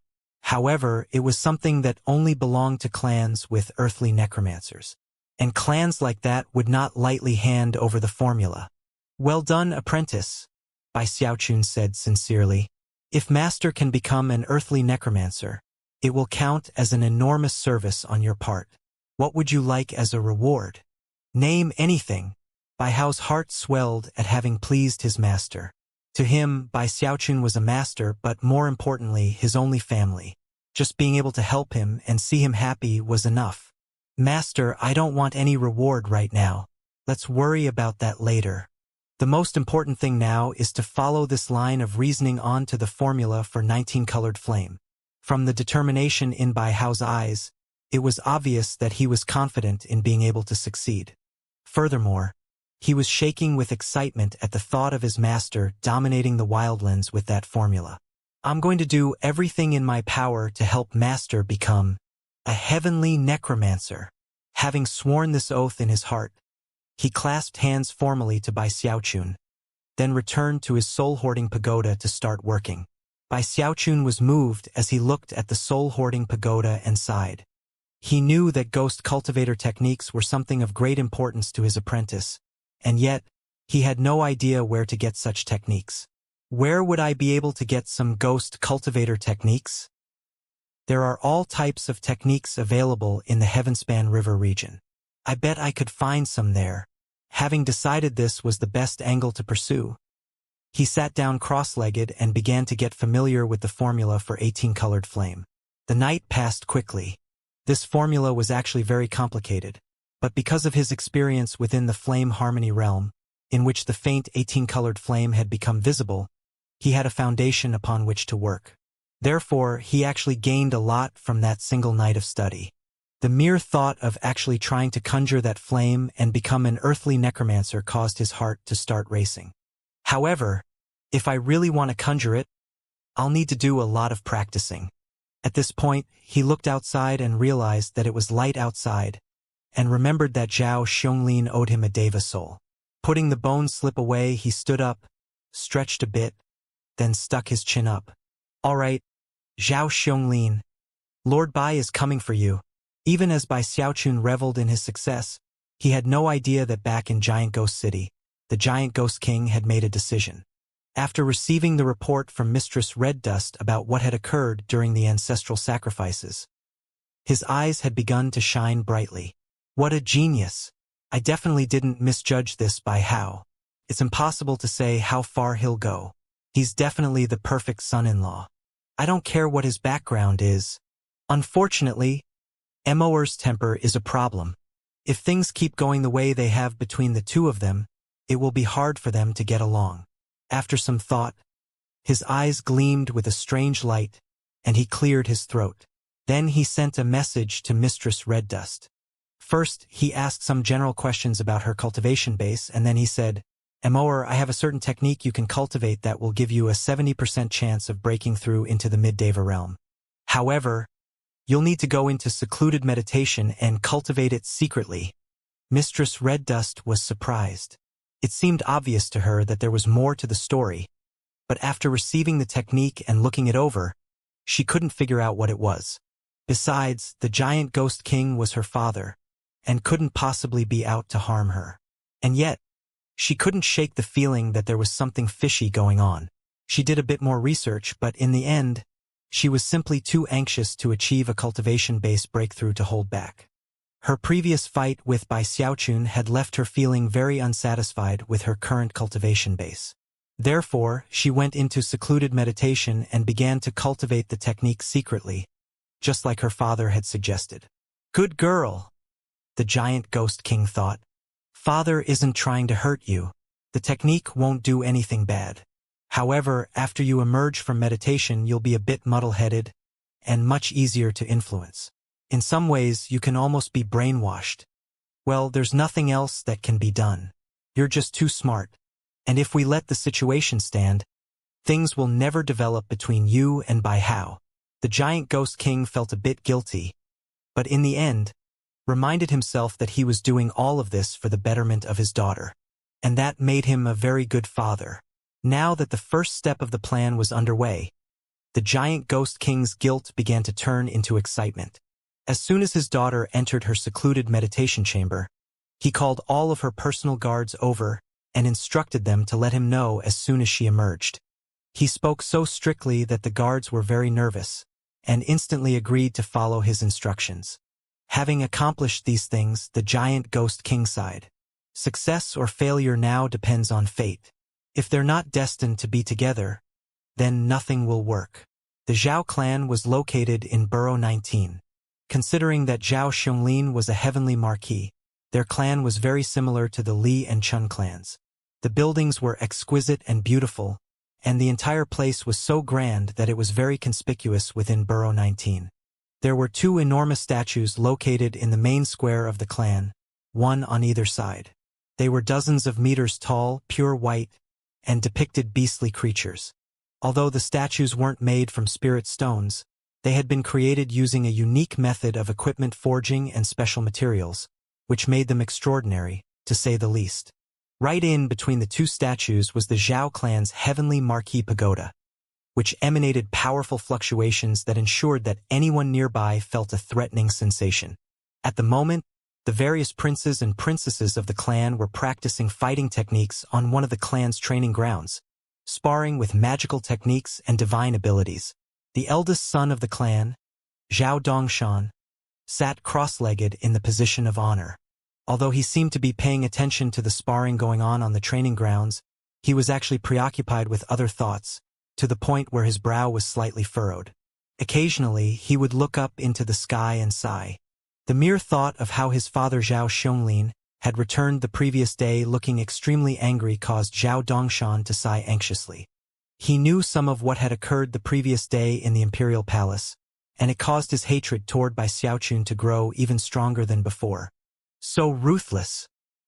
He gave our Zhao clan a foundation establishment level soul and is expecting a Deva soul in return. What a vile attack. Zhao Dongshan sat there grinding his teeth angrily, and yet feeling completely helpless. Yesterday evening, his father had given him a Deva soul and instructed him on what to do with it, then had grimly gone into secluded meditation. Father, you think this is a loss of face, but so do I. Zhao Dongshan sighed painfully. After all, the Zhao clan only had 1 Deva soul to their name, which had been given to them by Heavenly Duke Chen Haosong because of the good relationship between him and Zhao Xianglin. But now they had to give it up. Zhao Dongshan's mood continued to sink the more he thought about it. And yet, there was nothing he could do. About this time, he suddenly heard a whistling sound up above in the air. As soon as he heard it, his eyelid twitched. Looking up, he saw several thousand beams of light flying toward him, accompanied by a dramatically murderous aura. This shameless Bai Hao just has to go and make a huge scene, all to collect a single soul. Zhao Dongshan was cursing inwardly, and his expression was extremely grim as he watched the thousands of figures coming to a stop right above the Zhao clan. In the lead position was none other than Bai Xiaochun, who flicked his sleeve proudly and spoke in a voice that echoed through the entire clan. Heavenly Marquis Zhao. Oh, big bro Zhao. Thank you so much for taking care of that Deva soul for me. Well, I'm back today to get it. So could you please hand it over? Bai Xiaochun was feeling very pleased with the whole situation. Furthermore, after noticing that the person present to receive him was Zhao Dongshan, he didn't feel it appropriate to address him directly, not considering how lofty Bai Xiaochun's position was. A junior like Zhao Dongshan wasn't worthy to be greeted. Zhao Xianglin was inside the heavenly marquee pagoda, meditating fitfully. As soon as he heard what was happening outside, his face twitched, but he forced himself to ignore it. Down below, Zhao Dongshan gritted his teeth and said, "Take this soul and leave." By how? With that, he flicked his sleeve, sending a piece of crystal flying out. There was something bizarre about the crystal and the way it shone with flickering light. There was also an incredible pressure that it sent out, making it seem completely extraordinary. Inside of the crystal was a ball of flame, which was none other than a fire-type Deva soul. The crystal became a beam of light which shot toward Bai Xiaochun, who grabbed it out of the air. Smiling broadly, he looked down at Zhao Dongshan. "Hey there, young lad, you must be Dongshan, correct? Ha ha ha. How courteous of you people. You actually encased my Deva soul in some crystal. Not bad. Not bad at all. Very well, young lad. Uncle Bai is in a good mood today, so hurry over and offer formal greetings, and I'll give you a reward." Zhao Dongshan had offended him multiple times in the past, so there was no way he would let him off the hook today. Zhao Dongshan was so angry he could hardly breathe straight, and the fact that Bai Xiaochun had called him young lad was even more infuriating. However, the mere thought of Bai Xiaochun's incredible battle prowess, and the fact that he was the inspection's commissioner with a force of 3,000 corpse troopers behind him, ensured that he managed to keep his anger in check. You have your soul, Bai Hao. Just leave, all right? You're not welcome here. As soon as Bai Xiaochun heard that, his broad smile vanished, and his eyes widened into an angry glare. Pointing at Zhao Dongshan, he said, "What do you mean by that, young lad? I'm not welcome here? I represent the Grand Heaven Master. By saying that I'm not welcome, you're also saying that the Grand Heaven Master isn't welcome. You." Zhao Dongshan was so frustrated he wanted to explode, and was even about to explain himself. However, Bai Xiaochun didn't give him the chance. By not welcoming the Grand Heaven Master, you're showing contempt for the entire court, and the Arch-Emperor himself. Don't tell me that your Zhao clan has something to hide. Even as Bai Xiaochun yelled, his 3,000 corpse troopers emanated such a powerful murderous aura that it created a black vortex in the sky above the Zhao clan. No! Zhao Dongshan blurted. After becoming the inspection's commissioner, Bai Xiaochun had come to fall in love with labeling people with false accusations. All they had to do was open their mouth, and he would strike instantly. After all, Zhao Dongshan's own father had suffered the same treatment. Even Heavenly Duke Chen Haosong had fallen victim, and had eventually chosen to just keep his mouth shut. Feeling guilty or something? From the gleam in Bai Xiaochun's eyes, it seemed that he believed himself to have found some important evidence. Up in the pagoda, Zhao Xionglin's hands were trembling with rage. However, this time Zhao Dongshan reacted a bit more quickly than before. He quickly stepped forward, took a breath to suppress his anger, and bowed deeply to Bai Xiaochun with clasped hands. "Senior, Dongshan offers greetings." "Greetings, exalted inspections commissioner." Zhao Dongshan felt like he was going crazy, to the point where he might cough up blood. However, this Bai Hao was not the same Bai Hao from before.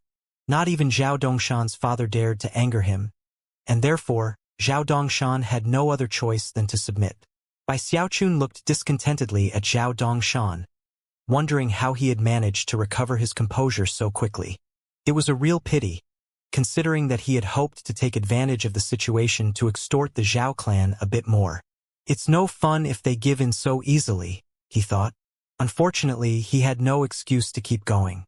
Muttering to himself angrily, he looked around the clan until he noticed the two pure white beast statues. "Those beast statues look a bit suspicious," he announced. "Men, take them away. Deliver them to my manor so that I can study them more closely." Instantly, hundreds of black-armored corpse troopers flew toward the statues, completely ignoring the Zhao clan cultivators. Blue veins bulged out on Zhao Dongshan's face and neck. However, considering that his father hadn't issued any orders, he knew he had to simply hold his tongue. The hundreds of corpse troopers quickly took those two statues which the Zhao clan viewed as priceless treasures, and ripped them up out of the ground. Bai Xiaochun blinked a few more times as he looked around. Finally, his gaze came to rest on the heavenly marquee pagoda. Obviously, Zhao Xiongling was not planning to make an appearance. Feeling a bit irritated, Bai Xiaochun snorted and then turned to leave with his corpse troopers and the two statues. "How dare they provoke me? Zhao Dongshan attacked me multiple times. These statues are just going to be interest on what he owes me." Sticking his chin up, he began to strut away. After he left, an enraged roar echoed out from the heavenly marquee pagoda. Zhao Xiongling was enraged, but his anger was not sated, and could only be vented by continuing to howl in anger. Zhao Dongshan sat there bitterly, terrified of Bai Xiaochun. If he had known that things would turn out this way, then he would never have dared to offend him. And thus, Bai Xiaochun returned to the inspection's manor, Deva soul in hand, with two new statues carried by his corpse troopers. After arranging for his corpse troopers to stand guard, he went into his secluded meditation facilities and pondered what the Grand Heaven Master had said to him yesterday. "I'll just wait for some new orders. I wonder how many clans the Grand Heaven Master will have me shake down this time." Heart pounding with anticipation, he was just about to go back to studying 18-colored flame when his expression flickered. A moment later, Zhou Yixing appeared right outside of his secluded meditation facilities. Zhou Yixing seeks an audience, Exalted One, because Zhou Yixing had been acknowledged by Xiaochun as a member of the inspection's manor. The corpse troopers often gave him sharp looks, but wouldn't cause any problems for him as long as he didn't harbor ill intent. Of course, Xiaochun was very pleased with Zhou Yixing's service so far. Therefore, he waved his hand, causing the door to the facility to open. Zhou Yixing took a deep breath and walked in, a very serious expression on his face. Stopping in front of Xiaochun, he clasped hands and bowed deeply, trying to imitate the style of the Grand Heaven Master. Xiaochun coolly said, "Yixing, make sure to get good and ready. The inspection's manor is going to be very busy soon." Zhou Yixing immediately voiced his assent. Then he hesitated, looked left and right, and quietly said, "Exalted One, what should we do with Song Ke?" Song Ke. Xiaochun was initially stunned, and it actually took a moment of thought before he realized that he had forgotten about Song Ke. "Yeah, him," Zhou Yixing said in a low voice. "He was the, guy who claimed to be the nephew of Xiaochun who you picked up in the Chun clan." Song Quebec. Zhou Yixing looked at Xiaochun for a moment and then cast his gaze back downward. "Oh, him. Ai. Silly me. If you hadn't said something, I would have totally forgotten." Xiaochun actually felt a bit bad. Not only was Song Ke one of his big lucky stars, as a member of the older generation, Xiaochun had a responsibility to take care of the younger ones. "Exalted One," Zhou Yixing replied hurriedly. "You have a myriad of state affairs to attend to, and an entire nation to look after. Every decision you make is the type that can shake all of heaven and earth. You are constantly at the beck and call of all Archemperor City, and spare no efforts in your duty. Your humble servant shouldn't have bothered you with such a trivial matter as this. My apologies, Exalted One. Please watch your health. I won't bother you with things like this anymore." Xiaochun was very pleased by the sincerity in his words, and how much they reminded him of the way he himself talked. Nodding approvingly at Zhou Yixing, he said, "Never mind all that. Bring him to me." "Sir, yes, sir," Zhou Yixing replied loudly, then turned and hurried away. Moments later, he returned with Song Ke, who he plopped down in front of Xiaochun. Zhou Yixing knew that there was some relationship between Song Ke and Xiaochun, and therefore, Song Ke was currently not wearing the same ragged clothes he had been back in the Chun clan. He was dressed in a rough spun cloth garment, and had been cleaned up quite a bit. However, his eyes were just as intensely stubborn and maddened as ever. After being thrown onto the ground, he crawled to his feet, where he stood ramrod straight as he glared at Xiaochun and yelled, "If you're that tough, just kill me. My uncle will never let you off the hook." Although Xiaochun was a bit startled by how he had yelled, his words nearly caused him to laugh. However, he covered it with a dry cough. Keeping his face straight, he circled Song Ke a bit to measure him up. His gaze caused Song Ke's heart to tremble. As far as Song Ke could tell, it was a gaze of terrifying profundity. However, what was worse was how Xiaochun poked and prodded him a bit here and there, leading Song Ke to shiver and think about what vile intentions he had. Stiffening, he once again resorted to a shout when he said, "Even if I die, I'll never yield. All right, enough with the yelling. Allow me to ask you something. Who is this Xiaochun to you?" Inside, Xiaochun was smiling broadly, but he kept his expression somber, and even made it seem like he was afraid of this Xiaochun. The truth, of course, was that he was eagerly awaiting Song Ke's response. Song Ke was a bit surprised to see the expression on Xiaochun's face. Obviously, not dying was the optimal outcome if it was possible, and therefore the gears were already turning in Song Ke's head. "Xiaochun is my uncle." Blinking, Xiaochun kept his smile hidden away, and instead plastered an even more serious expression on his face. "What did you just say? I didn't hear clearly?" Eyes glittering, Song Ke raised his voice and said, "Xiaochun is my uncle." Xiaochun's heart was racing with excitement, and he coughed dryly again to keep himself from laughing. He also tried to look a bit more scared. "Are you talking about the guy in first place on the Hell Emperor Steel, the one with the shocking cultivation base, the one who countless women are enamored with, and who innumerable men admire. The man who everyone in the wildlands is searching for? That by Xiaochun. Song Ke was stunned to hear all of this. And Zhou Yixing placed his face into the palm of his hand at how obvious it all seemed, and the shamelessness of it all. Of course, there was no possible way for Song Ke to realize that the person he was standing in front of was actually Bai Xiaochun. However, he was a bit worried by the expression of fear he saw on Bai Xiaochun's face. Yeah, that Bai Xiaochun. Bai Xiaochun wasn't fully satisfied yet, so he plastered a look of disbelief onto his face and said, "Hold on. I want you to be very clear about this. Which Bai Xiaochun? Are we really talking about the same person?" So far, he was feeling very pleased with the act he was putting on. Song Ke was starting to get a strange feeling, but he proceeded with another explanation. "I'm talking about the guy in first place on the Hell Emperor stele, the one with the shocking cultivation base, the one who countless women are enamored with, and who innumerable men admire, the man who everyone in the wildlands is searching for. That Bai Xiaochun." By this point, he was starting to feel like maybe they actually weren't talking about the same person. However, this was when Bai Xiaochun gasped and backed up a few steps. Eyes wide, he pointed at Song Ke with disbelief. "Heavens! I can't believe that you're actually the nephew of that Bai Xiaochun." Zhou Yixing stood there in a near daze, staring at Bai Xiaochun. However, he quickly looked down again, unable to keep watching. Song Ke was now starting to get a bit excited. "That's right. I am Bai Xiaochun's nephew, and his only nephew at that. He really likes me, and has a lot of hopes for me for the future. He's my aunt's Taoist partner, so he'll definitely be coming to save me. If you touch a hair on my head, my uncle will definitely get revenge for me." He couldn't have stated it any clearer. Anyone who was listening would be very certain that Bai Xiaochun cared a lot about him. Furthermore, anyone who was interested in catching Bai Xiaochun would obviously not want to kill Song Quebec. That, in turn, would make things a bit safer for him. Although Bai Xiaochun had no idea what anyone else might think of what Song Ke said. As for himself, it made him incredibly happy. "How could I ever have guessed that, contrary to all expectations, you were actually telling the truth?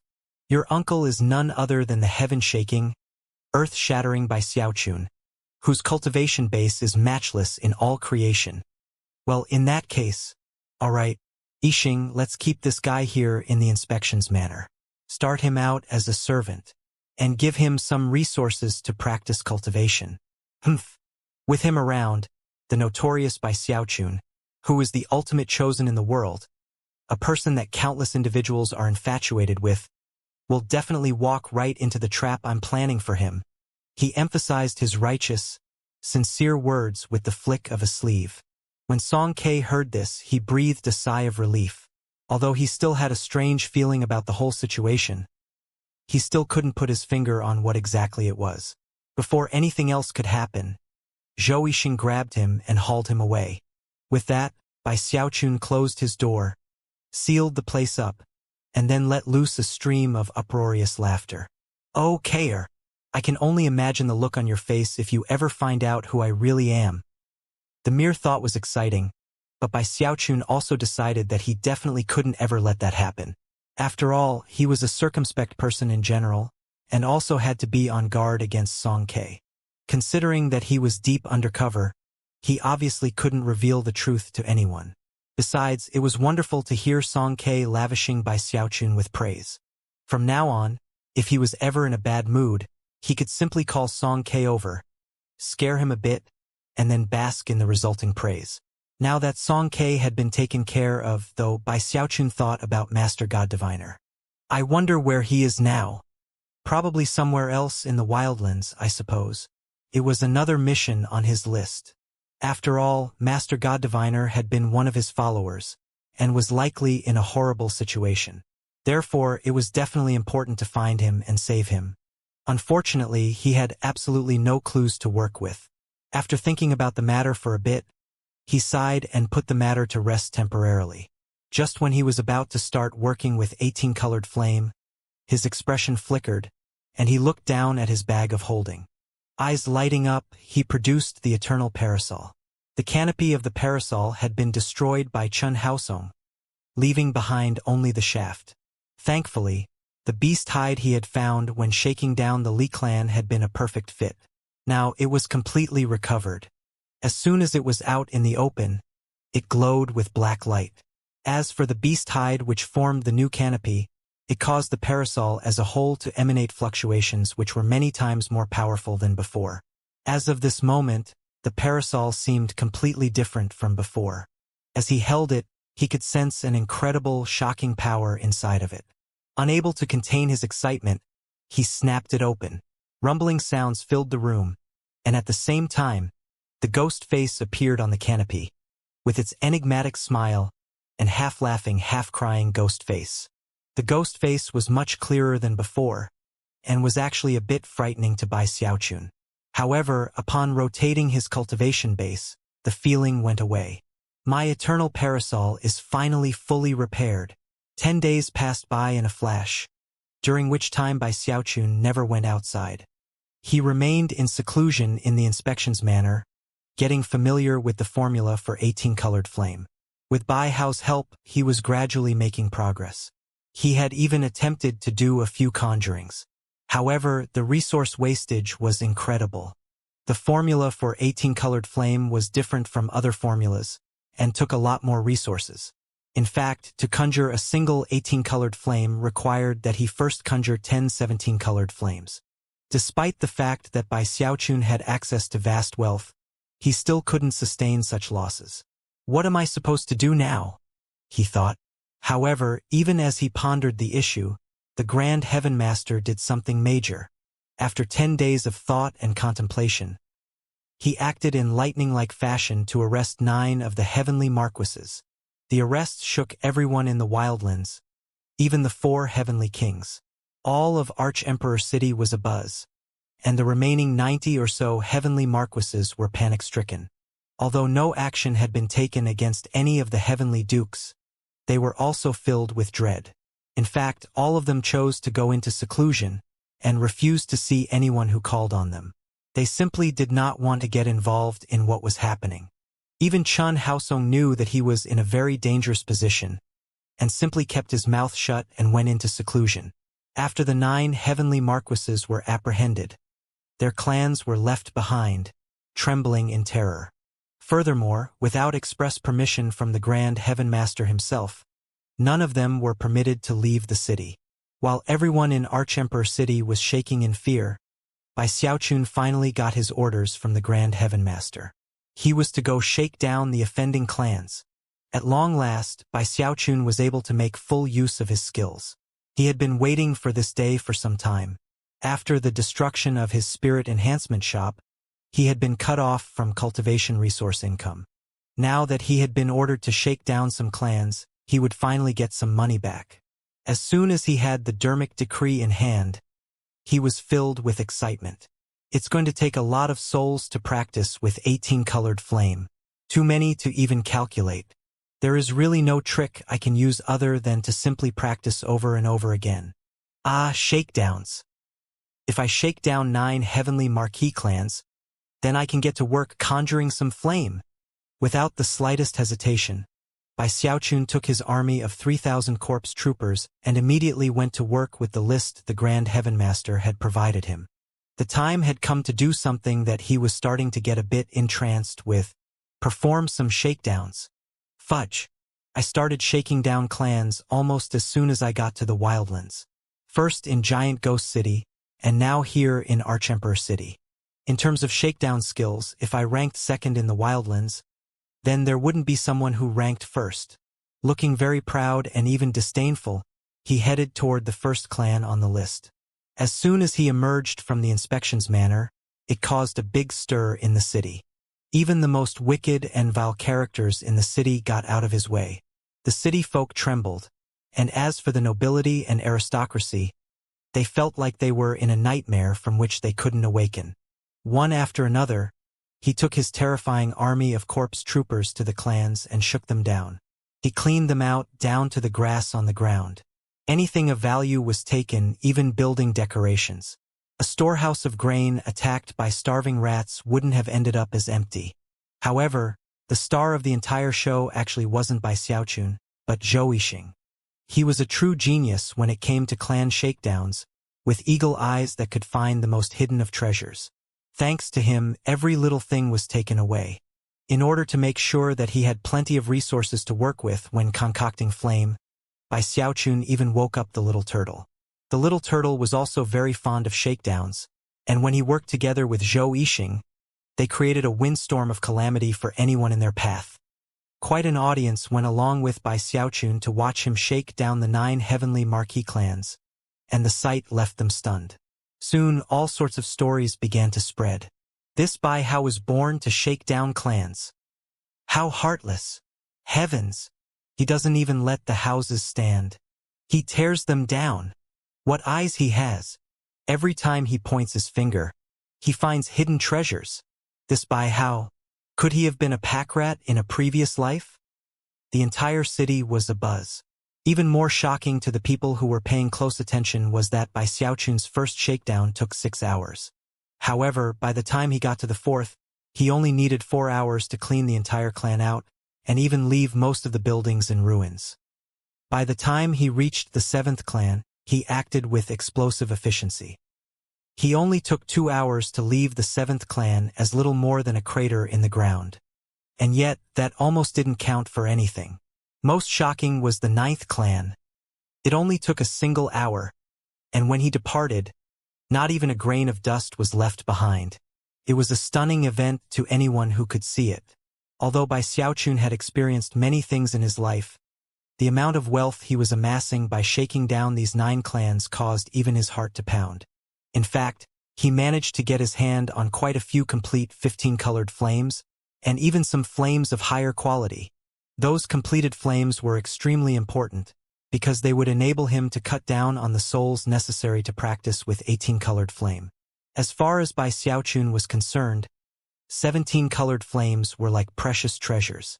By the time he reached the 9th clan, it took a lot of restraint on his part not to go shake down the clan located just across from them. When the members of that clan saw his greedy, bloodshot eyes, they hurried out to confirm that their clan wasn't on the list.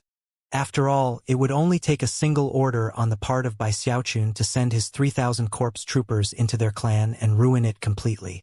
Because of his frenzied shakedown of the 9 clans, the name of Bai Hao grew even more infamous in Archemperor City. In fact, it also spread throughout the wildlands to certain almighty figures in the sects in the Heavenspan River region, who were privy to some of the things that went on in the wildlands.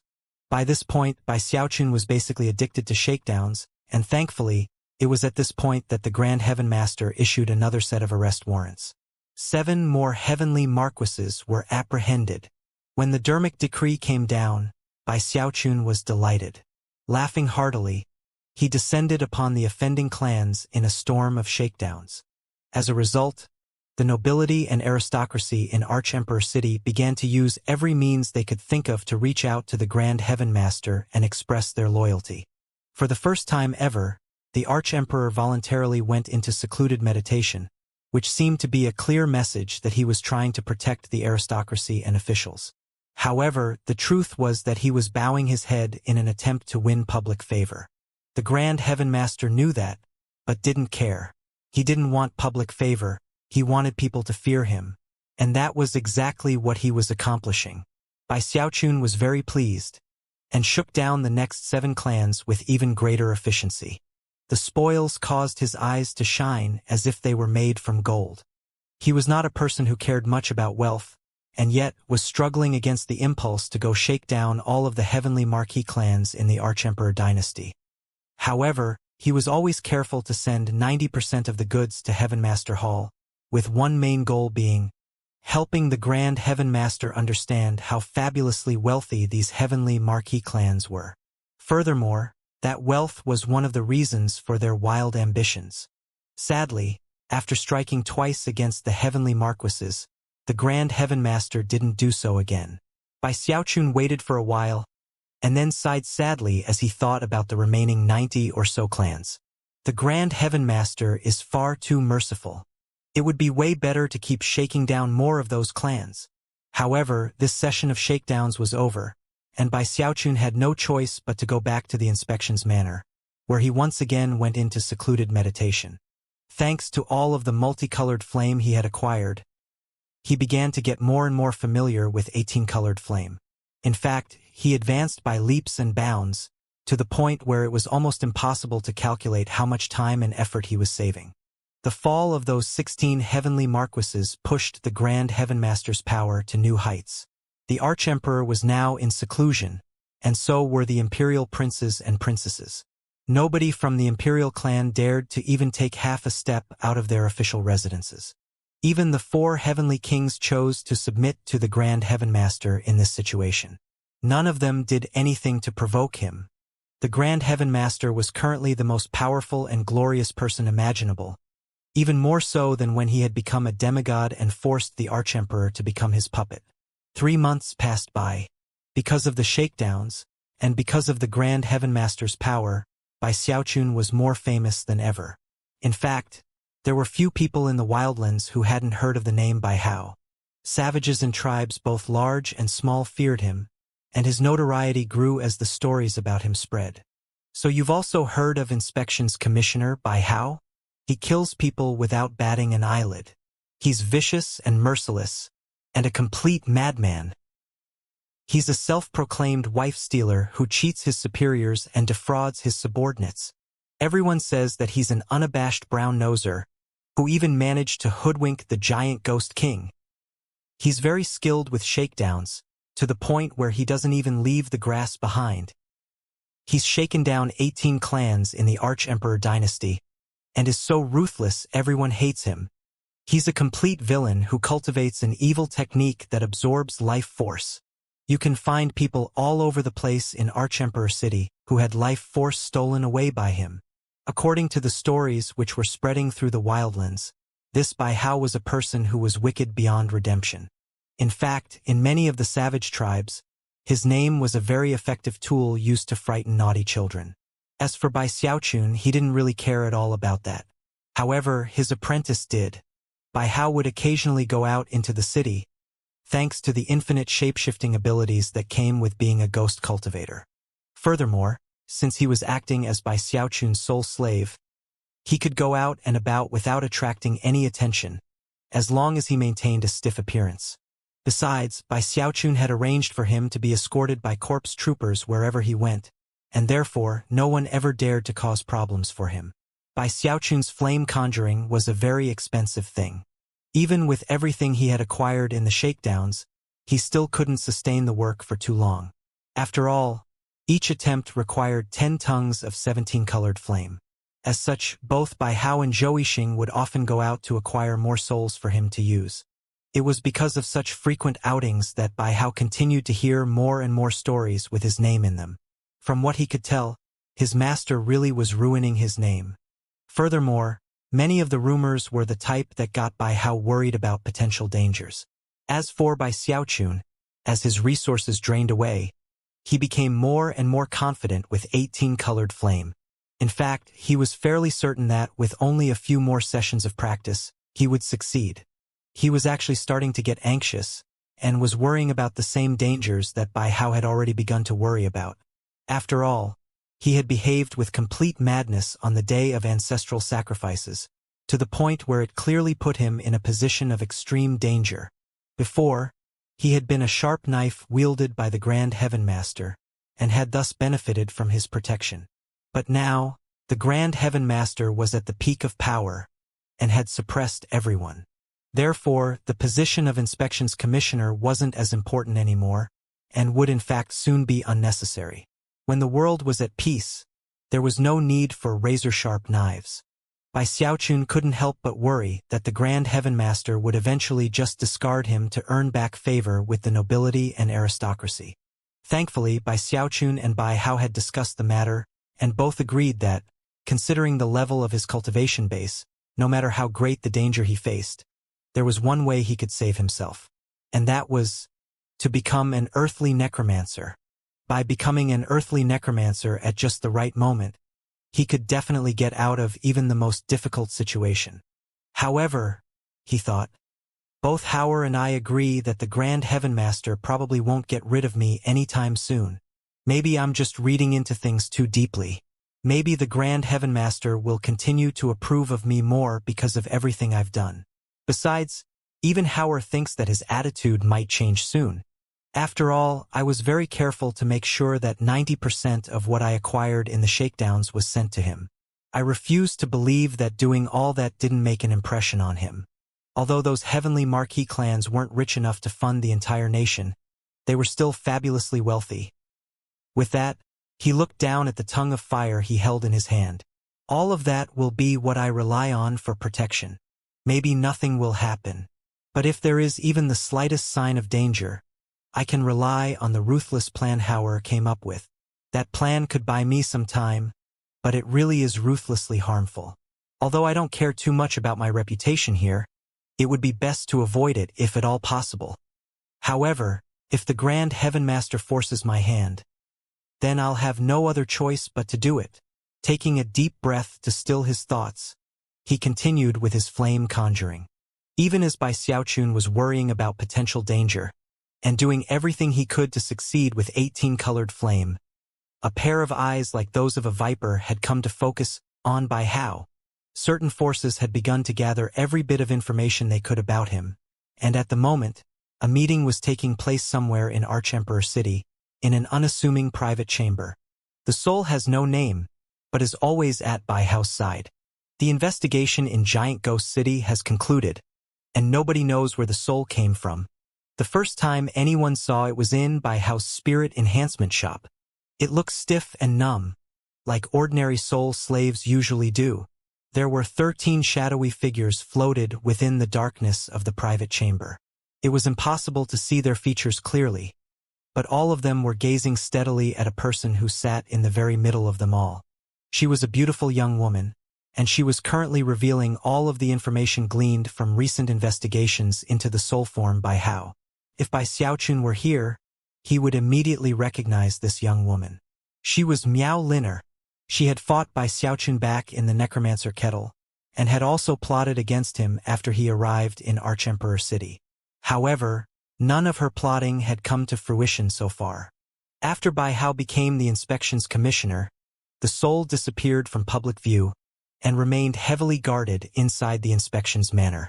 No one was able to get any information about it. However, during the past 3 months, the soul has been seen out in the city more often. Normally, it is acting on the orders of Bai Hao to purchase souls. It was last seen 3 days ago. According to our calculations, that soul will appear at least one more time during the next 2 weeks. However, it is always escorted by at least 100 corpse troopers. It's the same with Zhou Yixing. Miao Liner spoke slowly and clearly so that everything she said was very easy to understand. Furthermore, she was no longer dressed in the revealing way she had been before, but rather more modestly. Therefore, I suggest that we make our move the next time that soul appears out in the open. With that, she clasped hands and bowed to the 13 shadowy figures. The 13 figures remained silent for a long moment before one of them spoke. Are you sure that this soul is actually intelligent? So, how intelligent? Has it been merely putting on an act to fool outsiders? Without the slightest hesitation, Miao Liner replied, although I've only personally seen the soul a few times, I am absolutely certain. Another protracted silence followed, after which another of the shadowy figures spoke in a raspy voice. This soul slave of the mad dog Bai Hao is obviously very important to him. Therefore, you need to be absolutely certain that it can be used to conjure 18-colored flame. Miao Liner didn't respond at first. Instead, she produced 13 bone slips from her bag of holding, which she sent flying to the 13 shadowy figures. After catching the jade slips, the shadowy figures studied their contents, and then soon, their eyes began to shine brightly. Clearly, the information they were seeing confirmed the answer to the question that had just been posed. With that, Miao Liner went on, to our clan, the most important factor to consider in 18-colored flame is the flame spark. With the flame spark, my grandfather can rise to the rank of earthly necromancer. Only after that point would he be able to conjure 18-colored flame without the use of this type of soul. Seniors, I can guarantee that all of you will get the formula for 18-colored flame afterward. In fact, my grandfather will even swear a Tao oath to that effect. Seniors, clearly you can see that Bai Hao's days are numbered. The only reason the Grand Heaven Master is still hesitating about him is that he hasn't found the right opportunity. In any case, that doesn't matter. Bai Hao is already a toothless tiger.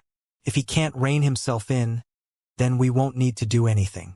We just need to add a bit of fuel to the fire, and the Grand Heaven Master will definitely kill him to appease the masses. At that point, Bai Hao's reign of terror will finally be over. Smiling faintly, Miao Liner looked around at the silent figures and said, "What the Grand Heaven Master wants now is stability. Furthermore, what need would he have to get rid of people who have outlived their usefulness, if those people are already dead?" Miao Liner wasn't feeling anxious at all as she stood waiting for a response. She was extremely confident, and was sure that nothing unexpected would happen in the plan. The truth was that she hadn't paid much attention to the soul form Bai Hao. Because of the powers of Bai Xiaochun's mask, Bai Hao had always looked like any other soul slave would. It was only when he and Bai Xiaochun were alone together that he would show any signs of being alive. However, something had happened during the flame conjuring competition with Sun Yifan and Sima Tao. In the moment that Bai Xiaochun created a faint 18-colored flame, Bai Hao had been so emotional that not even the protection of Bai Xiaochun's mask had been able to conceal it. In that moment, Miao Liner had looked over and noticed the change to his facial expression.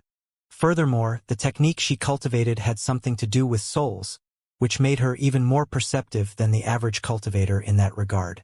Miao Liner did not belong to the clan of a heavenly marquis, but rather a heavenly duke. Furthermore, her clan had once given rise to an earthly necromancer.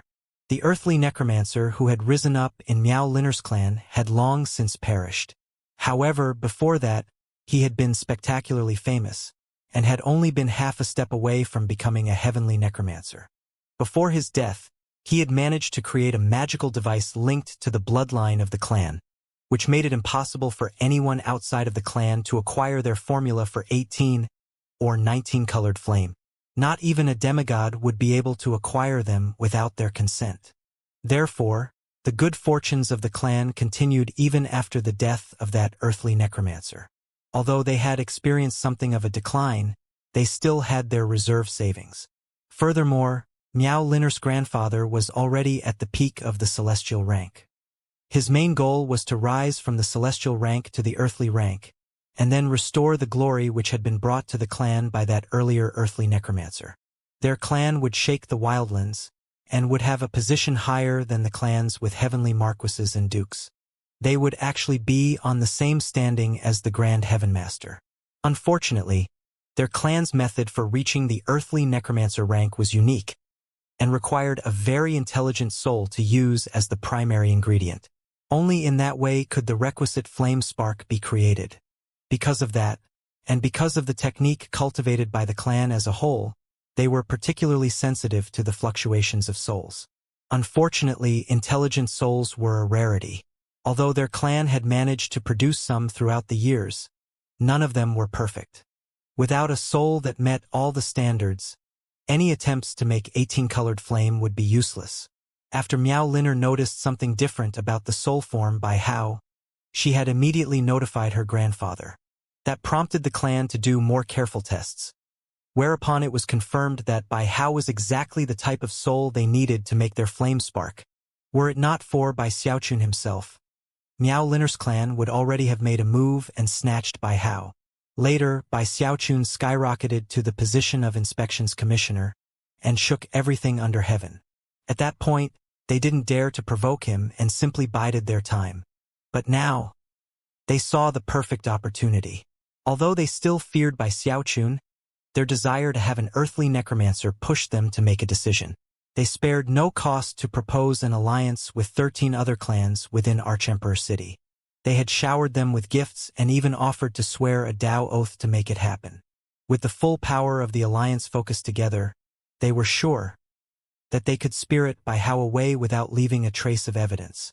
At this point in the meeting, Miao Liner felt more confident than ever. Some time passed, during which the 13 shadowy figures took more time to think.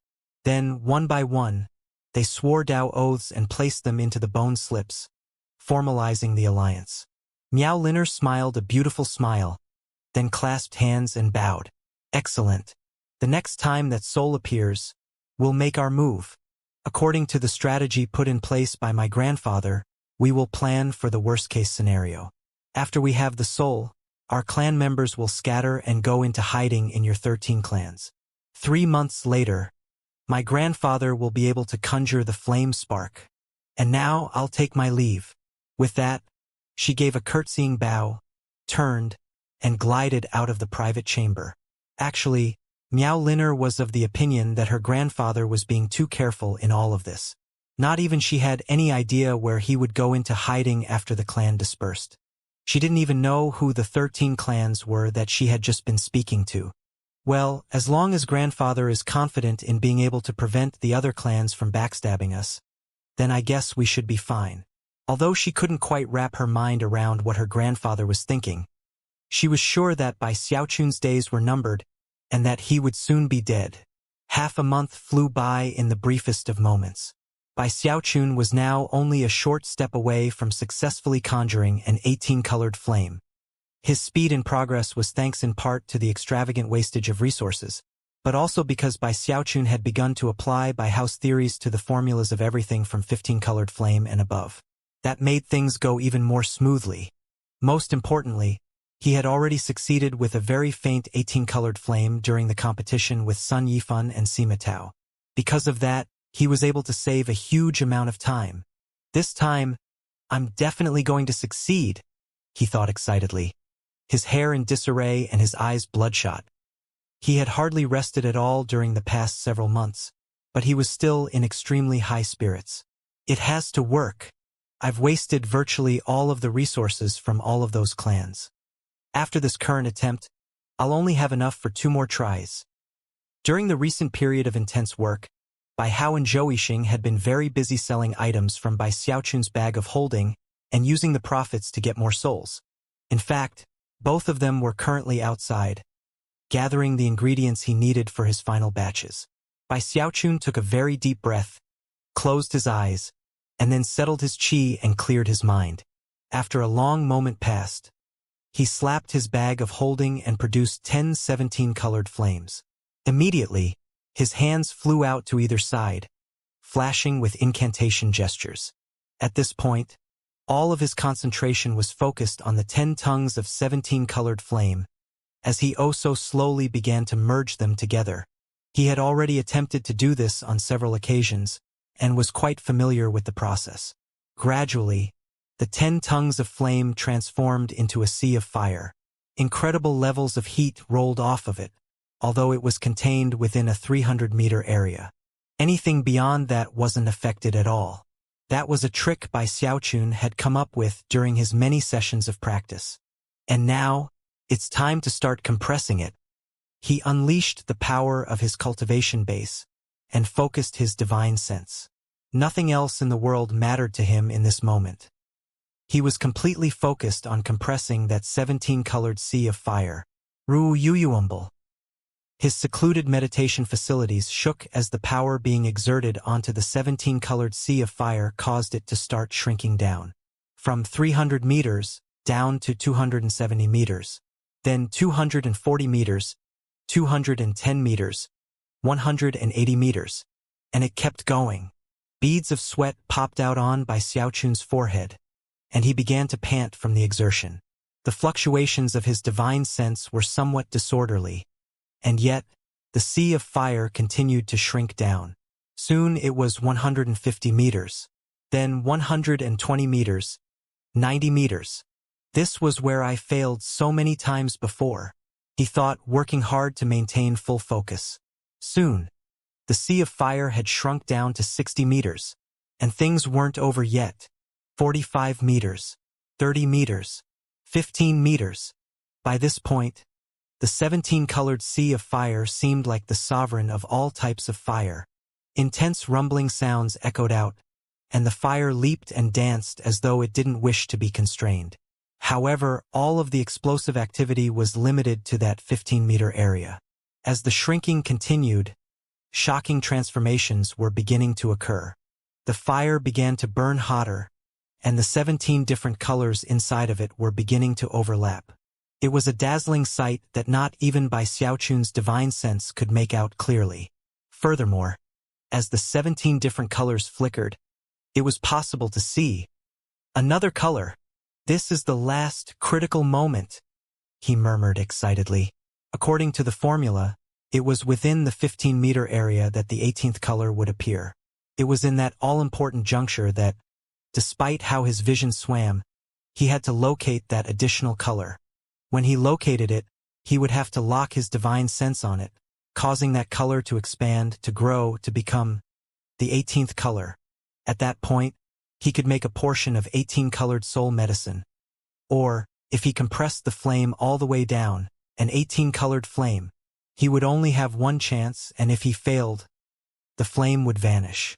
The smaller the sea of fire got, the more slowly the colors would flicker, which would make it easier to spot and lock onto the new color. Unfortunately, he needed to exert more force to do that, which meant that the chances of dangerous instabilities were even greater. This was another point where he had often failed in the past. "I can't fail again." Forcing his breathing under control, he stared at the 15-meter sea of fire and tried as hard as he could to locate the additional color. Unfortunately, every time he sent his divine sense deep into the fire, it was rebuffed. Time passed and he was beginning to lose focus. "I'll compress it more," he said with full determination. At this point, he abandoned his search efforts and began to push the flame down to a smaller size. It was now 12 meters across, and the flickering of the colors was growing slower. The slowdown compared to the 15-meter size was minuscule. In fact, most other people wouldn't even be able to notice the difference. However, Bai Xiaochun was so focused on the sea of fire that he could immediately notice the difference. And yet, even with that change, the flickering colors within the 12-meter sea of fire were still impossible to penetrate with divine sense. Bai Xiaochun's eyes were bloodshot, and he was trembling physically from the exertion. By now, his cultivation base, his mental faculties, and his ability to shrink the sea of fire were all reaching the limit. And yet, he didn't attempt to shrink the sea of fire down again. He tried yet again to find the 18th color. Then he tried a second time and a third time. In the short time it takes an incense stick to burn, he was able to glimpse it a total of 14 times. "So I was right. This time things are going better. The last time I was only able to glimpse it 9 times. This time, that number has increased to 14. His spirits were lifted.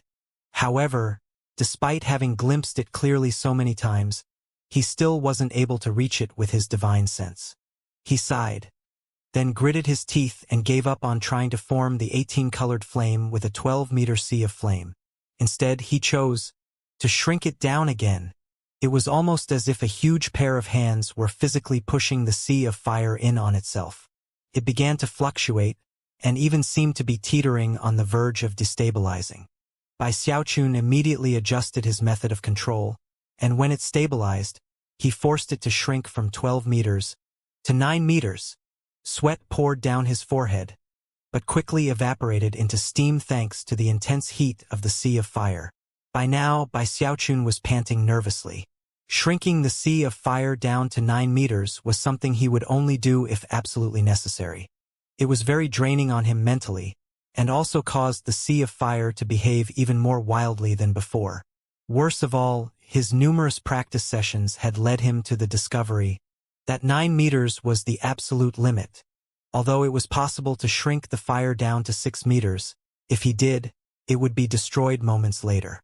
After all of his experiments, he was fully convinced that although it was technically possible to shrink the sea of flames down to a size of 6 meters, and that doing so would slow the flickering colors so much that, if he then sent divine sense into it, the result would be the same as had occurred when he was conjuring in the presence of Sima Tao and Sun Yifan. He would create only a dim wisp, not a true flame. It was only because of the powers of his mask that, over the course of the past few months, No one had ever sensed it when he created such flame wisps. And in the end, what Bai Xiaochun wanted was not a flame wisp, but a complete 18-colored flame. 9 is the limit, he murmured, eyes shining with focused determination. He knew that he couldn't keep going for very much longer, so he focused all of his mental faculties on searching within that sea of fire for the new flame. He did it in methodical fashion, not blindly. After the initial attempt failed, he tried a second time, then a third time. On the fourth time, when he was certain he had identified the newly added color, he unhesitatingly sent his divine sense exploding out. His eyes shone with glittering light as his divine sense fused with his vision, pierced into the 9-meter sea of fire, and latched onto the newly added color. As his divine sense merged with the new color, the color became brighter, as though it were struggling with the other 17 colors. The 9-meter sea of fire rumbled loudly as the other 17 colors fought as viciously as a nation defending against an invading army. But Bai Xiaochun was in control of everything, and refused to allow the other 17 colors to interfere. Within the shortest of moments, the 18th color grew brighter and more shocking. The entire room shook violently as the 18th color appeared in full in the 9-meter sea of fire. As of this moment, it was crystal clear that the sea of fire had risen to the level of 18-colored flame. Although it was still in the sea of fire state, all Bai Xiaochun had to do was use his flame conjuring techniques to return it to a state of flame, and that was nothing incredibly difficult. For all intents and purposes, he was now looking at an 18-colored flame. In the instant the 18th color appeared in the sea of fire, it was almost as if the fire itself had fused with heaven and earth, instantly causing drastic transformations. They were clear signs and portents pointing to the fact that an 18-colored flame had been brought into existence. Any given 18-colored flame was enough to shake all creation, and gave rise to something like heavenly tribulation. If Bai Xiaochun closed his fist down to create the actual flame, then those signs and portents would grow more intense, until visible manifestations could be seen in heaven and earth. Even now, in the sea of fire state, there were still incredible fluctuations, although they were currently being covered up by Xiaochun's mask. "It worked!" he exclaimed, trembling.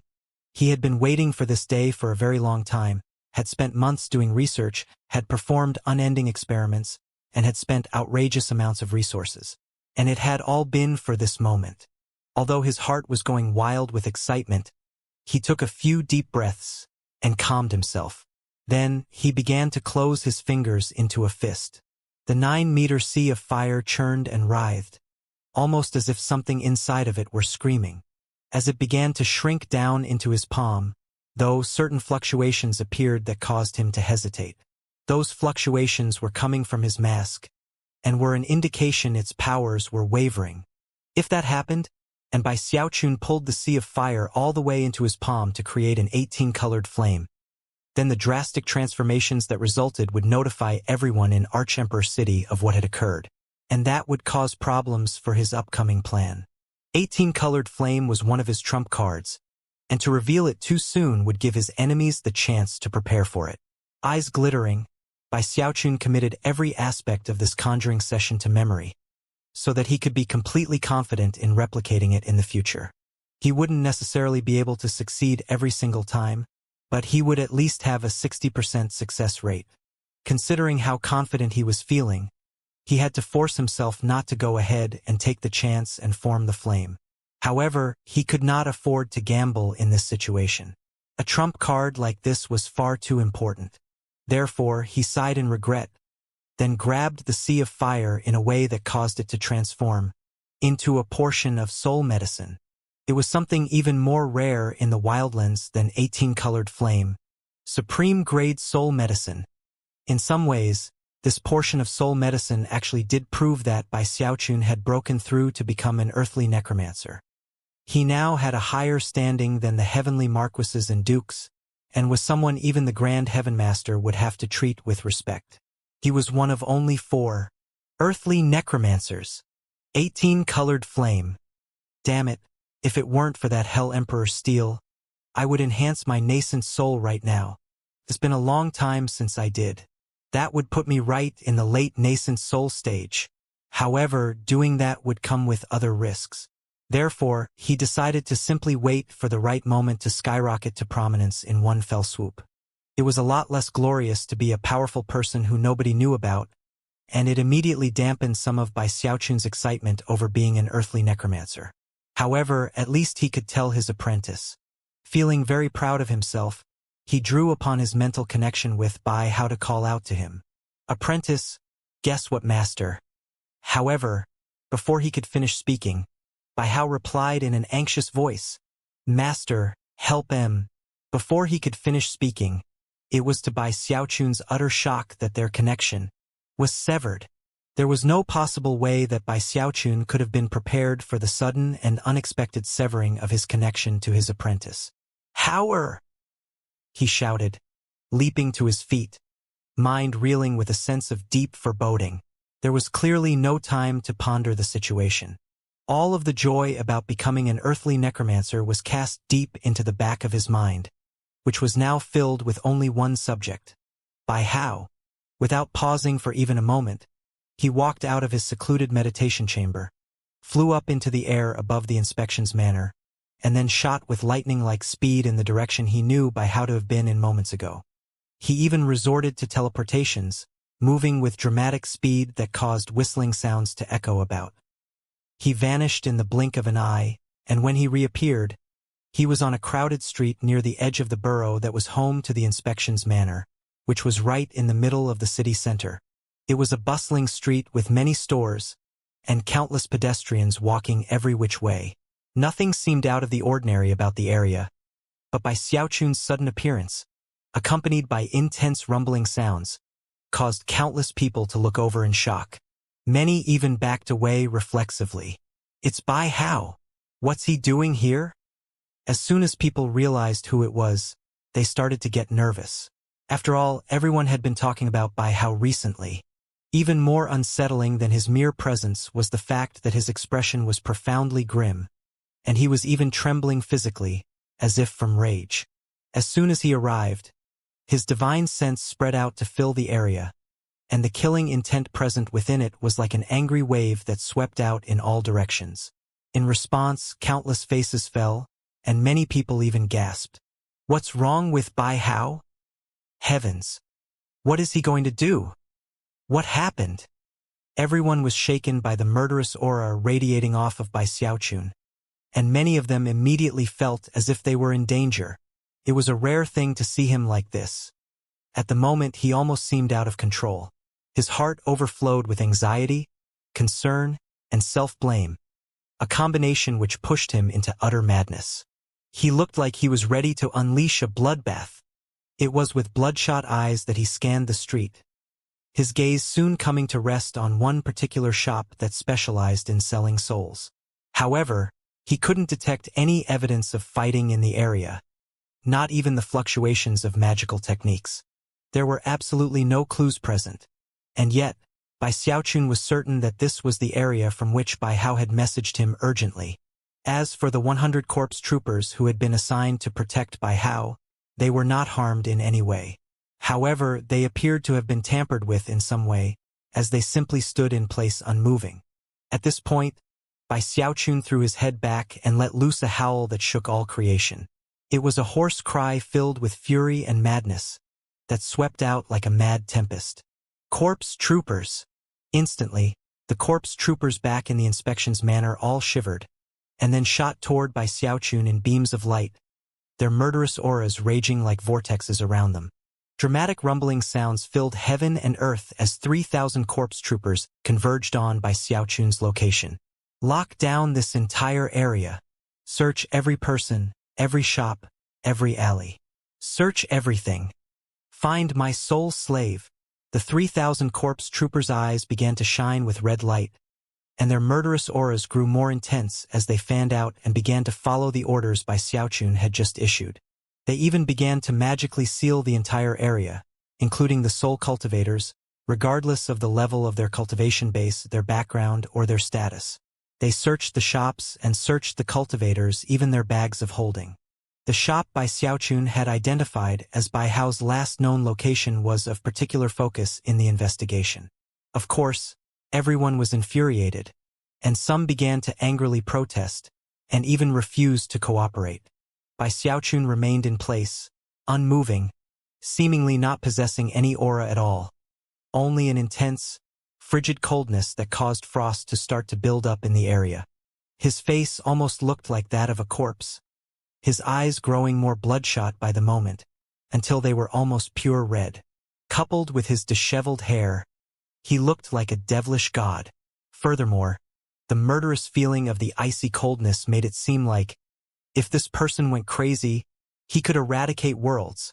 He seemed completely oblivious to the commotion, immune to the shouting. In fact, he didn't even see anything around him. He was completely wrapped up in memories. First was an image of himself teleporting into the wildlands and finding Bai Hao's corpse. Second was when he assumed Bai Hao's identity, went to the Bai clan, and found Bai Hao's notes written on the floor of his hut. Third was the necromancer kettle, when he actually found Bai Hao's soul. Fourth was when Bai Hao awoke, then kowtowed and called him master.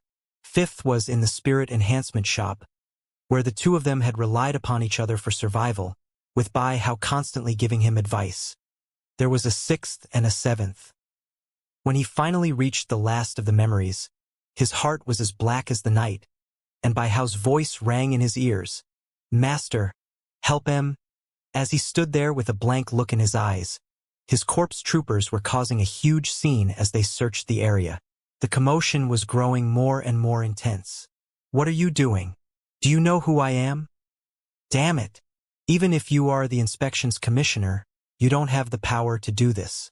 I come from Heavenly Duke Situ's clan. How dare you search me?" At one point, an old man furiously made his way through the crowd to stand in front of Bai Xiaochun. "Bai Hao, I'm an honor guard from Heaven Master Manor. If you want to go crazy, fine. I can't believe you're using your corpse trooper army like this all because of a soul slave. I'm definitely going to report this to the Grand Heaven Master. Let me go immediately so that I can return to Heaven Master Manor." Other people feared the inspections manor, but this old man was a member of the Heaven Master Manor. As far as he was concerned, the inspections manor was nothing more than an attack dog used by the Grand Heaven Master. Heaven Master Manor was indeed a very special place. It was actually the clan of the Grand Heaven Master, and this so-called honor guard was essentially a personal attendant of the Grand Heaven Master. Even as the old man was yelling angrily, Bai Xiaochun looked up, and without saying even a single word, stepped forward and punched him right in the chest. It happened so quickly and suddenly that the old man couldn't even react. Bai Xiaochun possessed battle prowess equivalent to a half-deva, power which completely overwhelmed this honor guard from Heaven Master Manor. A miserable shriek erupted from his mouth, followed by a stream of blood. He flew backward like a kite with its string cut, and before he could even land, the power of the fist strike caused him to explode into bits. A rain of blood and gore then descended onto the city. Everyone was completely shocked by the sight, and looked over incredulously at Bai Xiaochun. That old man had been from the Heaven Master Manor, and yet Bai Xiaochun had killed him without uttering a single word. "If anyone resists, kill them immediately," he said in a hoarse, cold voice that echoed out for everyone to hear. No one dared to offer any further resistance. It was at this point that Zhou Yixing finally arrived, just in time to see the old man getting killed. Then he looked around at the army of corpse troopers, and finally at Bai Xiaochun. The expression on Bai Xiaochun's face instantly struck fear into his heart. He had never seen him like this before. "Milord," he began. Before he could say anything else, Bai Xiaochun looked over and cut him off. "Find my soul slave." His gaze caused Zhou Yixing's mind to reel, and even fill him with intense coldness. Without any hesitation, he joined the search effort. The search didn't last for long. The corpse troopers were like fiendish monsters, who demanded cooperation even if it wasn't offered. Before long, all of the shops had been thoroughly searched, as had all the people. Zhou Yixing's efforts were particularly speedy and thorough. Because of all the shakedowns he had participated in, he was able to leave virtually no stone unturned. Soon, the corpse troopers began to check in. Nothing here. No clues at all. Nobody here. After all 3,000 corpse troopers gave their reports, Zhou Yixing nervously approached by Xiaochun, lowered his voice and said, "My lord, we weren't able to find any clues at all. We checked all the shops and all the people. Nobody even saw that soul. We looked especially closely at those shops over there." The more Zhou Yixing spoke, the softer his voice got, until he trailed off nervously and bowed his head. As of this moment, all of the happiness and glory that Bai Xiaochun had felt were gone, replaced by intense coldness and bitter madness. And of course, he blamed himself. His best guess was that someone had come to suspect his identity, and had taken Bai Hao in an attempt to get evidence. He also felt guilty. If he hadn't been so distracted and negligent, he wouldn't have failed to provide Bai Hao with sufficient protection. Most bitter of all was the realization that if he hadn't been so immersed in flame conjuring, he wouldn't have needed to send Bai Hao out to get souls. My apprentice has done so much for me. Bai Xiaochun's heart hurt, and it was impossible to keep his emotions under control. He could not comfort himself, and could not even breathe steadily. It was very obvious that this was not just some random misunderstanding, and yet, he had no idea who exactly was targeting him. With that, he took out his Inspections Manor Command Medallion and used its special ability to check the records of Archemperor City going back several months. However, no amount of searching produced any clues. The Inspections Manor had access to all of the intelligence reports in the entire city, and yet, he found nothing helpful. After all, the Inspections Manor would usually have clues build up after an event occurred, and Bai Hao had gone missing only moments ago. If the Inspections Manor did manage to get some clues, they would likely filter in through reports that would come in days later. But Bai Xiaochun couldn't wait that long. Every breath of time that passed was a moment of danger for Bai Hao, and Bai Xiaochun knew that if he didn't rescue him, he would live in regret for the rest of his days. Anxiety rising to maddening levels, Bai Xiaochun gritted his teeth and took out a transmission jade slip. For the first time since becoming the Inspections Commissioner, he took the initiative to contact the giant Ghost King. It wasn't that he hadn't thought to do so on previous occasions or that he couldn't. It was just that, as the Inspections Commissioner working directly for the Grand Heaven Master, it wasn't very appropriate for the two of them to have dealings. After all, the Heavenly Kings and the Grand Heaven Master weren't exactly on good terms. However, he had never forgotten the feelings that had grown between them. And right now, Bai Xiaochun didn't care about the detriment of direct contact with the giant Ghost King. The events that had played out were too strange, and Bai Xiaochun simply couldn't come up with any ideas about what might have happened. And for some reason, he had the feeling that considering not a single scrap of a clue had been left behind, he needed the help of someone with the experience and cultivation base of the giant Ghost King. A demigod. Back in the royal palace in Giant Ghost City, the giant Ghost King was currently dining with Mrs. Chun. Even as the two of them laughed and chatted, he suddenly frowned and pulled out a jade slip. Snorting, he transmitted his voice into the jade slip. "Well, if it isn't the exalted Inspections Commissioner Bai Hao, what could possibly have caused you to think of me today? If you have something important to say, spit it the hell out. Your Highness, I've run into some trouble." As soon as Bai Xiaochun's hoarse, maddened voice reached the ears of the giant Ghost King, his jaw dropped, and his expression turned serious. "Calm down, you little brat. What happened? Tell me everything." As the giant Ghost King listened, his eyes began to glow, and intense pressure began to radiate off of him. Gradually, he rose to his feet and walked out onto a balcony overlooking the palace. A grim look could be seen in his eyes as he stood there for a moment, and then responded to Bai Xiaochun. "No evidence. No fluctuations. No clues. Those three facts alone are very telling. I know what happened. A demigod made a move against you. It seems unlikely that it would be the Grand Heaven Master. After all, if he wanted to do something to you, he wouldn't do so in such a complicated way. He could just wave his hand. However, considering that you're in Archemperor City, the fact that the deed was done with such seamless perfection indicates that it wasn't just the work of a demigod. There must have been multiple clans working together to provide support. That would be the only way to do it without leaving behind even the slightest evidence or clue. By how, you've offended so many people that I don't think even I can figure out who was behind it. But at the moment, the more you get involved in this situation, the worse it's going to get. You're a smart person, Howard. Why don't you just come back to Giant Ghost City? Leave that nest of vipers. Let's see who would dare to plot against you with me around. Not once during his little speech did the Giant Ghost King ask why this particular soul slave was so important to Bai Xiaochun, or who the soul slave was. He had no desire to know, and actually felt that being left in the dark about the matter was the best thing. The Giant Ghost King's message caused a warm feeling to rise up in Bai Xiaochun's heart. However, he knew that if he went back to Giant Ghost City, that it would cause the hatred of all the nobility and aristocracy to fall upon the Giant Ghost King himself. That was something he didn't want to happen. Furthermore, he couldn't just accept the fact that Bai Hao had gone missing. In fact, his killing intent only continued to grow stronger, and the intense coldness around him more biting. "Hang in there, Howard," he said in his heart. "I don't care what storms arise because of it. Master is going to find you."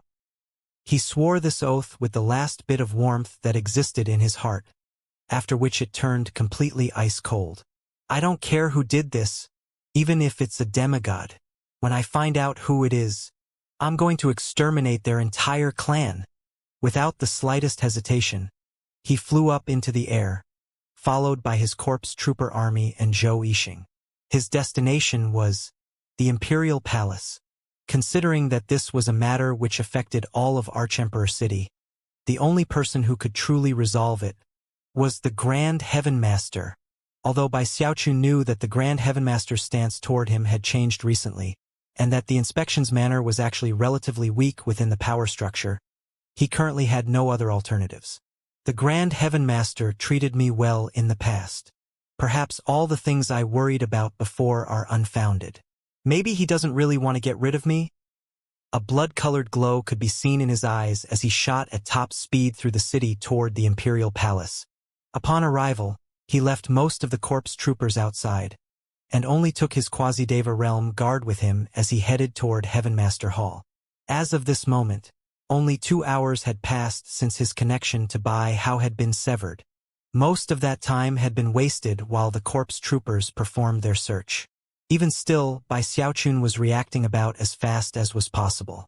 The Grand Heaven Master wasn't alone in Heaven Master Hall. He was joined by 8 other individuals, who were seated in front of him, respectful expressions on their faces as they talked in low tones. 2 of them were heavenly dukes, with one being Chen Haosong, and the other a middle-aged man with a beautiful, flowing beard. Behind those 2 were 6 heavenly marquises. Currently, the person speaking to the Grand Heaven Master was none other than the beautifully bearded man. Grand Heaven Master, the sects from the Heavenspan region have been particularly active this year. They've been building up forces along all 4 sections of the Great Wall. According to the clues we've unearthed, and the information provided by our spies, we are certain that the Celestial from Heavenspan Island is preparing for an assault the likes of which comes around only once in 1,000 years. It was in this moment that Bai Xiaochun requested to see the Grand Heaven Master. The request was granted, and Bai Xiaochun entered the hall and stood off to the side. As for the bearded man, he glanced briefly at Bai Xiaochun, and the continued speaking to the Grand Heaven Master. Although the 4 heavenly kings have their mission to defend the borderlands, they can do more than just be a passive threat. They can actively cast fear into the hearts of the enemy. I would like to propose placing more emphasis on watching all 4 sections of the Great Wall. Furthermore, your humble servant hereby requests to go to the front lines on the northern section of the Great Wall to offer military consultation. The Grand Heaven Master didn't respond at first. Instead, he looked over at Bai Xiaochun, whose murderous aura and bloodshot eyes made him seem very different from usual. The Grand Heaven Master's brow furrowed. The Grand Heaven Master looked away from Bai Xiaochun and coolly said, "We'll discuss your request in a moment."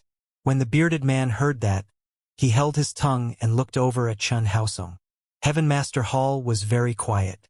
At this point, Bai Xiaochun looked up, took a deep breath, and prepared to speak. However, the Grand Heaven Master didn't let him. Looking over at Chen Haosong, he said, "Heavenly Duke Chen, did you also come to speak about the Great Wall?" Chen Haosong's expression was the same as ever as he took a few steps forward, clasped hands and bowed. "Grand Heaven Master, the situation at the Great Wall is urgent. The slightest unexpected circumstance there would have grave ramifications in the wildlands. I also believe that we should beef up the defenses. We need to send more soul cultivators and more necromancers to hold the line. However, an effort like that would require much soul medicine and other resources. Grand Heaven Master, would you please consider granting permission for this? Furthermore, I would also be willing to go to the front lines to supervise the war effort." With that, he clasped hands and bowed again. Considering that two heavenly dukes were essentially offering the same advice, even the Grand Heaven Master would need to take it seriously. "How much in terms of resources?" Without the slightest hesitation, Chen Haosong said, 8 billion portions of soul medicine, as well as roughly 1 billion other items necessary for routine cultivation and spell formation construction. With those resources, I am confident in being able to prevent the Heavenspan River cultivators from taking even a single step into the wildlands. No expression could be seen on the face of the Grand Heaven Master, although he happened to be tapping the arm of his throne with his index finger. Inwardly, he was feeling very angry. The amount of resources being requested to shore up the defensive lines was much more than usual. And yet, there was little the Grand Heaven Master could do about that. Even though much of the aristocracy was loyal to him, everyone had their own personal ambitions and wanted to further the glory and honor of their clan. That was why war efforts always involved significant expenditure, and also one reason that the Grand Heaven Master couldn't outright forbid the clans from accumulating wealth. Again, Heaven Master Hall fell into silence. Nobody spoke. Even Bai Xiaochun could tell what the Grand Heaven Master was thinking, that the resources being requested were vast. On any other occasion, he would have been shocked to hear such numbers. But right now, he was so worried about by how that he didn't have time to think about the matter. Furthermore, every moment that ticked by meant more danger for his apprentice. However, he could also tell that, to the Grand Heaven Master, the matters at hand were more important than requests from himself. He couldn't just interrupt. In fact, doing so would most likely make things worse. He could only hope that the current discussion would be wrapped up as quickly as possible, after which he could ask for the Grand Heaven Master's help. Countless thoughts ran through Bai Xiaochun's mind, and because of his worry and anxiety, he didn't even notice that the Grand Heaven Master had turned to look at him. The Grand Heaven Master could tell that Bai Xiaochun was very anxious, and that he clearly had some important matter he wished to discuss.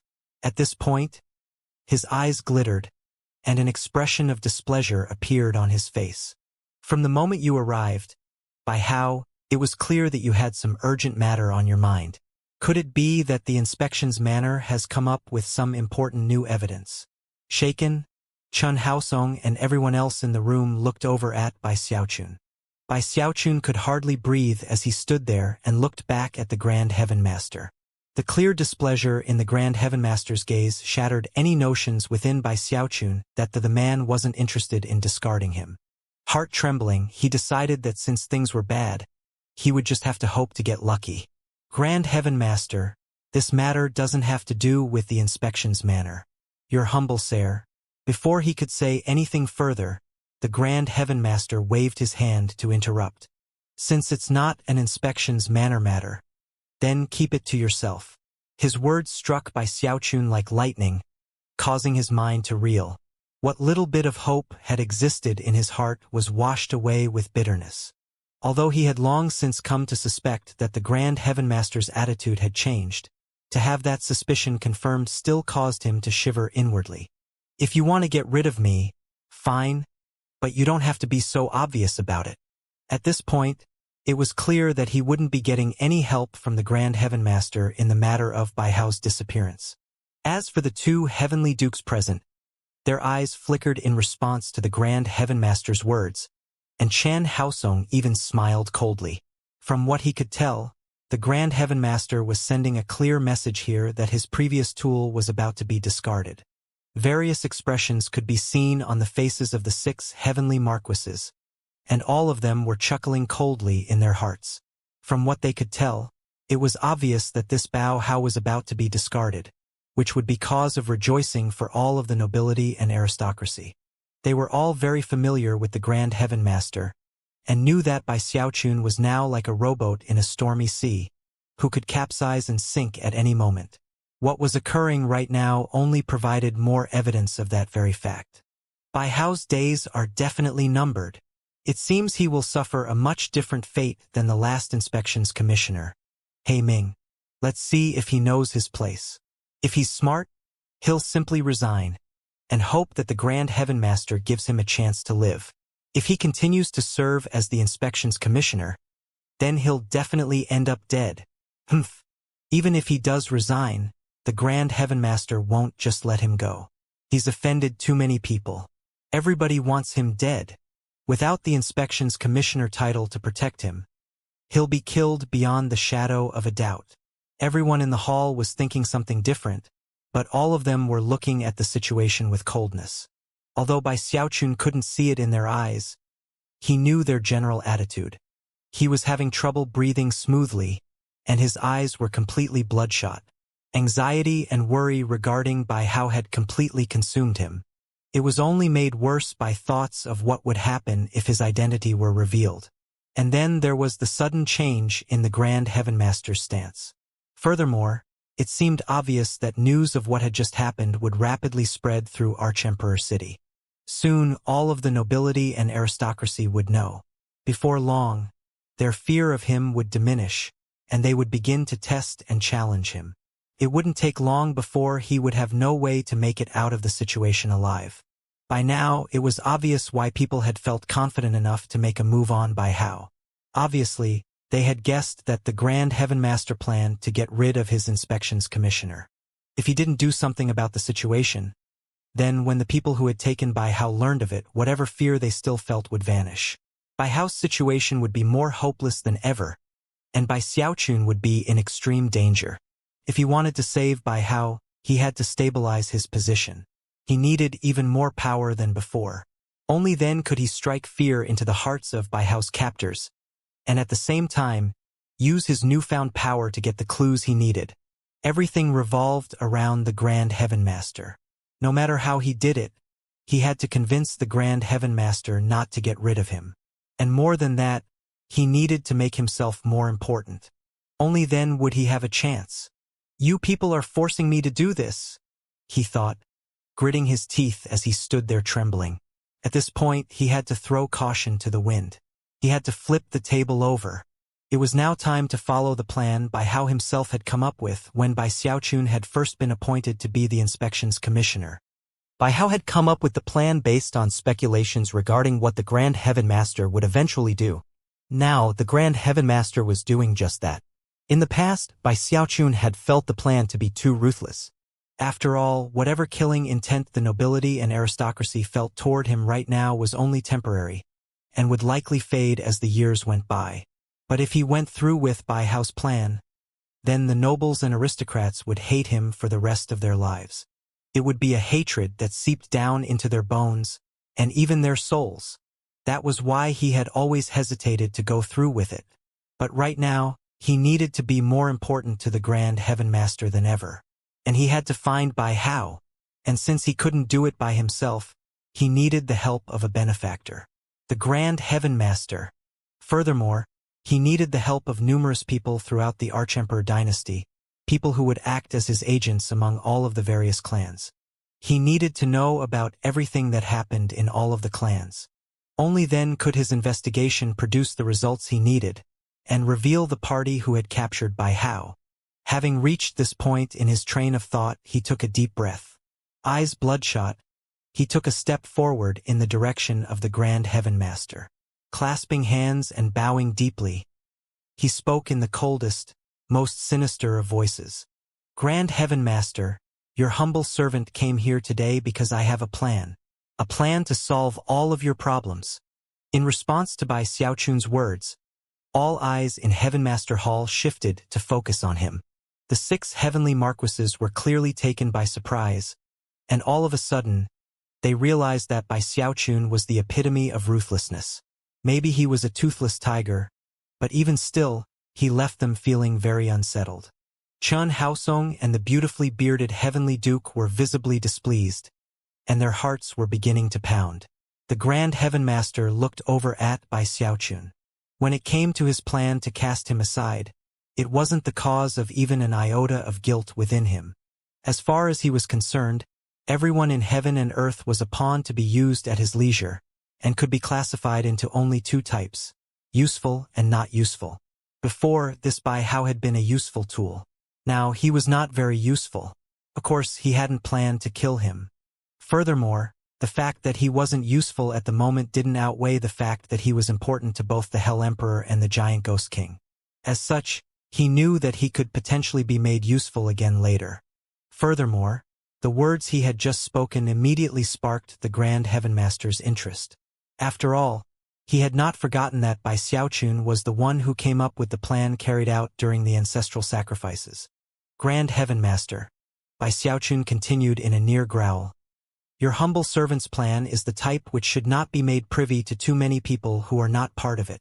Smiling, the Grand Heaven Master waved his hand, and before the 6 heavenly marquises could react, they began to fade away and were soon gone, removed to a location outside the imperial palace. Unsightly expressions could be seen on their faces as they exchanged glances and then snorted coldly. He's bluffing, that's all it is. It seems this Bai Hao just won't give up. Humph. Struggling all the way into the grave. Well, the more he does that, the worse off he'll be. Meanwhile, back in Heaven Master Hall, the Grand Heaven Master's expression was exactly the same as before as he said, "Go ahead." Other than he and Bai Xiaochun, the only people present were Chen Haosong and the bearded Heavenly Duke, who stood there motionless as they looked at Bai Xiaochun. Bai Xiaochun's eyes glittered as he looked over at the 2 Heavenly Dukes. As of this moment, he knew for sure that these 2 were trusted confidants of the Grand Heaven Master. Who would have thought that Chen Haosong is actually a close advisor to the Grand Heaven Master? His brow furrowed slightly as he thought back to everything he knew about Chen Haosong. Something about the whole situation seemed off, but there wasn't time to ponder the situation right now. Sighing softly, he looked at the Grand Heaven Master and continued, "Your humble servant disagrees with Heavenly Duke Chan about what should be the priority right now." Immediately, the Grand Heaven Master's eyes flickered, and the gazes of the 2 Heavenly Dukes turned sharper than ever. According to the traditions of the dynasty, there are 108 Heavenly Marquises, 10 Heavenly Dukes, and 4 Heavenly Kings. They are hereditary positions held in perpetuity, meaning that if a Heavenly Marquis dies, then as long as his clan isn't exterminated or some other drastic situations arise, then there is virtually no chance of someone outside of that clan taking on his mantle. Furthermore, only a direct descendant of the previous Heavenly Marquis can succeed him. Bai Xiaochun spoke in an icy cold voice, and his eyes were both bloodshot and ruthless looking. At the moment, he had decided to throw caution to the wind. Because he had no suspects in the disappearance of Bai Hao, he currently had to be suspicious of everyone. Even if there are no suitable successors because of cultivation-based issues, the position will still remain with that bloodline, and they will simply wait for an appropriate person to rise up. That is why all Heavenly Marquises select their successors long in advance, and only from the direct bloodline of their clan. Special attention is given to that person in their cultivation, so that they can be groomed to be the perfect successor. That is how the arrangement works for Heavenly Marquises, and it's the same with the Heavenly Dukes and Heavenly Kings. Bai Xiaochun spoke with decisiveness that could sever nails and chop iron, and the Grand Heaven Master listened with rapt attention. Clearly, he was very interested to hear what was to be said next. Chen Haosong and the bearded Heavenly Duke were frowning, and were clearly completely in the dark about what Bai Xiaochun was getting at. Flicking his sleeve, Bai Xiaochun raised his voice and continued speaking at a breakneck speed. Because of this tradition, there are a bit more than 100 clans who have an eternal place within the dynasty. Furthermore, they only grow more powerful as time passes, and accumulate staggering amounts of wealth. That wealth is the true source of their power and their confidence. It is the foundation of everything. As long as everything goes their way, things are smooth. But with the right spark, they could erupt into violence with the resources of a whole nation at their disposal. In fact, if drastic upheavals ever struck the Arch-Emperor dynasty, and more than 100 such clans joined forces, their profound resources would make them far too powerful. At this point, Chun Haosong realized what was going on. Eyes cold, he said, "Shut your mouth, Bai Hao. This is complete and utter hogwash. Perhaps the heavenly kings are exceptions, but the heavenly marquises and heavenly dukes run huge clans. They have to take care of every clan member, and make sure they have sufficient battle prowess, not for themselves, and not to rise up as independent forces, but as the reserve power of the Arch-Emperor dynasty. In fact, you have simply no idea how expensive it is to take care of a clan and increase its battle prowess. And that's all to maintain the reserve powers of the dynasty." As far as he was concerned, what Bai Xiaochun was currently saying was very dangerous. "I don't know," Bai Xiaochun said, looking over at him. Although Bai Xiaochun generally feared death, and was usually a coward, he knew that now was not the time to fall back on such tendencies. "I think there are probably few people in the Arch-Emperor dynasty who know more than I do about such things. How many clans have you shaken down, Heavenly Duke Qin? And how many have I? Do you know how much wealth I saw in each of those shakedowns? How much reserve savings? Well, let me tell you. In fact, I'll spell it out very, very clearly. I've shaken down 18 heavenly marquee clans. And you know what? Every single one of those clans had amassed wealth that could only be described as sufficient to shake heaven and earth. The Li clan had saved up 1 billion portions of soul medicine, 279 soul grounds, and 1,000 inactive large-scale spell formations. And how about the Chun clan? 2 billion portions of soul medicine. That alone could fund 30% of the military expenditures you just referred to, Heavenly Duke Chun. Can you imagine how many cultivators it would take to use up that many resources? In the third wave of shakedowns, the clan of Heavenly Marquis Gongsun Dao turned out to have hundreds of thousands of sets of materials to create spell formations. Plus, they had 10 million soul bombs. If those bombs detonated, they could destroy most of Arch-Emperor City. If the Heavenly Marquis clans are like that, then what do you think the Heavenly Dukes are like? In this matter, I will not be shutting my mouth. You will. By the time he finished speaking, he was yelling. Chun Haosong's chest heaved as he glared angrily at him, and yet, he was incapable of offering a retort. As for the Grand Heaven Master, he simply sat there quietly, looking at Bai Xiaochun with shining eyes. The one to speak next was the bearded Heavenly Duke. Even if the Heavenly Marquis clans have deep reserve savings and power, by how that only goes to show how strong the Arch-Emperor dynasty is. One of the main reasons the Celestial can't invade us easily is because of how intrepid and valiant we are. The resources we have help us groom our successors and pass on their strength from generation to generation. They protect the glory of the Arch-Emperor dynasty and also ensure that there are only 108 heavenly marquises. In fact, that is also why the number of heavenly dukes and kings is limited. When you have a sharp blade, you keep it that way, you don't grind it down until it's dull. Bai Xiaochun waved his hand dismissively at the two heavenly dukes. Focusing on the Grand Heaven Master, he said, "Wrong. I believe that the most important principle in the world is fairness. Fairness is the only way to ensure the continued growth of the dynasty. That is the only way to guarantee that a dynasty can stand strong and tall." Why do these clans only view their certain heirs as important? Why do those heirs get all the resources? Why are other children of the clan so vastly unimportant? It's not fair to the other children, and it's especially unfair to the bastards. Why is only a designated successor allowed to take over for a dead heavenly marquis, and thus control the wealth of the clan? It's simply not fair to both the other members of the direct bloodline and the bastard children. Therefore, I suggest that the wealth of the clans that make up the aristocracy be equally distributed. Give that wealth to all heirs, regardless of their status in the bloodline, and regardless of whether or not they are bastards. Everyone should have the chance to become a successor, and everyone should have an equal share of the resources. Heavenly marquises, heavenly dukes, heavenly kings. Their wealth and resources should be equally divided among all their children. That would be a gift to the people and grace to the commoners.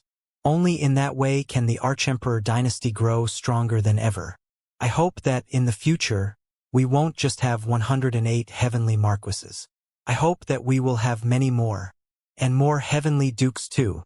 At the same time, everyone will proclaim the glory of the Grand Heaven Master, thank him eternally, and offer oaths of unending loyalty. As his voice echoed out with thunderous volume in Heaven Master Hall, Bai Xiaochun flicked his sleeve to add emphasis to his words. This was a truly vicious plan. It was a vicious plan through and through. In fact, it was vicious to a completely shocking degree, to a level that would leave many people bristling with anger. Chun Haosong felt like his heart was being struck by hundreds of thousands of lightning bolts. Face falling, he actually staggered slightly as he stood there. "Grand Heaven Master, you mustn't do such a thing," he said, trembling. He had many heirs, and if this plan were carried out, it could shatter his entire clan. Furthermore, nobody would be able to revolt against the Grand Heaven Master because of it. After all, he wouldn't be the one to take away the resources. The chaos which would result in each and every clan would force them all to do everything in their power just to remain stable. In the end, it would essentially take all the biggest clans and reduce them to dozens of smaller clans. With no clans able to maintain a dominant position, it would be hard to even state what the political situation would be in the years to come. Chun Haosong didn't even dare to think about it. This Bai Hao is completely ruthless, he cursed inwardly. Why won't he just go and die already? This vicious plan was clearly an extenuation of the shakedowns. However, the ones to be shaking down the clans wouldn't be Bai Xiaochun, it would be the children in the clans, and those people in the clan who were loyal to them. Bai Xiaochun was asking to hand a sharp blade to the bastard sons and the members of the direct bloodlines who had no right of succession. Then he would have them raise that blade up over the heads of the clan as a whole. It was a very crafty plan. It would sow chaos within all of the nobility and aristocracy by turning the clans on themselves internally. The people who currently held power would be badly burned, and no one else. After all of the children were members of the direct bloodline, and carried the requisite blood of the clan. Short of exterminating all descendants, any given marquis, duke, or king would be incapable of smoothly resolving all of the resulting conflicts. Contrariwise, it would be a boon to the bastard sons and other children with no right of succession. Although such people normally did get access to better cultivation resources than the average cultivator, it was nothing compared to the true successors. For the most part, they only slightly benefited from the vast wealth of their clans. But if this plan were to be carried out, everything would change. Everyone would have equal access to the wealth, successors, non-successors, and bastards alike. How could people like Chun Haosong not go mad? How could they not be passionately opposed to it? Of course, unluckiest of all were the current appointed successors. They would be suffering catastrophic blows, and their futures would essentially be ruined. One could only imagine how much they would hate Bai Xiaochun. Whatever hatred they already felt would increase exponentially, and would permeate their very marrow. As for the people currently in power, they would be skating on even thinner ice. All of the wealth they had worked so hard to build up, all of their savings, would be divided up in the clan. It would make it impossible for them to say if they could continue to bask in their previous glory. On top of that, such people would then be forced to watch helplessly as their chosen successor squabbled and fought with the other children. Their hatred for Bai Xiaochun would reach towering heights, to the point where they would desire nothing more than to drink his blood, dine on his flesh, and crush his bones to bits. Before, Bai Xiaochun had been a dangerous knife that could be directed at anyone, which was why everyone had wanted him dead. But now, that knife was threatening everyone. This is complete insanity, the bearded heavenly duke said, chills running up and down his spine. Although he was loyal to the Grand Heaven Master, the mere thought of how terrifying this plan was left him in utter terror of Bai Xiaochun.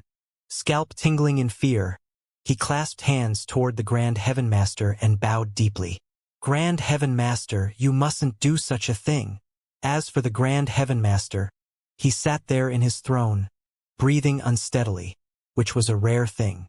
As he looked at Bai Xiaochun, his eyes shone with brilliant light. Never could he have anticipated that Bai Xiaochun would come up with a plan like this. From beginning to end, he had explained everything in perfect detail.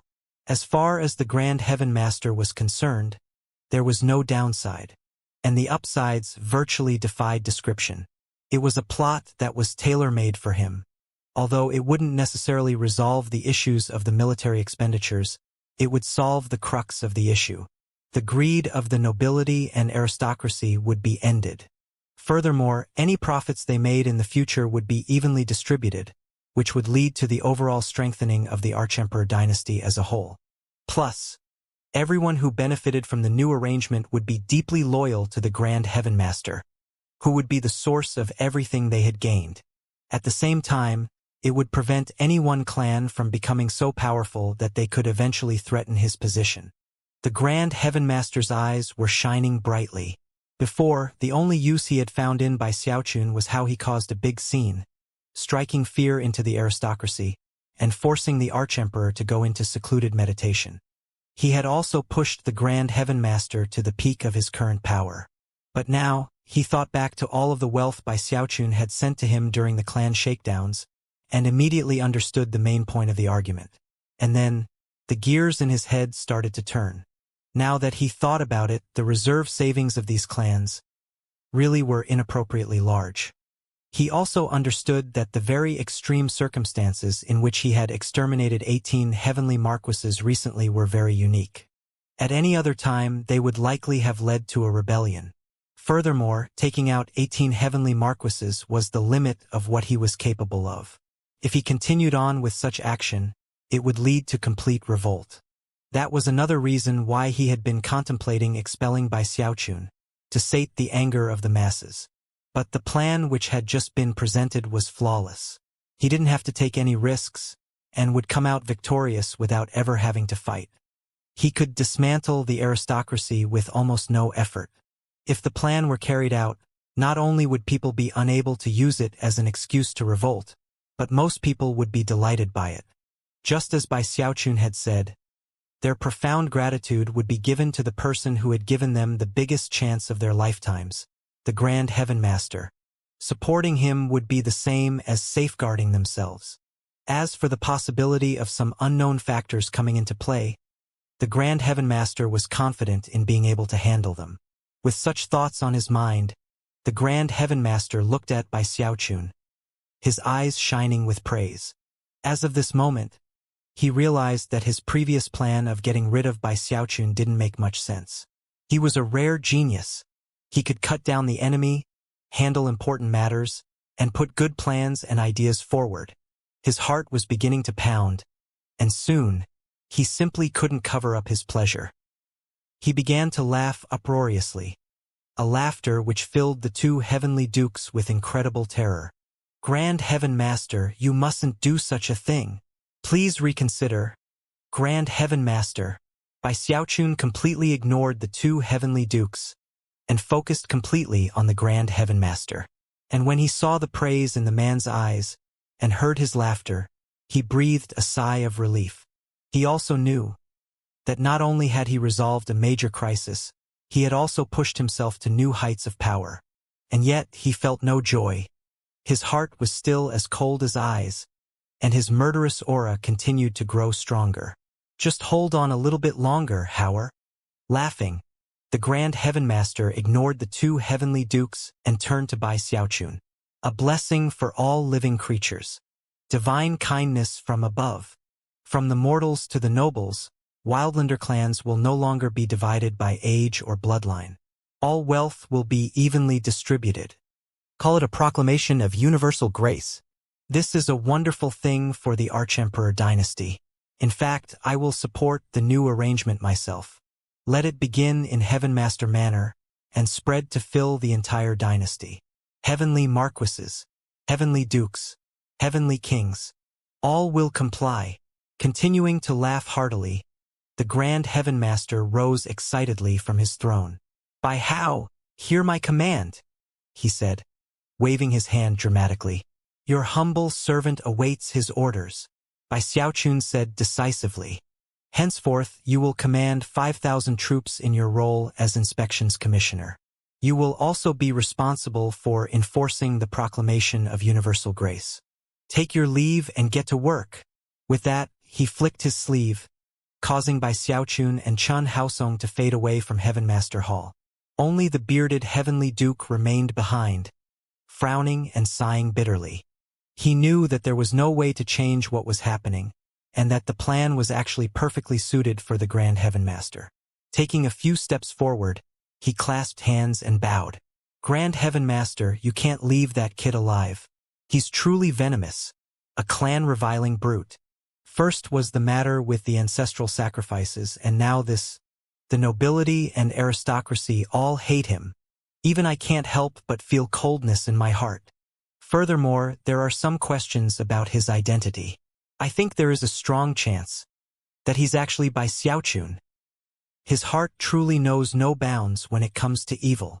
Clearly, this bearded Heavenly Duke had truly been frightened by Xiaochun's plan. There are going to be a lot of people who support this new arrangement. The bastard sons and auxiliary bloodline cultivators are going to go wild with joy. The worst off of all will be the arrogant heirs apparent, and the chosen who already have a problem with him.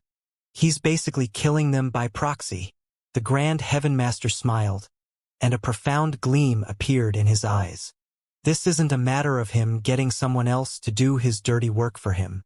He's going crazy trying to find his soul slave. Soul slave? The bearded Heavenly Duke said in surprise. Someone just captured that soul slave of his. Whoever it was knew how to do it in just the right way so that I wouldn't notice in time. Furthermore, no evidence was left behind. The bearded Heavenly Duke was clearly stunned. Go look into who did it. The Grand Heaven Master knew that whoever had done the deed had planned on him not interfering. And the truth was that, before Bai Xiaochun revealed his plan, he wouldn't have. But now he was hesitating. The bearded Duke hesitated for only a short moment. I suspect that only those four would be able to do something like this. Your humble servant will look into it immediately. He paused, then added, however, I still think Bai Hao is a ruthless schemer who must not be left alive. You're only looking at things on the surface, the Grand Heaven Master said with a profoundly intelligent smile. The giant Ghost King only has a single daughter, and therefore, Bai Hao's plan won't affect him. The fact that his plan protects the giant Ghost King shows that he knows how to be grateful. If he was the completely ungrateful type, I wouldn't dare to use him. However, considering that he is, I think I'll bless him just the same as the giant Ghost King has. If he follows the giant Ghost King, his prospects will be limited. But if he follows me, he will have no such limitations. He is definitely a ruthless dagger, but the important thing is that I hold him in my hand. The giant Ghost King doesn't qualify, only I do. The giant Ghost King tried to get him together with Zhou Zimo, right? Well, he likes Chun Man Yao, so if he manages this upcoming affair properly, then I'll give him her hand. Afterward, he can become my stepson. Although the Grand Heaven Master did not speak in a loud voice, there was something profoundly meaningful to his words. In response, the bearded Heavenly Duke simply voiced his assent and left. Meanwhile, Bai Xiaochun had appeared outside of the imperial palace, a very grim look on his face, his eyes shining with cold light, and his murderous aura seething. He looked like he had gone mad, and was now so tightly wound that he seemed ready to snap and kill someone at a moment's notice. He sent out a thought, which caused his army of corpse troopers to fly over, along with Zhou Yixing, who was feeling very apprehensive. It was without a single word that he followed Bai Xiaochun all the way back to the inspections manor.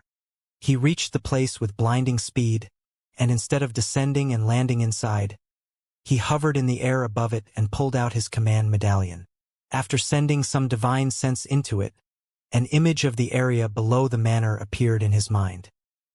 He saw more than 90,000 coffins, all of them visible in complete detail, and surrounded by a sinister and cold aura. Without the slightest hesitation, he sent his divine sense sweeping over them, selecting 2,000 and saying to them, "Awaken!" Ruiyuyumbal. The intense sounds which erupted out from the manor caused the ground to shake and the sky to flash with bright colors. Virtually all of the soul cultivators in the area could feel what was happening. Something is happening at the inspections manor again. What? What is that black cloud? Heavens! I can't believe that so many coffins are visible. How is this even possible? Isn't everybody talking about how is in big trouble?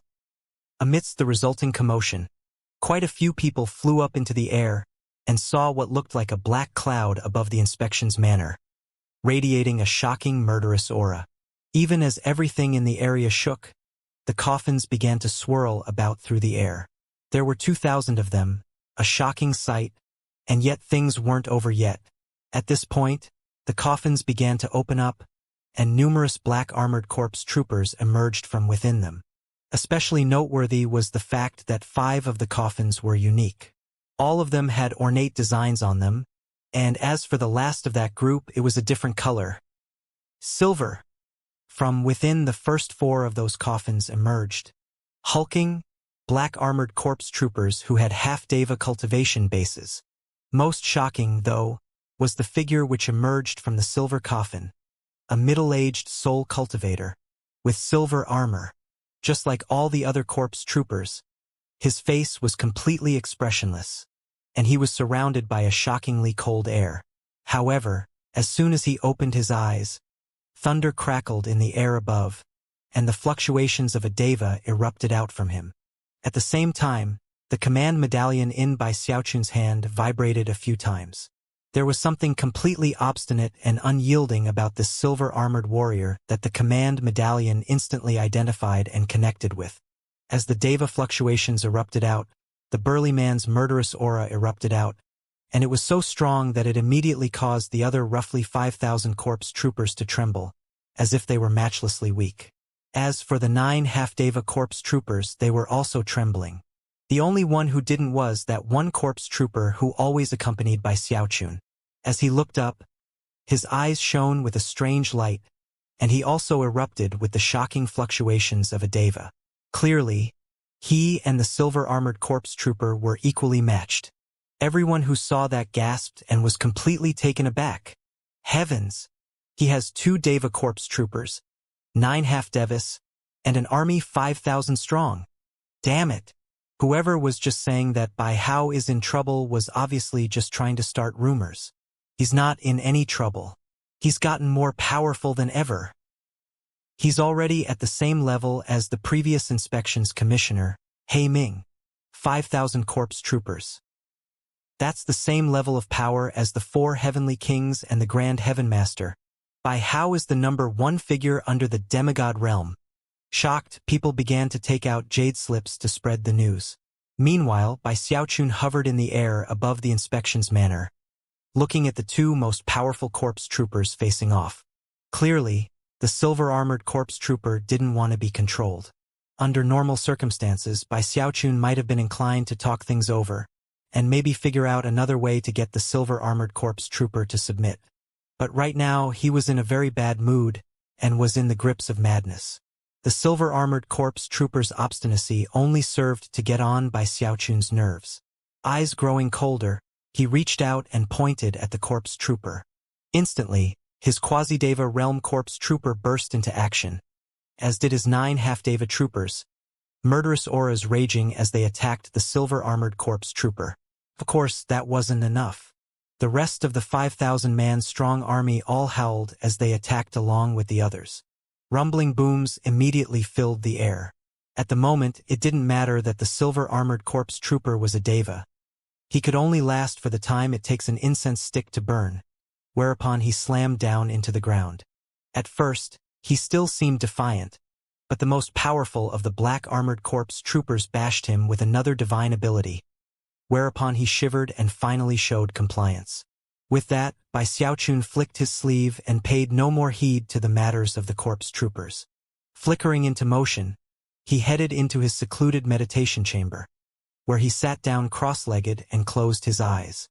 He was waiting for the official announcement of the proclamation of universal grace. From what he could guess, it wouldn't be much more than a few hours before that happened.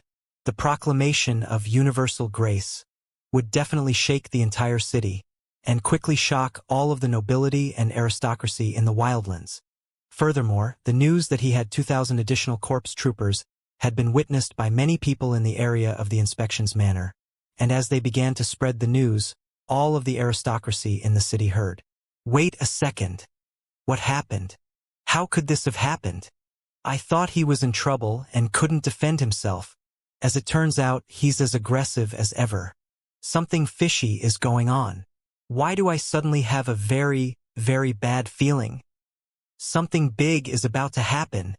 The appearance of a whole new group of corpse troopers in the inspections manor was a source of complete shock to many people, especially the nobility and aristocracy, among whom numerous speculations began to run wild.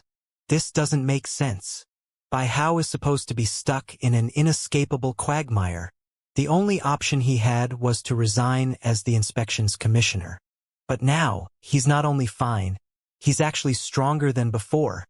Everyone in Archemperor City was completely shaken, and the nobility and aristocracy immediately poured all the resources they could into investigating what was happening.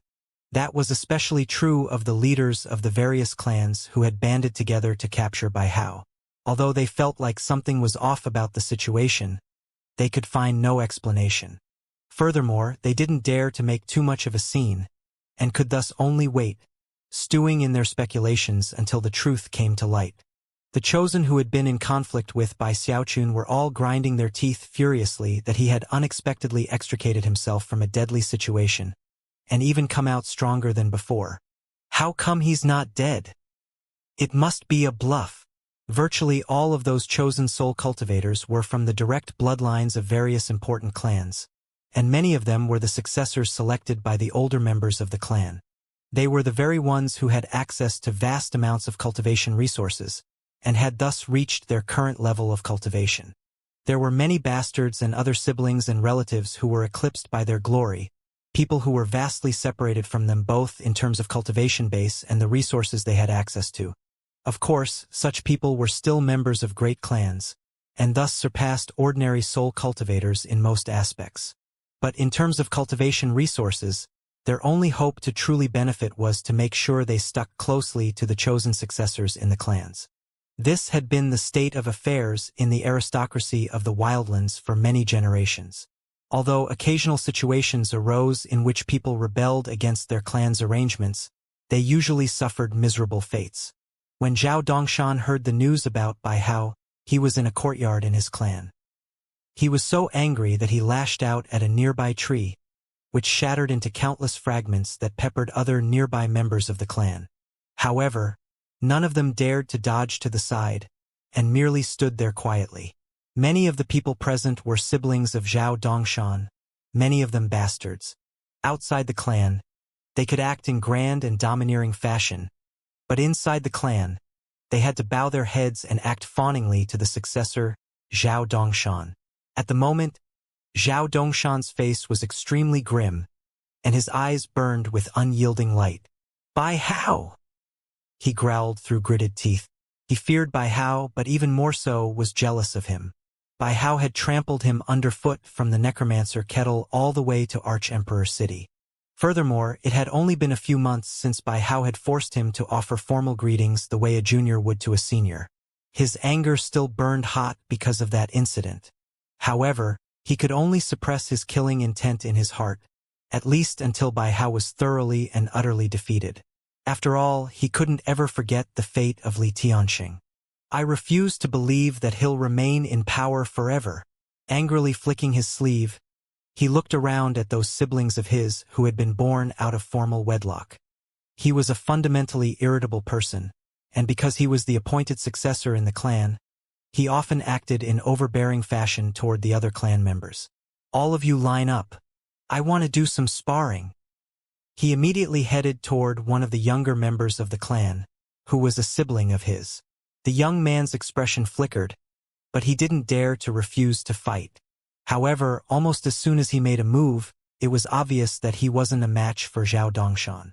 A boom rang out, and the young man tumbled backward, blood spraying out of his mouth. The other clan members' expressions flickered, and their scalps tingled in fear. However, they had no choice in the matter. One by one, more booms and crashes could be heard as dozens of Zhao clan cultivators were flung this way and that, coughing up blood. "Useless trash, all of you," Zhao Dongshan shouted. Although his words angered all of the other clan members, they knew that he was venting his frustration, and that they had no option of resisting. They simply had to endure. Zhao Dongshan was aware that they were only enduring because they had no other choice, and yet he didn't care. He was the clan's successor, its future heavenly marquis. No matter how angry the other clan members got, they had to simply bow their heads, lest they be accused of rebellion. Zhao Dongshan snorted coldly and prepared to vent a bit more frustration when, all of a sudden, a bright beam of light shot toward them from some distance away. It was none other than an old servant, who had an expression of alarm on his face, and was panting furiously, as though he had just experienced some terrifying ordeal.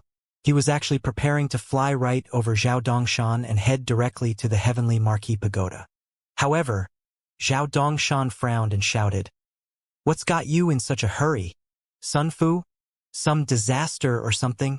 The old man apparently didn't hear him, which led to no small amount of irritation on Zhao Dongshan's part. In fact, he waved his hand, causing a rumbling sound to fill the air as the old man was knocked out of the air. Blood oozed out of the corners of his mouth as he looked around, surprised. That was when he noticed Zhao Dongshan looking at him with a grim expression. "Something big has happened, Crown Prince," the old man said in a shaky voice. "Everybody outside is talking about it. The Grand Heaven Master is about to issue a dermic decree, something called a proclamation of universal grace. At its core, it will force all the clans to distribute their resources evenly among all the potential heirs in the clan. It doesn't matter if you're a bastard or a non-successor. As long as you have the right blood in you, you'll be treated equally." Zhao Dongshan felt completely and utterly thunderstruck. It seemed too incredulous to believe, so much so that he stepped forward and grabbed the old man. "What did you just say?" "I'm not making it up," the old man said, shivering. "Everybody outside is talking about it." Zhao Dongshan was just about to start yelling again when, all of a sudden, the sound of bells could be heard from the imperial palace, ringing out to fill all of Arch-Emperor City. Whenever those bells tolled, it meant something extremely important was happening. As the bells tolled, a somber voice could be heard speaking, reaching the ears of everyone in the city. The founder of the Arch-Emperor dynasty once said that all living things should be treated equally. From this day forward, from the imperial court on down, the children of the clans, whether they be bastards or non-successors, will have equal access to the wealth and resources of their clans. A new golden age is about to begin for our imperial dynasty. Everyone who heard the words felt as though their hearts were leaping in their chests.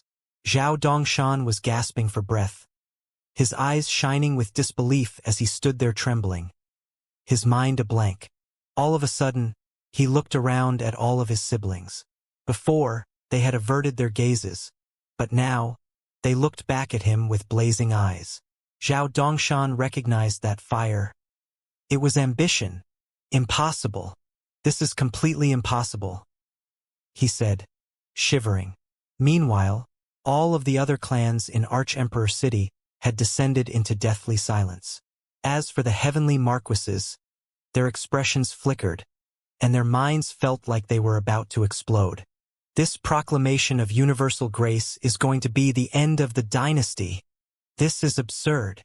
What does the Grand Heaven Master think he's doing? Damn it. Damn it. Whose idea was this? Why does this proclamation of universal grace seem like just as vicious a plan as what happened on the day of ancestral sacrifices? The immediate response to the proclamation of universal grace was for Arch-Emperor City to go completely silent. But then, a huge commotion ensued. That was when the crushing demigod might of the Grand Heaven Master descended from the imperial palace. At the same time, the auras of 5 heavenly dukes joined the Grand Heaven Masters to fill the city. That was when Bai Xiaochun opened his eyes within his secluded meditation chamber in the inspections manner. Slowly rising to his feet, he took a step forward to appear in midair above the manor. his bloodshot eyes shining with cold light. Swishing his sleeve, he loudly said, "Corpse troopers, assemble immediately. The time has come to enforce the proclamation of universal grace." As his voice rang out, all of his 5,000 corpse troopers flew over, murderous auras burning with intense power. "We'll start with the heavenly marquee clans." With that, he flew up into the air, followed by the corpse troopers. His first destination, the Zhao clan. The nobility and aristocracy in Archemperor City were deeply shaken. Despite the fact that the Grand Heaven Master and 5 heavenly dukes had unleashed incredible pressure, there were still other heavenly marquises and dukes who flew out of their clans and headed to the imperial palace to offer formal greetings to the Grand Heaven Master. As far as everyone was concerned, this proclamation of universal grace was incredibly malevolent. Furthermore, everyone believed that it mustn't be allowed to stay in effect for very long. If it did, the consequences would be unimaginable. However, even as the heavenly marquises and dukes joined forces to head to the imperial palace, Bai Xiaochun was leading his army of fierce corpse troopers toward the Zhao clan. He was in a state of madness, moving at top speed, and thus, it didn't take long for his 5,000 corpse troopers to descend on the clan, surrounded by a black vortex that was their murderous aura. Although the Zhao clan seemed peaceful and quiet, the bastard children and non-successors of the bloodline couldn't have been more excited. After the Grand Heaven Master's Dermic decree came down, the ambitions they had forced to keep hidden for their entire lives suddenly blossomed, causing their hearts to race. Everyone was to be treated equally. Everyone was to have fair access to resources. It was a beautiful prospect that had everyone affected bursting with excitement. The only angry one was Zhao Dongshan, as he realized that the assets that were his inheritance by right would soon be divided up equally among everyone else. Although he was furious to the point of going crazy, he didn't dare to go against the orders of the Grand Heaven Master. All of his hopes rested with his father, who had gone to the imperial palace with the other heavenly marquises. This isn't a proclamation of universal grace. It's proclamation of clan shakedowns. As he stood there gritting his teeth, he glared around angrily at the bastards and auxiliary bloodline cultivators. He was just starting to get restless from anger when Bai Xiaochun arrived. He hovered in the air above the clan, expression grim and eyes cold. With every moment that ticked by, his anxiety and madness grew stronger. All of the clan members down below who looked up at the black vortex of the corpse troopers' murderous aura were shocked. However, many of them had actually been waiting for Bai Xiaochun to show up, and were feeling more excited than ever. They felt very differently from the last time Bai Xiaochun had come. As for Zhao Dongshan, he looked up, expression flickering, and prepared to speak. Before he could, though, Bai Xiaochun's cold voice rang out to fill the entire Zhao clan. "The Grand Heaven Master has spoken. He has issued the proclamation of universal grace, which all subjects of the dynasty are required to comply with, regardless of rank or status. I have come here in my role as the Inspections Commissioner to represent the Grand Heaven Master in enforcing the proclamation." Numerous soft gasps could be heard in the clan, many of them filled with excitement. The bastard children and non-successors all looked on with brightly shining eyes. Zhao Dongshan's face fell even further, and his eyes widened. "It was you! Damn it! It was you! This vicious plan was yours all along. That's why you were able to consolidate your power with the Grand Heaven Master." Zhao Dongshan understood everything in an instant. After all, it wasn't a very difficult puzzle to solve. The recent stir from the inspections manor happened right before the proclamation of universal grace was issued. The slightest amount of thought into the matter would reveal the underlying truth. Zhao Dongshan's madness, and his previous hatred, made it so that he couldn't hold back from shouting. "By how you'd..." But he had picked the wrong time to react in such a way. The madness in Bai Xiaochun's own heart had reached the point that he could erupt with brutal violence at any moment. Bai Xiaochun said, a cold light flickering in his eyes. He took a step forward, vanishing and then reappearing right in front of Zhao Dongshan. Without the slightest hesitation, he then clenched his hand into a fist and punched out, The fist strike seemed to be filled with all the fury that existed in his heart. It caused the air to vibrate and shatter, and although the shocked Zhao Dongshan tried to defend himself, his battle prowess was vastly inferior to Bai Xiaochun's. Blood sprayed out of his mouth as he was flung backward several hundred meters, where he slammed into a building that then collapsed on top of him. Although some of the other nearby clan members had instinctually stepped forward to interfere, most of them subsequently stopped in place. Then, they simply watched with glittering eyes as Bai Xiaochun took another step forward, placing him right in the middle of the collapsed building, directly in front of Zhao Dongshan, who had been struggling out of the rubble. Zhao Dongshan's eyes went wide with terror at the realization that Bai Xiaochun had come after him again, and he immediately tried to back up. But Bai Xiaochun was too fast. His hand exploded out with lightning speed to grab Zhao Dongshan by the throat and lift him up into the air. Then, he sent some cultivation-based power pouring into him to seal him. "Was it you?" Bai Xiaochun asked, his eyes as cold as midwinter snow as he stared at Zhao Dongshan. The way his gaze stabbed into Zhao Dongshan's eyes made it seem like he was capable of seeing all the secrets inside of him. Zhao Dongshan's heart immediately began to pound, and he started panting. Without even thinking about it, Zhao Dongshan tried to struggle free, but couldn't. The strength of Bai Xiaochun's right hand was completely terrifying. "What are you talking about? Don't do anything rash." That was what he tried to say, but actually couldn't. The only thing which came out of his mouth were some indistinct gurgling sounds. By this point, a sense of imminent deadly crisis had risen up in his heart. "He's crazy," he thought. "Damn it. This Bai Hao is a madman." Zhao Dongshan's heart pounded in his chest as he realized that he was likely moments away from death. Bai Xiaochun looked at Zhao Dongshan for a moment, then slowly closed his eyes. Zhao Dongshan's expression had revealed nothing but fear of death. Considering how hot-headed he was, if he had been involved with the incident with Bai Hao, then the fact that he knew something about it would have shown in his eyes. "So he's not in on it?" he thought, his anxiety mounting. However, he didn't release Zhao Dongshan. Instead, he turned to look at the young clan members in the area, the ones who were obviously Zhao Dongshan's siblings. "The proclamation of universal grace will be enforced, and I'm here to supervise. All of you should have fair and equal access to the resources of your clan.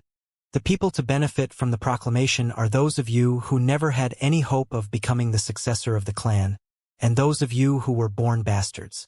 If you refuse to support the proclamation, then the only people you will be hurting are yourselves. If you want the proper amount of resources, then I need you to tell me everything you know about your clan. Tell me about your parents, the members of the elder generation, the heavenly marquis. The extent of the wealth of your clan will determine how much resources you get. The more you tell me, the more information I'll have for my records. That's the only way to ensure that the resources are distributed evenly. And in the end, you will get the fairest division of the clan assets. I have the power to grant rewards during the carrying out of the proclamation of universal grace. Therefore, whoever among you gives me the most information will get the biggest rewards. As all of you can tell, this entire thing is for your benefit. That is why I need to know everything about the Zhao clan. And sometimes, the clan's assets are not physical items, but rather information, reports, and secrets. Such things are oftentimes far more valuable than the material assets. The other clan members were getting more excited by the moment, and their eyes were already shining with greed. They were bursting with excitement and ambition, to the point where some were on the verge of going crazy. From what Bai Xiaochun had just said, they could all tell that the proclamation of universal grace really had been issued to benefit them. If they wanted to get their share of the assets, then it was important to have a true understanding of what the clan possessed. And when it came to that, no one on the outside could possibly know as much as the people inside the clan itself. By this point, Zhao Dongshan's terror had reached the point of panic. On the one hand, he was terrified at the prospect of dying, but on the other hand, if people took the clan assets, they were basically taking away his inheritance. Although it was driving him into madness, his cultivation base had been tightly sealed, and he was being physically held by Xiaochun. He had no choice but to wait and see what would happen. his heart filled with mixed emotions of all sorts. Bai Xiaochun could see how excited everyone was. Looking back at Zhao Dongshan for a moment, he then tossed him into another nearby building, which also collapsed on top of him. Then he flew into motion, taking his 5,000 corpse troopers with him as he went on to his next target, the next heavenly marquee clan. As he left, Zhao Dongshan crawled out of the rubble of the second building, staggering a bit as he looked around at all of the familiar faces around him. These were his siblings, who he had known for many years, but now, they looked like a pack of wolves. His heart trembled, and suddenly, the sky seemed dark. "I'm finished." Bai Xiaochun took action at the perfect time. The very moment that the Grand Heaven Master's Dermic decree was sent out, shaking Archemperor City and causing all of the heavenly marquises to band together and go to the imperial palace. It was a time when the nobility and aristocracy were completely unstable, and because of that, Bai Xiaochun swept across them like a windstorm. The successors were struck with fear, and the bastards and direct bloodline non-successors were shown staunch support. For the latter, they now had a justification to be ambitious, as well as something they had never even been able to dream of before: hope. The truth was that Bai Xiaochun hadn't planned out his timing at all. He had simply been anxious, and hadn't dared to delay any longer than necessary. He would have shown up at the clans even if the heavenly marquises hadn't left. After all, he had 2 Deva Corps troopers for half-Devas, and 5,000 in the nascent soul stage. He could even assault the manors belonging to heavenly dukes, much less those of the heavenly marquises. It was with rapid speed that he began to move out from the Zhao clan into the other boroughs, toward the other heavenly marquee clans. There were roughly 90 of them, scattered throughout Archemperor City. Virtually every borough in the city had one, and as soon as Bai Xiaochun arrived, he would immediately take action and grab the appointed successor of the clan. And he would ask the same question of each one. "Was it you?" He accompanied the words with raging, killing intent, casting fear into the hearts of the clan successors he grabbed. However, he didn't turn up any clues, which caused his anxiety to grow, and his voice to grow more filled with rage. At every clan, he would address bastards and direct bloodline non-successors alike, repeating the words he had first spoken in the Zhao clan. The only difference was that he began to speak more and more directly. "Tell me everything about your clan. Tell me what assets your clan has. Tell me about your clan's reserve savings. And tell me about your clan's troop movements. Did anyone new show up recently? Was there any suspicious activity among the elder generation? What has your heavenly marquee been up to? Tell me your clan's secrets, your hidden resources, your intelligence reports. The more you tell me, the greater your share will be. Whoever tells me the most will receive personal backing from me." He spoke such words in clan after clan. Of course, no matter how quickly he moved, making his way through all 90 of the clans was not something he could accomplish in a short time. Eventually, he split up his force of 5,000 corpse troopers, sending them to other clans with explicit instructions on what to do and say. Before long, news of what was happening filtered up to the heavenly marquises, who were waiting outside of Heaven Master Hall to see the Grand Heaven Master. They were infuriated, but had no idea what exactly to do. Some stamped their feet and returned to their clans to try to restore order. Others remained behind in the hopes of getting an audience with the Grand Heaven Master. It didn't take long before the ambitions in the hearts of the bastards and non-successors began to grow like weeds in a field. The waiting heavenly marquises began to grow more and more anxious, and were constantly sending and receiving messages to stay up to date on what was happening in their own clans. The fact that their children were all starting to go completely mad had their hearts pounding with anxiety. This good-for-nothing Bai Hao. He was the one that came up with this vicious plan. Damn it! Damn it! Damn it! Expressions of madness appeared on their faces as they realized that things had already reached the point of no return. The storm had come, and calming it would be no easy task. Once ambitions arose in the heart, they could not be erased easily. Although it wouldn't be completely impossible for all intents and purposes, it was. None of them had actually met with the Grand Heaven Master, and yet thanks to Bai Xiaochun, their clans were all descending into chaos. It was already worse than an enemy invasion. Some clans had it better off. But for those who were truly in pandemonium, their respective heavenly marquises eventually had no choice but to head back to put out the proverbial fires. By the time the doors of Heaven Master Hall opened, there were only about 20 heavenly marquises left behind, who then entered the hall with bitterness written on their faces. It was impossible to say what exactly they talked about, or how the Grand Heaven Master managed to placate them. But in the end, they all left, unsightly expressions on their faces, as they chose to simply hold their tongues on the matter. By that time it was night, and Bai Xiaochun was waiting anxiously in the inspections manor.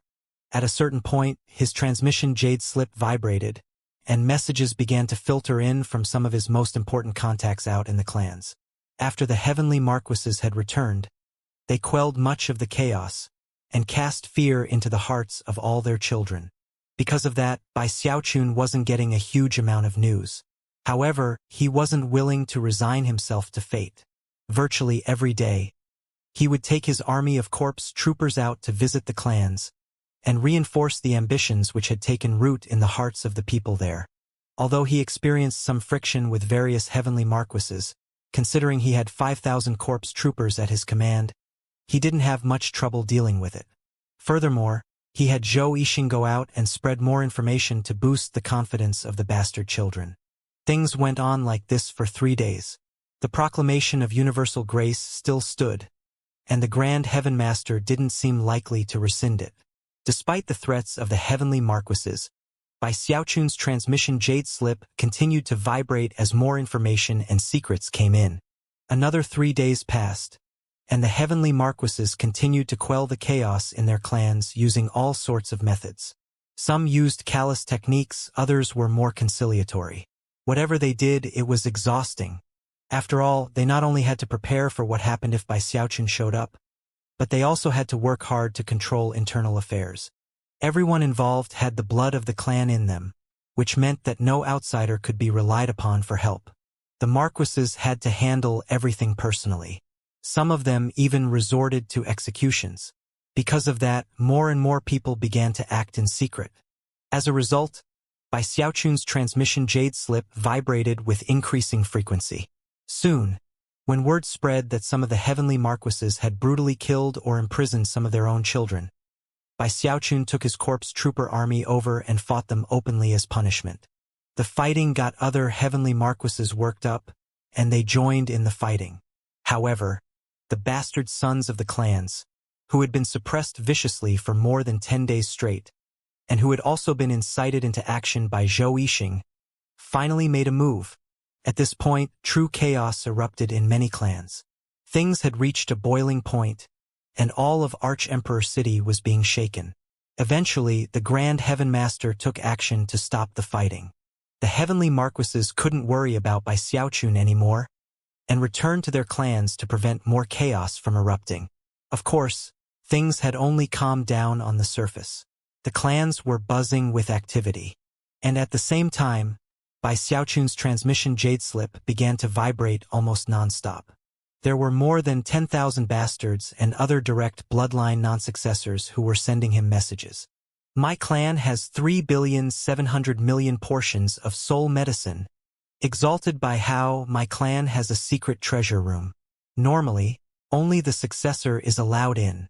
I once saw our heavenly marquis with a Deva soul. It was metal type. My clan has a 100,000-man strong personal army. Although the bastards and other direct bloodline non-successors all seemed shaken, they were secretly going crazy, and were beginning to reveal all of their clan secrets to Bai Xiaochun. By now, Bai Xiaochun basically had spies in all of the clans. And before long, he not only knew everything that was happening in the clans, but could also directly influence the course of events. Many of the bastard children and direct bloodline non-successors had hated Bai Xiaochun in the past. But now he stood on their side and even represented them. As the person enforcing the proclamation of universal grace, they were all on the same team. It wasn't that none of the heavenly marquises had thought of defying the order. However, as time progressed, the truly vicious aspects of the proclamation of universal grace only became clearer. Each clan had one successor. However, the heavenly marquises were all people with profound cultivation bases, as well as multiple wives and concubines. It was only natural that they would have many children. Furthermore, all of those children were members of their clans. And now, all of the bastards and direct bloodline non-successors were on the side of the Grand Heaven Master. Unless the heavenly marquises completely exterminated their own bloodlines, the unrest inside their clans would never be completely quelled, and there was no way they could defy orders in rebellion. Furthermore, in the final analysis, the proclamation of universal grace kept all clan resources within the clan itself, and also within the bloodlines of the various heavenly marquises. As such, the Grand Heaven Master could only be said to be acting reasonably. Justice and reason were on his side, and thus everyone supported him. Thus, the truly ferocious nature of the entire plan was revealed. And what was even more terrifying were the common citizens of Arch-Emperor City. The nobility and aristocracy were vastly removed from the common people. Therefore, when the proclamation of universal grace was announced, the common people staunchly supported it. Although it wouldn't directly benefit them, they were generally envious of the nobility and aristocracy, and especially the successors. Therefore, they were very happy to see everyone within the nobility and aristocracy treated the same. It would immediately cause very powerful people to fall, and although they would likely rise to prominence again, the disparity between them and the common people would be greatly reduced. As such, the common citizens in Arch-Emperor Dynasty were all very excited about what was happening. Furthermore, they supported the Grand Heaven Master more than ever. Yet again, the Grand Heaven Master's prestige rose to a higher level, a level that was completely and utterly unprecedented. In fact, he was now in the position to smoothly establish his own new dynasty if he wished to, that filled the heavenly marquises with dread and bitterness. The heavenly marquises were all profound schemers, and therefore, it didn't take long for them to realize how truly terrifying the proclamation of universal grace was. And yet, that realization did them no good. Knowing the facts and being able to do something about them were two very different things. If Bai Hao really did come up with this idea, then he's completely terrifying. His ability to craft and scheme could terrify even ghosts and gods. He's a complete master at manipulating people. What kind of person do you have to be to come up with a vicious plan like this? Wait a second. This Bai Hao was born a bastard. Damn it. I bet he came up with this idea all the way back in Giant Ghost City, in the Bai clan. And yet, the storm was only just beginning. Things had started in Arch-Emperor City, but they soon spread to other parts of the wildlands. It wasn't just the heavenly marquee clans who were affected. Many necromancer clans erupted into pandemonium, and the person responsible for all of it was Bai Xiaochun, who currently sat cross-legged in the inspections manor. He did nothing to cover the exhaustion in his eyes. Up to this point, he still hadn't rested. Instead, he read each and every message that came his way, analyzing it and hoping to piece together any clues he found. About half a month had passed since Bai Hao had gone missing, and Bai Xiaochun's madness had become like a raging sea of fire that threatened to burn both the people around him and himself. He simply couldn't stop worrying about Bai Hao and his safety. Unfortunately, none of the information he had received up to this point had been of any help. He was deeply worried and sick at heart, to a level he had never experienced before. The only time he could keep his breathing straight and his aura steady was when he was immersed in looking for clues. Although he had plenty of information stored in his jade slip now, none of it was comprehensive. He knew that any hope of finding Bai Hao rested in getting more clues. The wildfire caused by the proclamation of universal grace needs to burn a bit hotter. With that, he looked up, focusing his gaze on a certain direction. Arch-Emperor City's Burrow 5. Burrow 5 was the location of a Heavenly Duke clan. The time has come to make a move against the Heavenly Dukes. Not only will I be able to get more good information, I can also instill a bit of confidence in the cowards there. Gritting his teeth, he flew into the air, and was soon leading his corpse troopers toward Burrow 5. Many people were paying attention, and noticed what was happening. Countless eyes tracked the army of corpse troopers as it flew through the sky, And before long, people realized that he was heading to Burrow 5, which was the location of a Heavenly Duke clan. At that point, people began to gasp in excitement. A Heavenly Duke clan? This by how is too gutsy. He's actually going to a Heavenly Duke clan to enforce the proclamation of universal grace. As the conversation buzzed, 5,000 corpse troopers descended on Burrow 5, with Bai Xiaochun in the lead position. He was flanked by 2 corpse troopers who emanated deva fluctuations, one in silver armor and one in black. Next in the procession were 9 half-deva corpse troopers in black armor. They didn't even pause for a moment after entering Burrow 5. They headed right for the Heavenly Duke clan.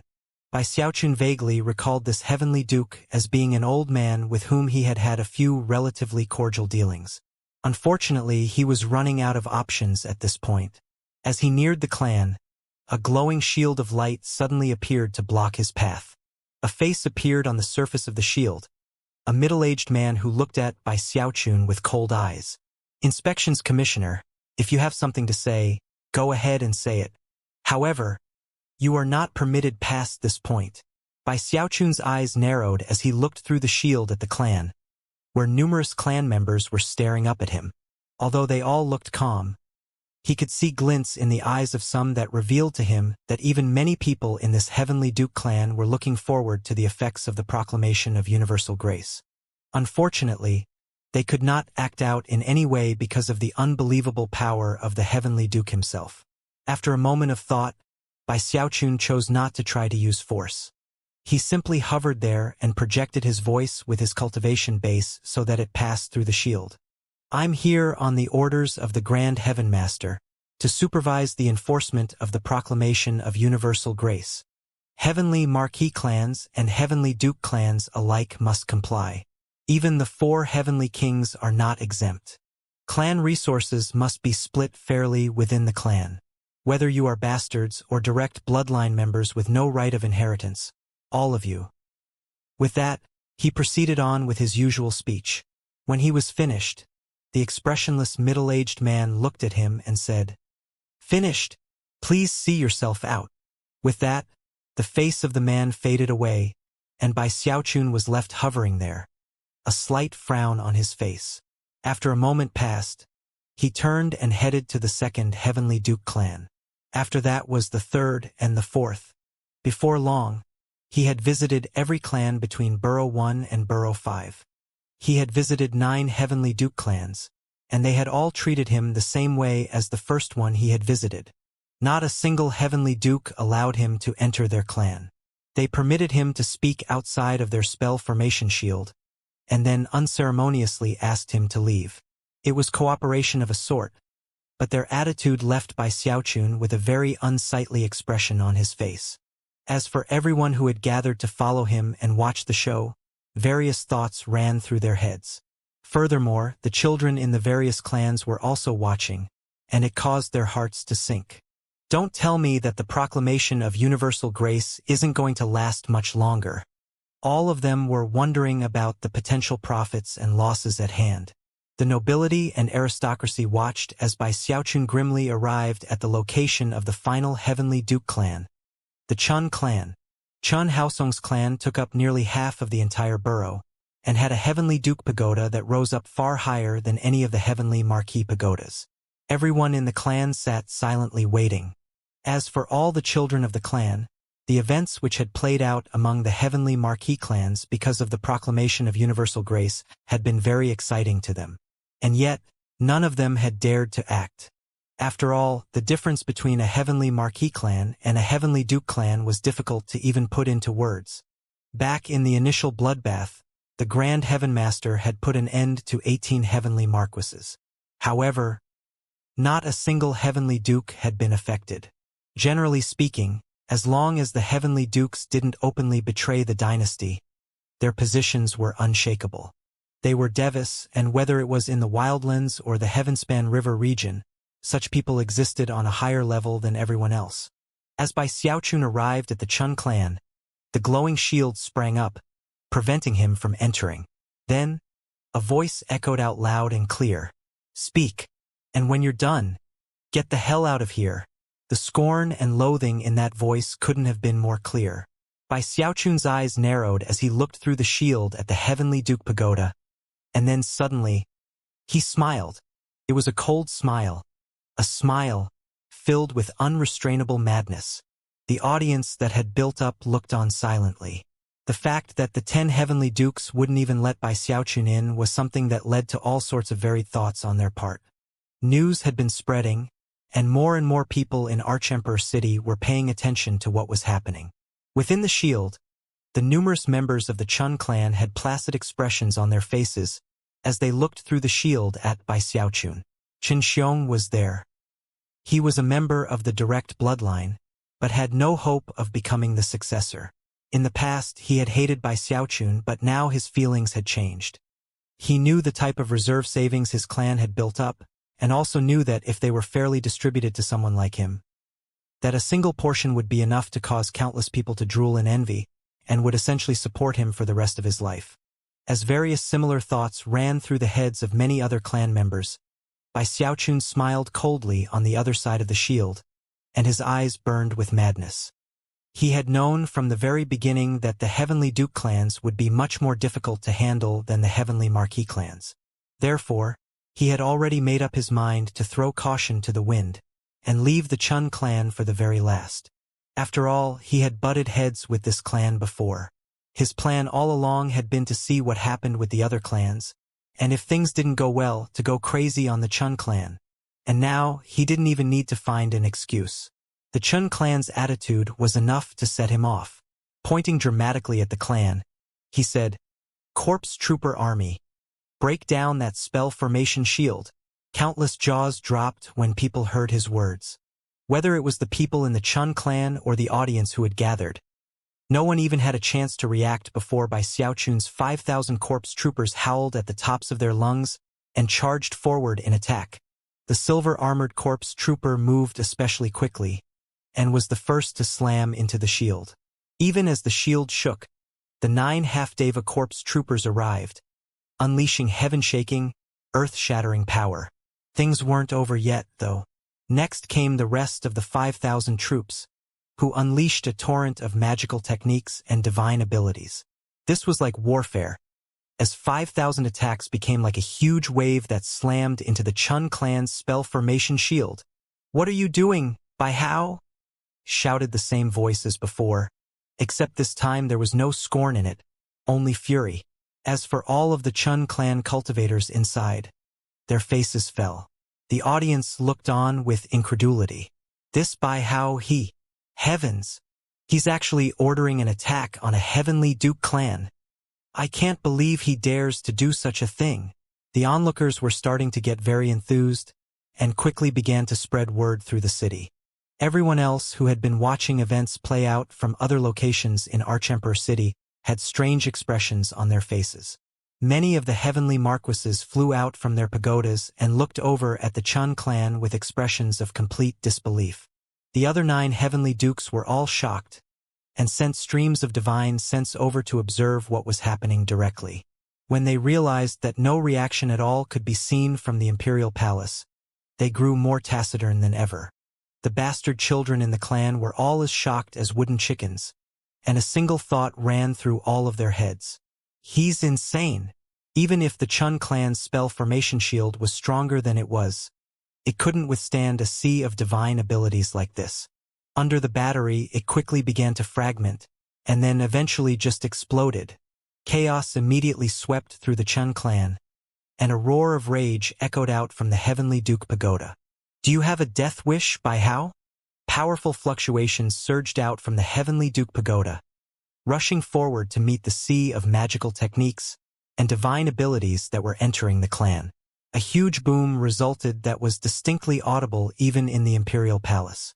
The sea of invading attacks shattered, and the 5,000 corpse troopers were shoved backward, with the exception of the silver-armored corpse trooper and the 9 half-devas. All of them shot toward the Heavenly Duke Pagoda. Before they could arrive, the air around the pagoda swirled dramatically as a projected version of Chun Haosong's face appeared. Looking at the silver-armored corpse trooper and the other corpse troopers it led, he uttered a curse in a shouting voice. "Cleaving! Suddenly, numerous mountains formed out of thin air, descending from above to slam into the corpse troopers. Moments later, Chen Haosong's face twisted and distorted, and then a violet beam of light shot out, slashing through everything in its path as it headed directly toward Bai Xiaochun. Chen Haosong was actually trying to kill Bai Xiaochun. However, at this point, Deva fluctuations rolled out from the black-armored corpse trooper who had stayed behind to defend Bai Xiaochun. Without the slightest hesitation, that corpse trooper took a step forward and launched a fist strike at the beam of violet light. The light shattered, and the corpse trooper shuddered as he staggered backward several paces. At the same time, his entire right arm was shredded out of existence. If he had possessed a flesh and blood body, then it would have been a very serious injury. However, corpse troopers were essentially impossible to permanently injure. A moment later, the area where the arm had been severed began to wriggle and grow as a new arm appeared. Having failed to destroy Bai Xiaochun, Chen Haosong stepped out of the Heavenly Duke Pagoda, where he waved his sleeve, sending a blast of wind at the silver-armored corpse trooper and the other 9 who followed him. The 9 half-Deva corpse troopers trembled and tumbled backward, but the one in the silver armor only took a single step back. That caused Chen Haosong's face to fall, and he even began to pant slightly. The Deva fluctuations rolling off of Chen Haosong grew even stronger. Never before could he have guessed that this Bai Hao would actually dare to attack him and his clan. Although there had been friction between them in the past, he had always been of the opinion that Bai Xiaochun only looked like a force to be reckoned with, but was actually cowardly at heart, and mostly put on a show of false bravado. He had also come to the conclusion that although he could act in ruthless fashion, he valued his own life too much to do anything risky. Therefore, Bai Xiaochun's sudden decisive action left him feeling very shocked. "Do you know what you're doing, Bai Hao?" he said coldly.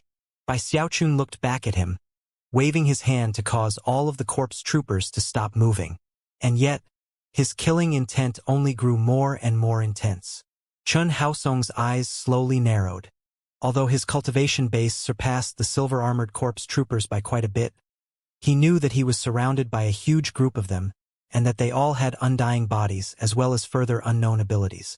And that was not to mention Bai Xiaochun's quasi-Deva realm corpse trooper. All in all, it was a shocking force arrayed against him.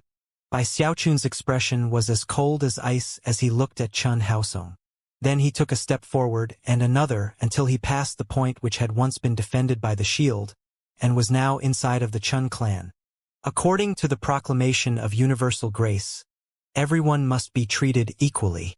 The bastard children of the Chen clan, as well as the direct bloodline members with no right of succession, are all welcome to send me what information they know.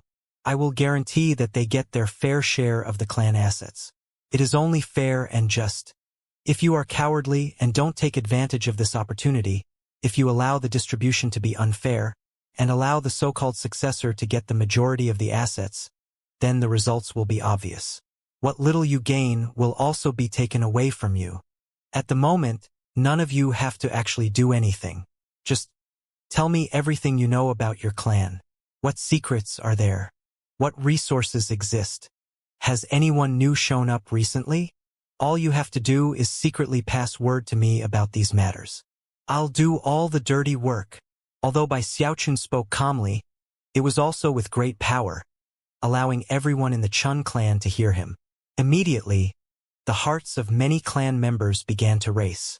An unsightly expression could be seen on Chen Haosong's face as he hovered there in the air. However, when he looked up at the imperial palace and saw absolutely no reaction, he realized that no one would be interfering with the day's events. After Bai Xiaochun finished speaking, he gave a piercing look to the assembled crowds, then turned to leave. However, after only taking a few steps, he looked back at the Chen clan, his eyes shining with cold light. "Oh right, just now, who was it that so brazenly defied the proclamation of universal grace of the Grand Heaven Master, and even told me to get the hell out of here?" Almost immediately numerous bastard children within the clan all looked over at one particular old man. Even Chen Xiong joined in that group. The old man's face fell, and before he could even say anything in response, Bai Xiaochun waved his hand. "Execute him," As soon as the words left his mouth, all 5,000 corpse troopers attacked simultaneously. A scream echoed out as the old man was killed in body and soul. Chun Haosong's face grew so grim it was almost as black as iron. Clearly, Bai Xiaochun was ready to fly off the handle at the slightest provocation. Considering how delicate the situation was, Chun Haosong had no choice but to simply bite his tongue and stare with narrowed eyes at Bai Xiaochun as he walked off. Bai Xiaochun didn't need to do this to every single one of the Heavenly Duke clans. All he needed to do was show his general stance. The children of the other 9 Heavenly Dukes would immediately begin to ponder the significance of what had happened, not to mention the children in the Heavenly Marquis clans. What he had done was enough. In fact, the very day he left the Chun clan, he got more messages than he had during the past half-month. Some information was genuine and some was not.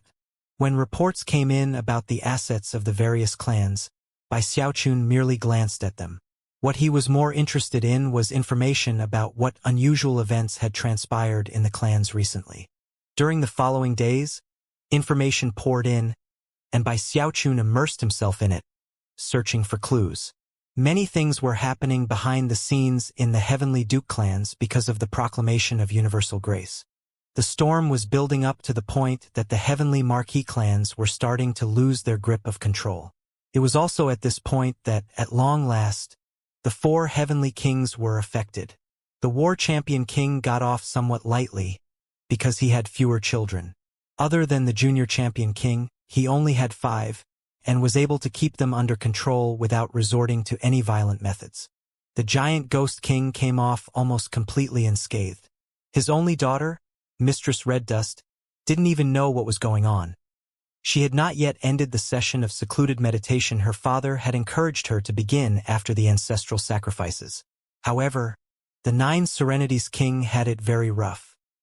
He had over 100 children, all of whom were thrilled about the situation and instantly sided with the Grand Heaven Master and Bai Xiaochun. Zhou Hong wanted to cry.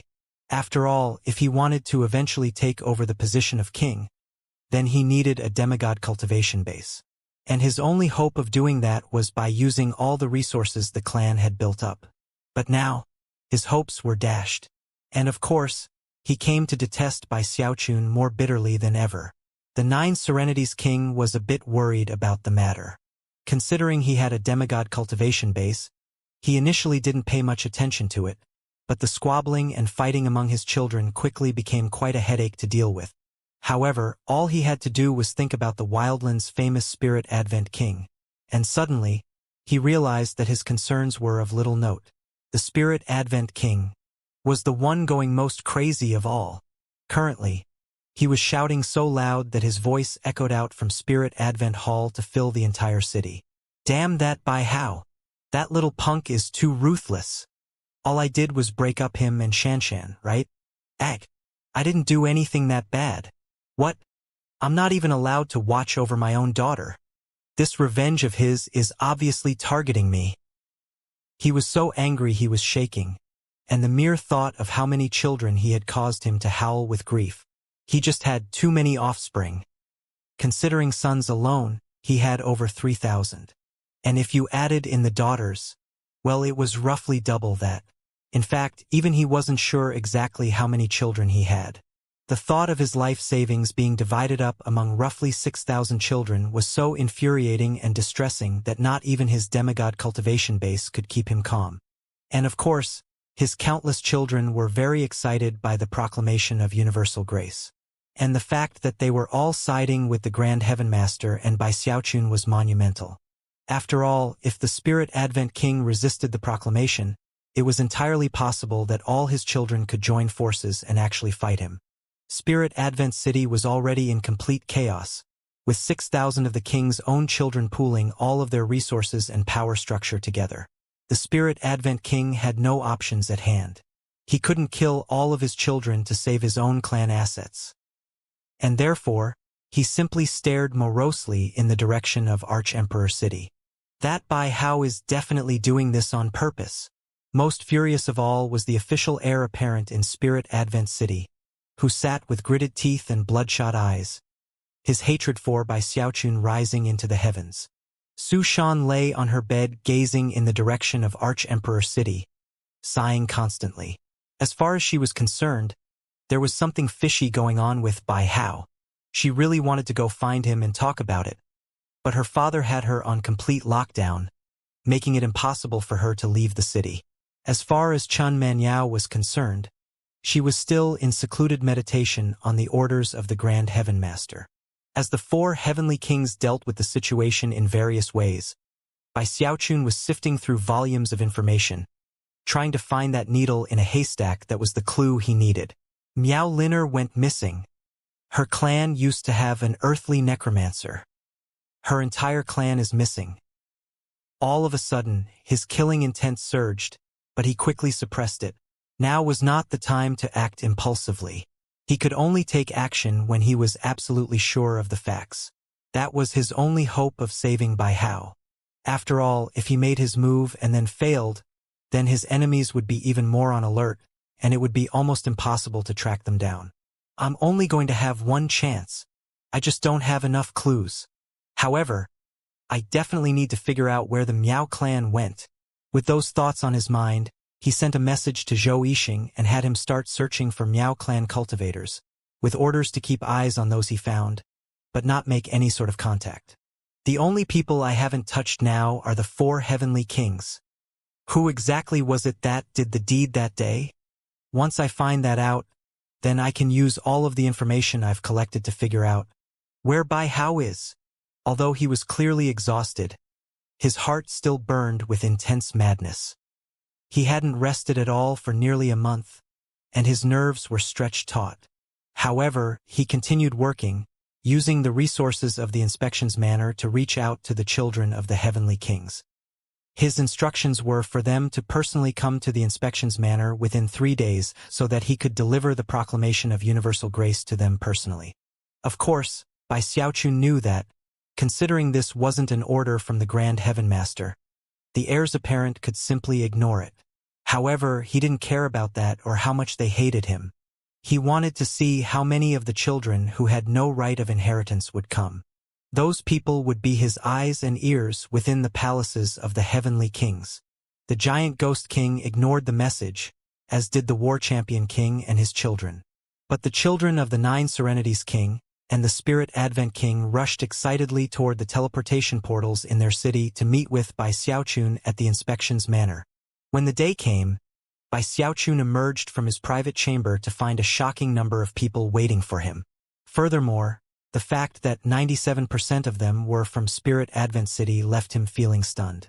As soon as all these royal children caught sight of him, they clasped hands passionately and bowed. "Greetings, Inspections Commissioner. You are a true hero of the ages, Inspections Commissioner. The proclamation of universal grace is a sign of the coming golden age of the Arch-Emperor dynasty." All sorts of talk could be heard from the mouths of the thousands of people present. In response, Bai Xiaochun gave a slight nod. He was in no mood for chit-chat. Looking out at the crowd, he somberly said, "Ladies and gentlemen, the Arch-Emperor himself has ordered that from this day forward, everyone from the Grand Heaven Master to the royal officials will no longer have solitary heirs apparent. Everyone will now have the chance to win the position of king, even if you don't have a demigod cultivation base. According to the stipulations of the Proclamation of Universal Grace, all of you now have the right to start out on equal footing to become the appointed heir apparent. However, the true judge of how fair this will all be is your own understanding of your clans. Tell me everything you know about them. The more information I get, the more likely that I can make you all happy. As of this moment, I have sufficient information from the Heavenly Marquis clans and the Heavenly Duke clans, as provided to me by the bastard children and those from the direct bloodlines who have no official right of inheritance. The only people I need information from now is you here." Everyone present was already roughly familiar with what had been happening, and took his words in stride. In fact, all of them felt very grateful. It was only natural for them to support an arrangement in which they could secretly pass the information to him, and he would do the dirty work. When it came to information about clan assets, such things wouldn't normally be passed to outsiders. But he'd already done this same thing with the Heavenly Duke clans, and no one had come to be in any danger. And when it came to the demigod clans, no one would punish these children, not even if they were considered to have betrayed the clan by revealing secret information. After all, they had the blood of heavenly kings in them, even if they weren't heirs apparent. Normally speaking, they could do whatever they wished without fear of any reprisal. As such, the very day that everyone left the inspections manor, news began to filter in to Bai Xiaochun. As of this point, Bai Xiaochun now had an information network that filled the entire Archemperor dynasty. Reports came in almost every moment. Even the common people joined in, sending him information about virtually everything. Bai Xiaochun couldn't have been busier. Eventually, after 5 days passed, he suddenly looked up, and his hand clenched down so hard on the transmission jade slip that it nearly shattered. At this point, the killing intent in his eyes burned with complete insanity. He had found the clue he needed to fit all the pieces together. The impenetrable fog that had surrounded the disappearance of Bai Hao faded away. Their clan used to have an earthly necromancer. 13 clans working together. The 9 Serenities King. Miao Linner's grandfather. He's hiding in one of those 13 clans. Killing intent surging. He looked down at the transmission jade slip and found a message from one of the children of Heavenly Marquis Zhou. There's a celestial necromancer in our clan that I've never seen before. He's very mysterious. Supposedly, he's in secluded meditation performing spirit enhancements on some magical items. But I doubt that's true. Bai Xiaochun looked up again, and his eyes were crimson. This is what I needed. Zhou Wudao. The coldness in Bai Xiaochun's eyes was such that the entire private chamber suddenly seemed as frigid as the dead of winter. Although he didn't fully understand the reason Bai Hao had gone missing, he now had a general idea. A patriarch in Miao Linner's clan was a necromancer at the peak of the celestial rank, who planned to use Bai Hao's soul in a flame conjuring to achieve a breakthrough.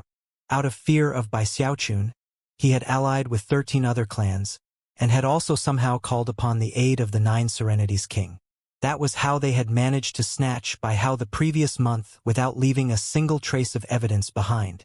Afterward, the Miao clan patriarch had gone into hiding in one of the clans, a clan where no one would think to look. After all, when it came to the heavenly marquises of the Archemperor dynasty, Zhou Wudao was neither among the 10 most powerful, nor among the 10 weakest. He was somewhere in the middle. He wasn't a very well-spoken person, and thus didn't have many dealings with others. He was basically the quiet type. He was one of the people in the dynastic court who almost never spoke. If he was ever forced to speak, he would always go along with the majority. He was so unassuming that many people even forgot he existed. Bai Xiaochun had never heard of him before the proclamation of universal grace. However, it was a bastard son of Zhou Wudao who secretly sent the critical information. Never could Bai Xiaochun have guessed that Bai Hao would be in that clan. Of course, Zhou Wudao's clan was one of the 13 who had helped the Miao clan. As for who the other 12 clans were, Bai Xiaochun had still not yet unearthed any clues. However, he wasn't very concerned with that information. All of his efforts during the past month had been focused on finding Bai Hao. As far as what he had just learned, he had no intention of reporting it to the Grand Heaven Master. The matter was simply too important, and he couldn't risk the chance that the Grand Heaven Master would refuse him the right to act. If word leaked out and if his enemies were alerted, then it might very well become impossible to track Bai Hao down again. He couldn't gamble when it came to something this vital. As he rose to his feet, his murderous aura grew stronger. The time had come to vent all of the madness which had been building up over the last month. The time had come to do some killing. Without the slightest hesitation, he sent a message to Zhou Yixing with certain instructions. Then he strode out into the open and flew up into the air above the inspections manor. With the wave of a sleeve, he sent some divine sense out, and then headed at top speed toward the location of Zhou Wudao's clan. At the same time, rumbling sounds could be heard as countless corpse troopers flew up to follow him. In this case, he didn't take 5,000, but rather 4,000. The other 1,000 were in Zhou Yixing's hands to handle other matters. Bai Xiaochun plus 4,000 beams of light shot through the air, surrounded by a black vortex that was the most powerful of murderous auras. The sky rippled, and a screaming wind kicked up, attracting the shocked attention of numerous individuals in Arch-Emperor City. Bai Xiaochun ignored all of the gazes which came to focus on him, nor did he attempt to prevent his eyes from being completely bloodshot. He looked completely mad, and engulfed by a shocking killing intent. His veins of steel pulsed explosively, as though he had become a devilish god. As he raced along, the anxiety in his heart mounted. He felt guilt, frenzy, nervousness, apprehension, and all sorts of other emotions, all of which shoved him deeper into madness. Very rarely in Bai Xiaochun's life did he ever wish to kill people. But in this situation, he had been pushed too far. He had just spent a month searching for clues, and now that he had a target, it was impossible for him to dispel that killing intent. Of course, through it all, he reminded himself that his main goal right now was not revenge. It was to save Bai Hao. He and his 4,000 corpse troopers sailed over dozens of burrows until they closed in on Burrow 61, where a heavenly marquee pagoda rose high into the air. When Bai Xiaochun saw it, his eyes flashed with sharp light. This place was the Zhou clan. After scanning the place with divine sense but finding nothing, he turned and transmitted a message to his silver-armored corpse trooper. "Can you detect a hidden chamber anywhere in the Zhou clan? A chamber containing a celestial necromancer?" The silver-armored corpse trooper's eyes flashed, and he studied the Zhou clan. After a moment, he shook his head. There must be some unique secret magic at work that defies divine sense. Bai Xiaochun's eyes narrowed, and yet he didn't hesitate. As soon as he was outside the Zhou clan, he loudly said, "I want 2,000 corpse troopers to form a perimeter. No one is allowed to enter this clan from the air or the ground. Nor may anyone leave." Instantly, 2,000 of the corpse troopers flew out and formed ranks, locking down everything around the Zhou clan. They were completely surrounded. The 2,000 corpse troopers quickly created a spell formation which caused black smoke to roil out and cover the entire Zhou clan, sealing it completely. Cries of alarm rang up from inside the clan, especially from the appointed successor in the clan. As for the Marquis himself, he looked up angrily at the corpse trooper army, at the seal locking down the clan, and at Bai Xiaochun with his murderous aura. It only took a moment for the heavenly Marquis to realize what was happening. He was one of the very few people in the clan who knew that Miao Linner's grandfather was hiding amongst them, and that his clan had been one of the people involved in the abduction of the Inspections Commissioner's sole slave. Therefore, his anger regarding the proclamation of universal grace had mostly been a mask to cover his anxiety. The fact that Bai Xiaochun had suddenly shown up caused his face to fall and his mind to reel with the realization that he knew the truth. "Activate the formation," he said. Then he bit down on his tongue and spit out a mouthful of blood. That blood was a key aspect needed to activate the clan's spell formation. A moment later, a huge blood-colored shield sprang up, instantly spreading out to protect the clan. That was the exact moment in which Bai Xiaochun and his 2,000 corpse troopers arrived. Without the slightest hesitation, he immediately had the corpse troopers violently attack the shield. Most shocking of all, though, were not the brutal corpse troopers, but Bai Xiaochun, who had a vicious snarl on his face as he attacked with the explosive violence of an erupting volcano. Ruiyuayumbal.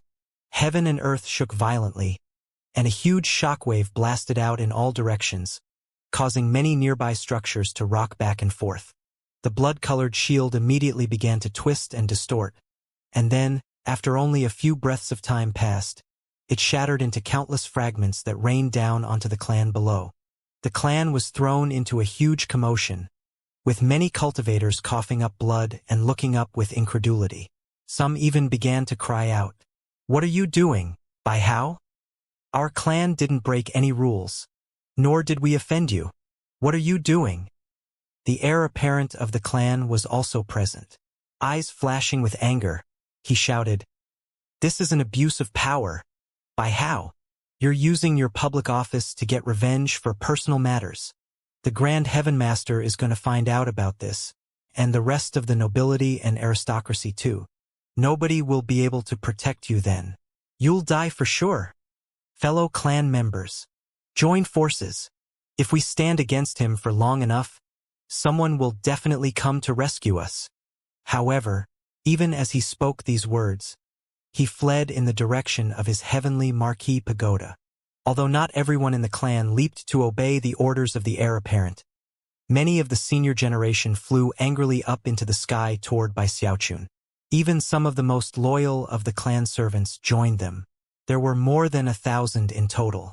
And yet, as soon as they met Bai Xiaochun's advancing corpse troopers, fierce fighting broke out, along with agonized shrieks. The Zhou clan was fundamentally incapable of resistance. Blood sprayed out of the mouths of those who came forth to fight, and they were sent tumbling backward.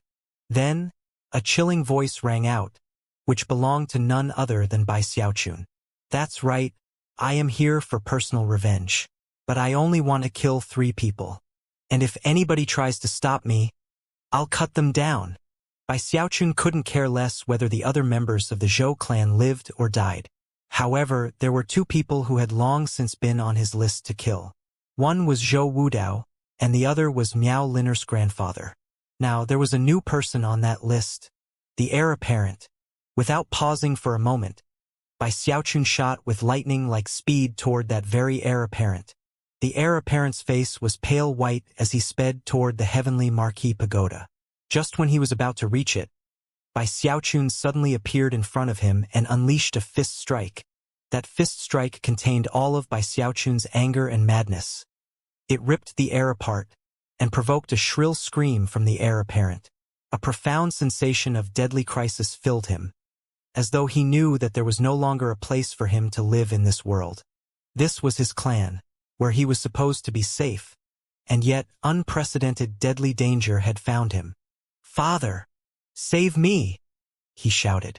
At this point, a beam of dazzling light shot out from the heavenly marquee pagoda, accompanied by a cold and sinister voice. "If you dare to kill my son, by how, then your soul slave will be destroyed beyond the shadow of a doubt." Currently sitting in the heavenly marquee pagoda was a middle-aged man of average height and appearance. He was a half-deva, but among half-devas, could not be considered particularly strong. However, with the power of his heavenly marquee pagoda, he was capable of battle prowess roughly equivalent to a full deva. That was why, despite how Bai Hao had attacked his clan and destroyed their shield, he had waited patiently inside of the heavenly marquee pagoda. At the moment, he felt hesitant and fearful, not of Bai Xiaochun, but of his corpse troopers, especially the one wearing silver armor. At the same time, he still felt confident in some aspects. The fact that Bai Xiaochun had come here showed how important his soul slave was to him, and therefore, Zhou Wudao was confident that he wouldn't kill his son. He was just trying to create some pressure, or perhaps bring about a scenario in which he could offer a trade for his soul slave. Whichever was the case, the inspections commissioner definitely wouldn't resort to killing. After all, Zhou Wudao was a heavenly marquee, and this was Archemperor City. The inspections commissioner still answered to the Grand Heaven Master, and despite how crazy he was acting, he hadn't become irrational. "I just need to buy some time," he thought. With that, he produced a transmission jade slip to send a message asking for help. However, in Zhou Wudao's moment of confidence, Bai Xiaochun's eyes turned more bloodshot than before. Ignoring the beam of light shooting down from the heavenly marquee pagoda, he sent his fist flying forward with even greater speed than before. It pierced through the air like the gust of a storm wind, landing directly onto the back of the fleeing heir apparent. The heir apparent had a mid-nascent soul stage cultivation base, whereas Bai Xiaochun had battle prowess similar to a half-deva. How could this heir apparent possibly defend himself against that? Intense rumbling sounds filled the air as a scream escaped the young man's lips that vastly surpassed anything from before. However, the scream didn't last for long. The explosive power of the fist reduced him to nothing more than a haze of blood and gore. Even his nascent soul was incapable of escape, and was ripped to pieces. The heir apparent was destroyed in body and soul. Not even his bones remained behind. As for the beam of light from the heavenly marquee pagoda, the silver-armored corpse trooper stepped forward and took the blow for Bai Xiaochun. "Bai Hao, Zhou Wudao shouted in apoplectic rage as he leapt to his feet. How? How dare you kill a child of mine? Never in his wildest imagination could he have imagined that Bai Xiaochun would actually be so decisive, and also so uncompromising. The other members of the Zhou clan who had just witnessed what happened were left shaking physically. His chilling words from earlier had already prompted a large number to give up thoughts of interfering with him. But now, all of them were terrified to the extreme. It wasn't just them. A crowd had already begun to build up in the area beyond the perimeter created by the corpse troopers, and when they saw what had just occurred, many of them gasped. To kill a heavenly marquis son in this way showed how deep his enmity went. I guess I haven't killed enough people since coming to Arch-Emperor City, Bai Xiaochun said in a fierce and brutal tone. Well, since you and your friends decided to attack me personally, then not only will I kill your son, I'm going to kill you too. Even as his words continued to echo in the air, he burst forward with explosive speed toward the heavenly marquee pagoda. As he closed in, several beams of dazzling light shot out from the pagoda toward him. Simultaneously, the side of the pagoda rippled as a shadowy figure emerged. That shadowy figure was one of the miraculous abilities of the heavenly marquee pagoda, a magical clone which immediately shot toward Bai Xiaochun in attack. It was at this point that the corpse troopers, including the silver-armored one, split off and began to search the buildings for Miao Linner's grandfather. Obviously, Bai Xiaochun had given them the order to do so. He didn't need the help of his corpse troopers for this fight. In fact, he wanted a chance to vent the anger, madness, and guilt which had built up over the last month. Rumbling booms could be heard as the dazzling beams of light landed on Bai Xiaochun, and yet, he didn't even blink in response. He only picked up speed, hurtling toward the magical clone at top speed. As he closed in, he shoved out his right hand. An explosive blast of wind spread out in all directions in response. In response, the magical clone of Zhou Wudao snorted coldly and performed an incantation gesture, summoning a horde of illusory pythons to attack Bai Xiaochun. Bai Xiaochun's expression didn't change at all. He clenched his right fist, which caused a black vortex to appear, along with a terrifying gravitational force. It was as if all of the energy in the entire area were being sucked into that vortex. Even Bai Xiaochun's aura vanished, until it almost seemed like he didn't exist. However, that was when a domineering figure appeared behind him. This was none other than the Undying Emperor's fist. It was an attack that had left Mistress Red Dust visibly surprised, and was very close to the power of a deva. A massive amount of force was building up around Bai Xiaochun. It almost seemed like night was falling in his area, as all of the light was sucked into that black vortex. Zhou Wudao's shadowy clone felt an intense sensation of deadly crisis building up, and let out a shout, simultaneously performing a double-handed incantation gesture that caused the pythons to all form together into a 300-meter-wide defensive formation.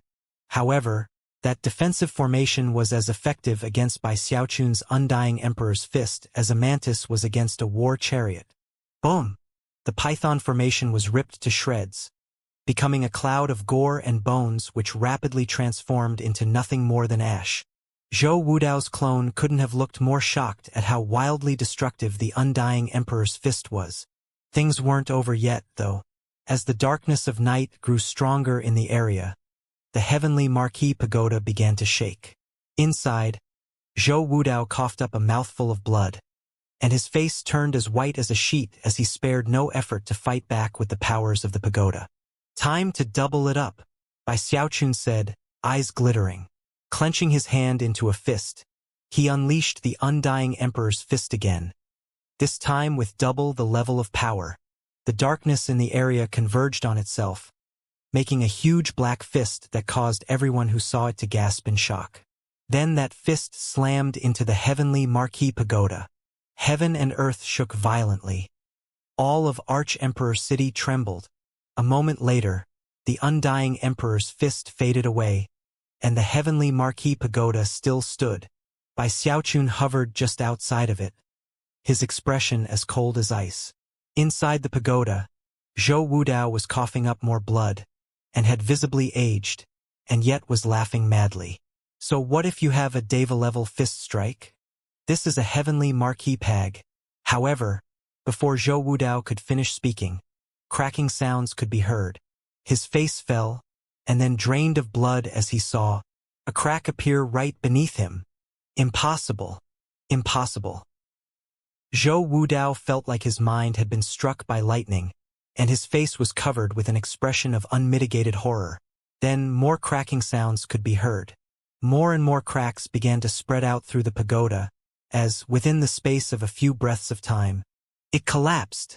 As the heavenly marquee pagoda collapsed, complete silence filled the area.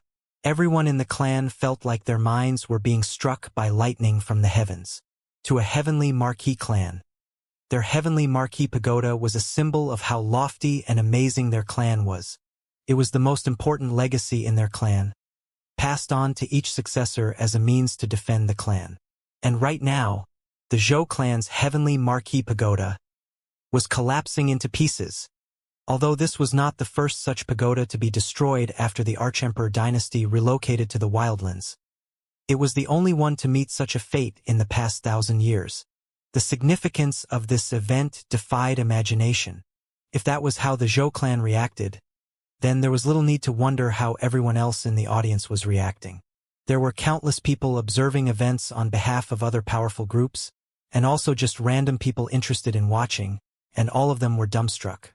The Zhou clan's heavenly marquee pagoda is collapsing. This Bai Hao actually dared to destroy a heavenly marquee pagoda. Zhou Wudao emerged from within the collapsing pagoda, blood spraying out of his mouth, and looking visibly older than before. The instant he appeared in the open, he didn't charge toward Bai Xiaochun in attack, but rather turned and fled. He had no other choice than to do so. Bai Xiaochun's fist strike had been unimaginably shocking, so powerful that it actually destroyed a lofty and magnificent heavenly marquee pagoda. To Zhou Wudao, it was almost inconceivable. Most people only knew a little bit about how heavenly marquee pagodas actually worked, but as a heavenly marquee, he had complete control over his own pagoda, and was thus deeply struck by what had just occurred. He knew that the so-called heavenly marquee pagodas were not created by heavenly marquises. Instead, they had been built along with Archemperor City itself. More specifically, they were shocking magical devices that could focus and release the power of an unseen spell formation. After all, what was visible of Archemperor City right now was actually only a part of the true extent of the city. There was more buried underground. And as for the heavenly marquee pagodas, they could enable a half-deva heavenly marquee to unleash battle prowess equivalent to a full deva. And of course, the heavenly duke pagodas were even more impressive. The power of the pagodas was limited to some extent. After all, they were expensive to fully power up, and that would not be permitted unless the Archemperor dynasty were under direct threat. Even still, they were powerful enough that no ordinary person could possibly attack them successfully. In fact, the one which had been successfully destroyed 1,000 years ago had been during a battle of demigods. Because of that, there was no way that Zhou Wudao could ever have guessed that his heavenly marquee pagoda would collapse. Although he wasn't sure how it was happening, he had his suspicions, and they terrified him. If it isn't his cultivation base, then it must be some special divine ability. That fist strike is actually a magical technique. But what? Zhou Wudao's face was ashen as he realized that he had provoked someone he was most certainly not powerful enough to have provoked. Thus, it was without the slightest hesitation that he fled as quickly as possible. An icy glint appeared in Bai Xiaochun's eyes. He didn't know much about heavenly marquee pagodas, and therefore, was a bit confused by Zhou Wudao's reaction. It was with lightning-like speed that he immediately gave chase, when suddenly, a shadowy blur appeared from within the rubble of a collapsing building at the edge of the Zhou clan. The figure was partially translucent, and was moving directly toward the corpse troopers who had the area locked down. Not only was the figure moving quickly, it was using some sort of divine ability that slowed the corpse troopers down. As a result, it seemed to be just on the verge of breaking through the blockade. However, that was when Bai Xiaochun stopped, turned, and vanished. When he reappeared, he was right in front of the shadowy figure. It was almost as if he had been waiting for this person to make a break for it. "So you finally show your face," he said, his eyes radiating icy coldness and killing intent. Rumbling sounds echoed out as the air around him began to swirl like a vortex. Unexpectedly, the intensity of his killing intent actually surpassed what had appeared when he had attacked Zhou Wudao. "You!" the shadowy figure blurted, suddenly backing up. At that point, it resolved into the image of an old man. He seemed alarmed. Clearly, he had believed himself very clever for attempting to flee when the heavenly marquee pagoda fell, and Bai Xiaochun went chasing after Zhou Wudao. By fleeing at that time, and using his special technique to slow the reactions of the corpse troopers, he had been very confident in being able to make his escape. Never could he have imagined that Bai Xiaochun would be prepared for just something like this. The old man was caught completely unaware. The truth was that as soon as Bai Xiaochun had arrived at the Zhou clan and found that neither he nor his silver-armored corpse trooper could use their divine sense to find this old man, he had come up with his plan. One of the reasons he had killed the heir apparent was to vent his anger, but the other was to prevent Zhou Wudao from buying time and getting help. The whole point to his offensive had not been to kill anyone, but to give Miao Linner's grandfather what he believed was a chance to escape. Only by pushing things to the very limit, and by making his opponent think that he was completely mad, would the man be confident enough to try to escape. That was why he had attacked with such ruthless efficiency, and had immediately resorted to the undying emperor's fist. The whole time, his divine sense had been spread out through the clan, and especially focused on his corpse troopers. He knew that the old necromancer would attempt to escape by breaking through the ceiling blockade, and that was exactly what he had been waiting for. Now that the old man was backing away from him, Bai Xiaochun stepped forward. At the same time, he sent a thought out to his corpse troopers, causing them to reinforce and shrink the perimeter. Meanwhile, the silver-armored corpse trooper unleashed the power of his Deva cultivation base and headed toward the old necromancer. It only took moments to lock down everything above and below. As of this point, it didn't matter what special technique this old man had. He would not be escaping. Zhou Wudao was also affected, and had to start backing away from the corpse troopers. There was simply no way he could break through that barrier. Miao Linner's grandfather could see that it was a critical moment. Eyes flickering with madness, he suddenly looked over at Bai Xiaochun and shouted, "Let me go! Bai Hao! If you don't, then a single thought from me will wipe your soul slave out of existence." Apparently worried that Bai Xiaochun might be convinced that his soul slave was dead, the old man performing an incantation gesture, causing a soul shadow to appear on his forehead. That soul shadow was Bai Hao, who was trapped in the old man's forehead, slowly being burned and clearly in critical danger. Bai Xiaochun stopped in place, trembling inwardly as he looked at Bai Hao's soul shadow.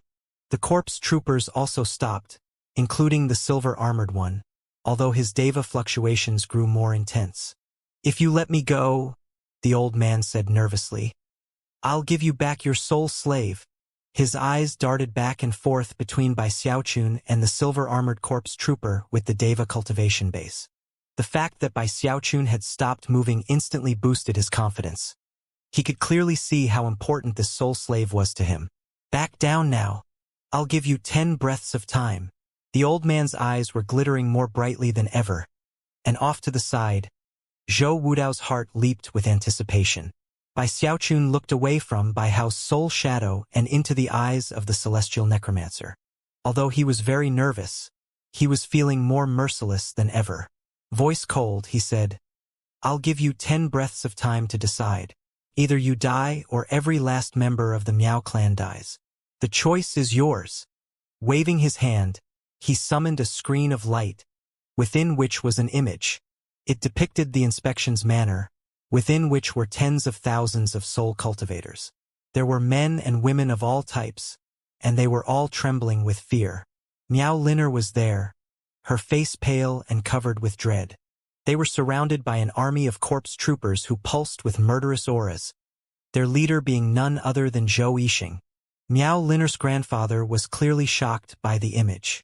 Even more shocking was that the people in the image could see him. They quickly began to call out in anxious voices, Save us, Patriarch. Help me, Grandfather. Patriarch. It's me, Tanner. Help me.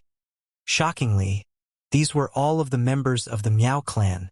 They only represented about 70 to 80% of the clan as a whole, but that was still a large number. Furthermore, many of them were chosen of the clan, people who the Patriarch had spent blood, sweat, and tears, not to mention significant cultivation resources, to groom as necromancers. They represented the reserves of the entire Meow clan, as well as its future. This Meow clan Patriarch had carefully split his clan into smaller groups and hidden them away where he thought no one would be able to find them. Never could he have imagined that Bai Xiaochun would have the resources to track them all down. Actually, that was one of the first clues Bai Xiaochun had found, and a task he had immediately assigned to Zhou Yixing. Furthermore, the reason he had ordered him not to do anything at first was for fear of alerting his enemies. The reason he finally made a move on the Zhou clan was because he had gathered all the clues he needed, and he had decided to close the net. Of course, the ordinary cultivators of the Meow clan weren't necessarily very useful on their own. But Bai Xiaochun had long since come to the conclusion that if Bai Hao were still alive, then he would end up in this very situation, where the Meow clan Patriarch would use Bai Hao to threaten him. And therefore, he would use the Meow clan itself to threaten the Patriarch as his trump card. That was another of the reasons why he had unhesitatingly cut down the heir apparent of the Zhou clan.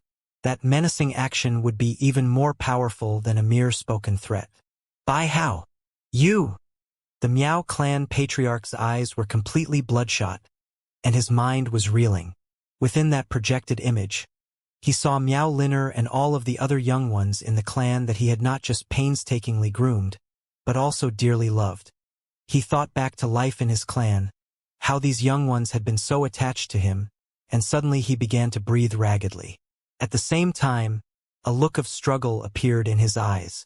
As of this moment, their life or death would be decided by one simple action on his part. This isn't everyone in your clan, Bai Xiaochun said, slowly and clearly. But don't worry, if my soul slave perishes, then trust me, I will do everything in my power to track down every last child of the Meow clan, no matter where they are hiding, and put them to death. I will ensure that the Wildlands never again has a hint of a clan named Meow. Every bloodline will be wiped away. Bai Xiaochun knew that the fact that the Meow clan Patriarch was using Bai Hao to threaten him indicated that his identity had not been revealed. If it had, the Patriarch wouldn't need to threaten him. He could overturn Bai Xiaochun's entire world with ease, and place him in the most dangerous of deadly situations. Something else that made Bai Xiaochun tremble in anger was the knowledge that the Meow clan Patriarch could not easily soul-search Bai Hao. And yet, the Patriarch would obviously have wanted to know exactly how Bai Hao had come to be. Because of that, Bai Xiaochun could only imagine the suffering and torment he had undergone. And yet, the Meow clan Patriarch had failed in his efforts. Bai Xiaochun had already been unwilling to abandon his apprentice before, but that added realization bolstered his convictions. The Meow clan Patriarch's lips quivered, and his eyes grew increasingly bloodshot. He was even finding it hard to breathe. It was almost like he had split into two people, one of whom represented his clan, and the other of whom represented himself. And the two of them were fighting back and forth for the superior position. Would his desire to become an earthly necromancer outweigh his duty to his clan? It was in that exact same moment that Bai Xiaochun once again spoke. Under no circumstances will I allow you to leave here today, and I don't need to rely on luck to make sure that happens. You will die today no matter what. Either give me my soul slave and be the only person to die, or you, your clan, and my soul slave can all die together. There is no escape for you, and no one will come to your rescue. Don't bother trying to buy time. I'll say it only once more. You have 10 breaths of time. After that, I will give the order for my corpse troopers to attack. Then, you can watch the blood of your clan flow in rivers toward the netherworld as you die along with them. Although Bai Xiaochun's heart was racing in anxiety, his face didn't show it. He seemed cold, ruthless, and emotionless, and his voice contained decisiveness that could sever nails and chop iron. With that, he flicked his sleeve, looked at the image of Zhou Yixing and said, "Start the countdown, Zhou Yixing. After 10 breaths of time, execute the Miao clan. 10, 9, 8. The Miao clan patriarch shivered and panted more than before. Bai Xiaochun's words were like sharp knives that stabbed deep into his heart and mind, pushing him to the brink of complete collapse. That was especially true considering that Bai Xiaochun had said that he would die no matter what, and he only had 10 breaths of time to make his decision. By this point, he was convinced that Bai Xiaochun truly had made a decision to kill him, and that there was no way out of the situation. "What do I do?" he thought. "What am I supposed to do?" As the Miao clan patriarch chuckled bitterly, and Zhou Yixing counted down loudly, the Miao clan cultivators began to beg and plead even more loudly than before. "Save us, patriarch." 5, 4. Zhou Yixing's words blasted into the Miao clan patriarch's ears like thunder. The patriarch stared at Bai Xiaochun, hoping to get some clue from him to indicate that perhaps he was bluffing. But no matter how he looked at him, he seemed cold and ruthless. He looked like he would go to any lengths necessary to see the patriarch dead. "He cares about this soul," he thought, his heart pounding. "But not enough that it can be used as a threat against him." Clearly, Bai Xiaochun either wanted the soul for himself or didn't want anyone else to have it. The truth was that Bai Xiaochun was actually far more nervous than the Miao clan patriarch. And yet, he had to keep that hidden, down to the tiniest scrap. He knew that if he let the Miao clan patriarch go, he would lose the initiative, and his opponent would be in control of Bai Hao's life. At that point, if the other 12 clans and the 9 Serenities King took action, it would be virtually impossible for him to save Bai Hao. Delaying matters wouldn't do any good. He needed to decisively end matters right here and now. His only hope was to see which of the two of them was more vicious. He had to make it seem like he wanted the man dead no matter what. Only by destroying his opponent's hope for life could he possibly awaken his sense of responsibility toward his clan. At that point, the man would be forced to choose who died, himself or his clan. In the end, most ordinary people would pick the former. The former was not death. It was sacrificing oneself for one's people. If the patriarch somehow saw through Bai Xiaochun's act and realized that he cared about the situation even more than the patriarch, then Bai Xiaochun would be forced to compromise and let him go. 3. Zhou Yixing's killing intent grew stronger, and the murderous aura of the 1,000 corpse troopers raged. "Sacrifice yourself to save your clan?" Bai Xiaochun said coldly. "Or be buried along with them? The choice is up to you." He raised his hand up into the air, and everyone could see that, if he dropped it, it would indicate that the executions were to be carried out. He didn't need to make lengthy speeches. In fact, saying too much right now could actually be counterproductive. 2. Zhou Yixing said. The pleading of the Miao clan became like a sound wave that battered at the patriarch's heart and mind.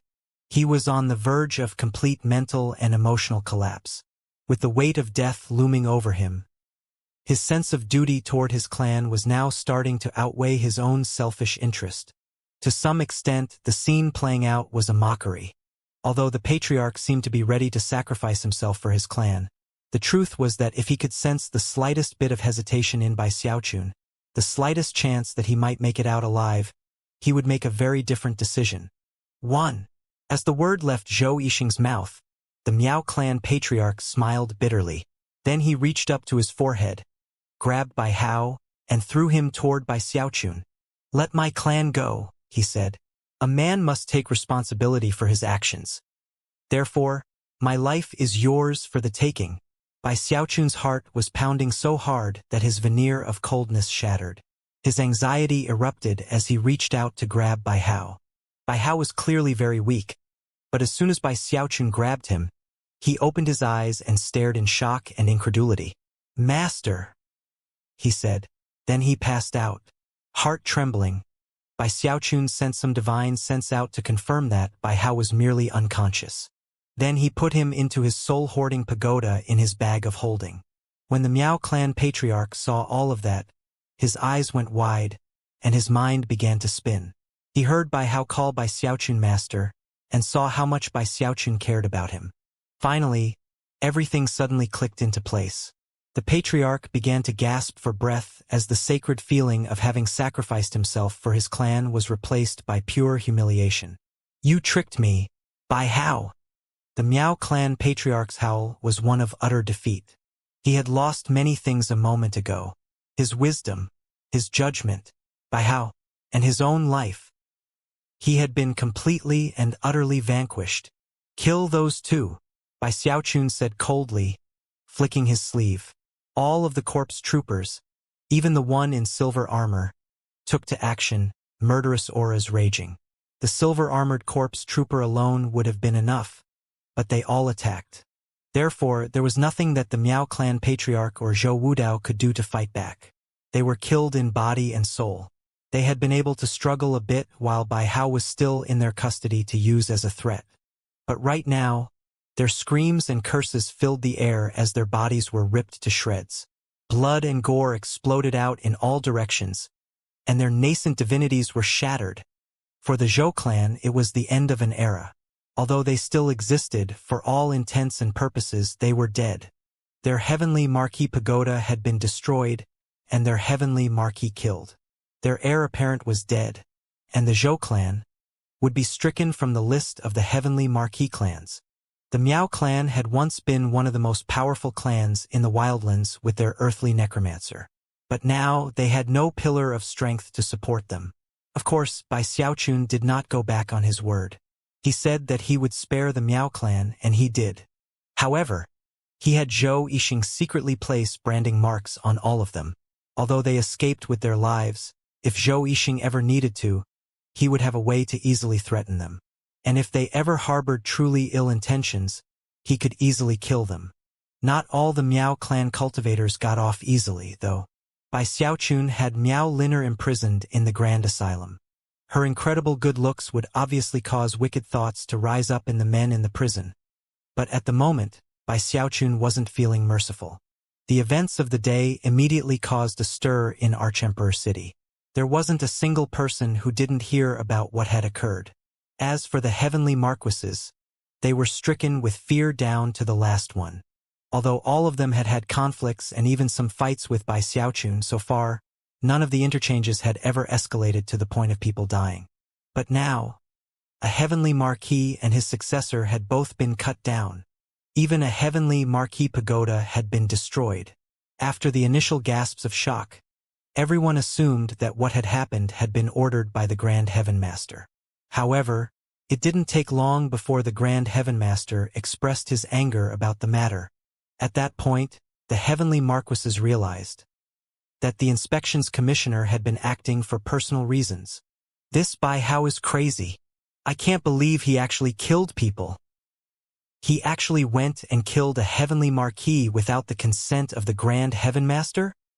This defies all laws and principles, even those of the heavens. This guy cannot be tolerated any longer. The inspections commissioner has too much power. If he can go crazy and kill Zhou Wudao, then who will be the next person he targets for death? This Bai Hao is a traitor. This is Archemperor City. Who does he think he is? The second Grand Heaven Master. The heavenly marquises were all enraged. Their previous hatred, especially that caused by the proclamation of universal grace and the losses they had sustained because of it, caused them to detest Bai Xiaochun with all their being. Because of their hatred and fear, there was no way that they would let Bai Xiaochun's one enormous illegal act just go unanswered. It didn't take long before the heavenly marquises were heading en masse to the imperial palace. This time he's going to die beyond the shadow of a doubt. There's no way that this Bai Hao will escape by the skin of his teeth this time. No superhuman abilities will help him this time. He won't even have a corpse left. Nobody can save him. The inspections commissioner's power comes from the Grand Heaven Master. Today, he will face major tribulation. The heavenly marquises weren't the only ones to take action.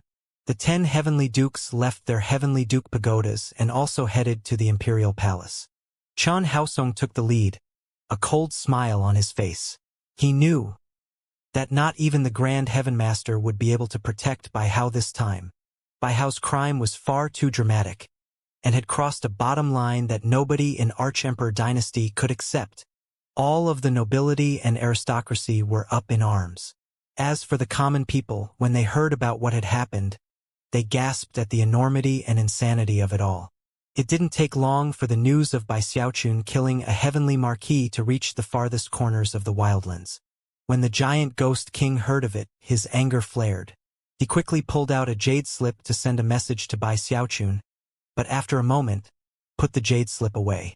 Then he stamped his foot in anger, causing the entire royal palace to shudder. Too reckless. When the Nine Serenities king got the information via jade slip, he frowned. He didn't care much that Zhou Wudao and the Miao clan patriarch had been killed. The only reason he had helped them to begin with was because it benefited him. Although he didn't particularly care for Bai Xiaochun, he viewed him like an ant whose life or death didn't matter at all. However, he did care about the fact that a heavenly marquee pagoda had been destroyed. Strange, he murmured.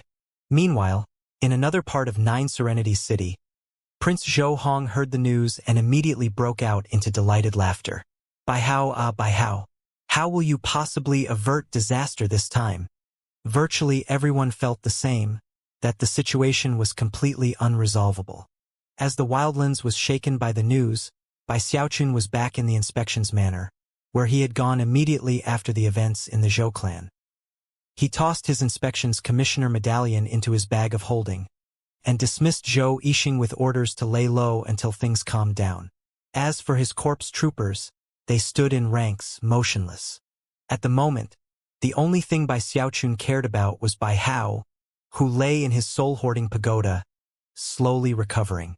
Eventually, his eyes fluttered open, and the first thing he saw was his master, looking very haggard. Finally awake, Bai Xiaochun said, a smile on his face. You need to be more careful in the future. Come, let master tell you what's happened in the last month. You have no idea how awesomely your master handled things. No one dared to provoke me. I even went and accused Devis. Smiling, he went on to explain everything that had happened. To him, things already seemed like they had been a month before, with he and Bai Hao together depending on each other for survival. However, the more he talked about everything, the more Bai Hao's eyes began to glaze over. Master, he said, trembling.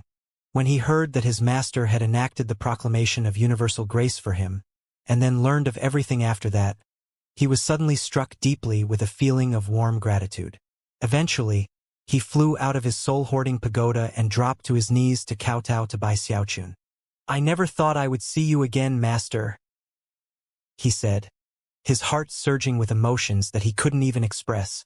After being captured, he had endured a month of torment, and yet had never revealed any of his master's secrets. As of this moment, it all seemed worth it. After all, the person Bai Hao cared about most in his heart was his master. To Bai Hao, the past month had been one of endless darkness and pain.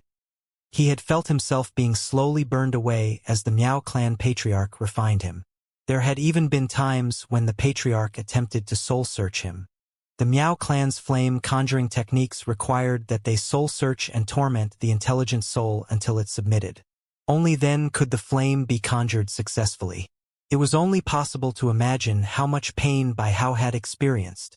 During that time, he had been completely powerless to do anything. There were times when he had almost wished he could die, but in his determination, he had refused to give in. His master had not yet conjured 19-colored flame, and in fact, he had not yet seen him succeed with 18-colored flame, and he had sworn an oath that he would make sure his master fulfilled his dream of becoming a heavenly necromancer. Therefore, he couldn't die, nor did he want to. Maybe he would die one day, but it would only be after he helped his master accomplish everything he needed to. Only then could he close his eyes in that final rest. There were just too many things left to be done. Furthermore, he was also worried about what his master would do without someone to watch over him. Presumably, he would get himself in all sorts of dangerous situations, and Bai Hao knew he needed to be there to give advice and to help solve the problems. That was his focus and determination, and it kept him going the entire month. He wasn't sure how much longer he would have been able to hold out, and eventually he simply lapsed into unconsciousness. And then he opened his eyes to see his master. When Bai Xiaochun saw the look in Bai Hao's eyes, he felt very pleased with himself, and mused that he really was a trustworthy and inspiring master. Tousling Bai Hao's hair, he said, "Ha ha ha! Moved? Well, didn't master tell you that after you become his apprentice, you wouldn't regret it?" Bai Hao immediately kowtowed deeply and said, "Master, you have shown me incredible kindness. You saved my life. I will never forget this for the rest of my life." It was almost exactly the same as the scene which had played out in that mountain cave when he had just regained his mind after being a vengeful soul. He kowtowed with no regrets and with full sincerity. Bai Xiaochun stuck his chin up and flicked his sleeve. "You're my apprentice," he said grandly. "And if anyone dares to lay a hand on you, they're basically slapping me in the face. Proclamation of universal grace? Ha!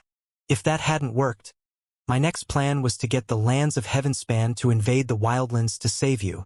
As of this moment, he didn't look at all like the cold and ruthless person he had been in the past month. He was finally back to normal,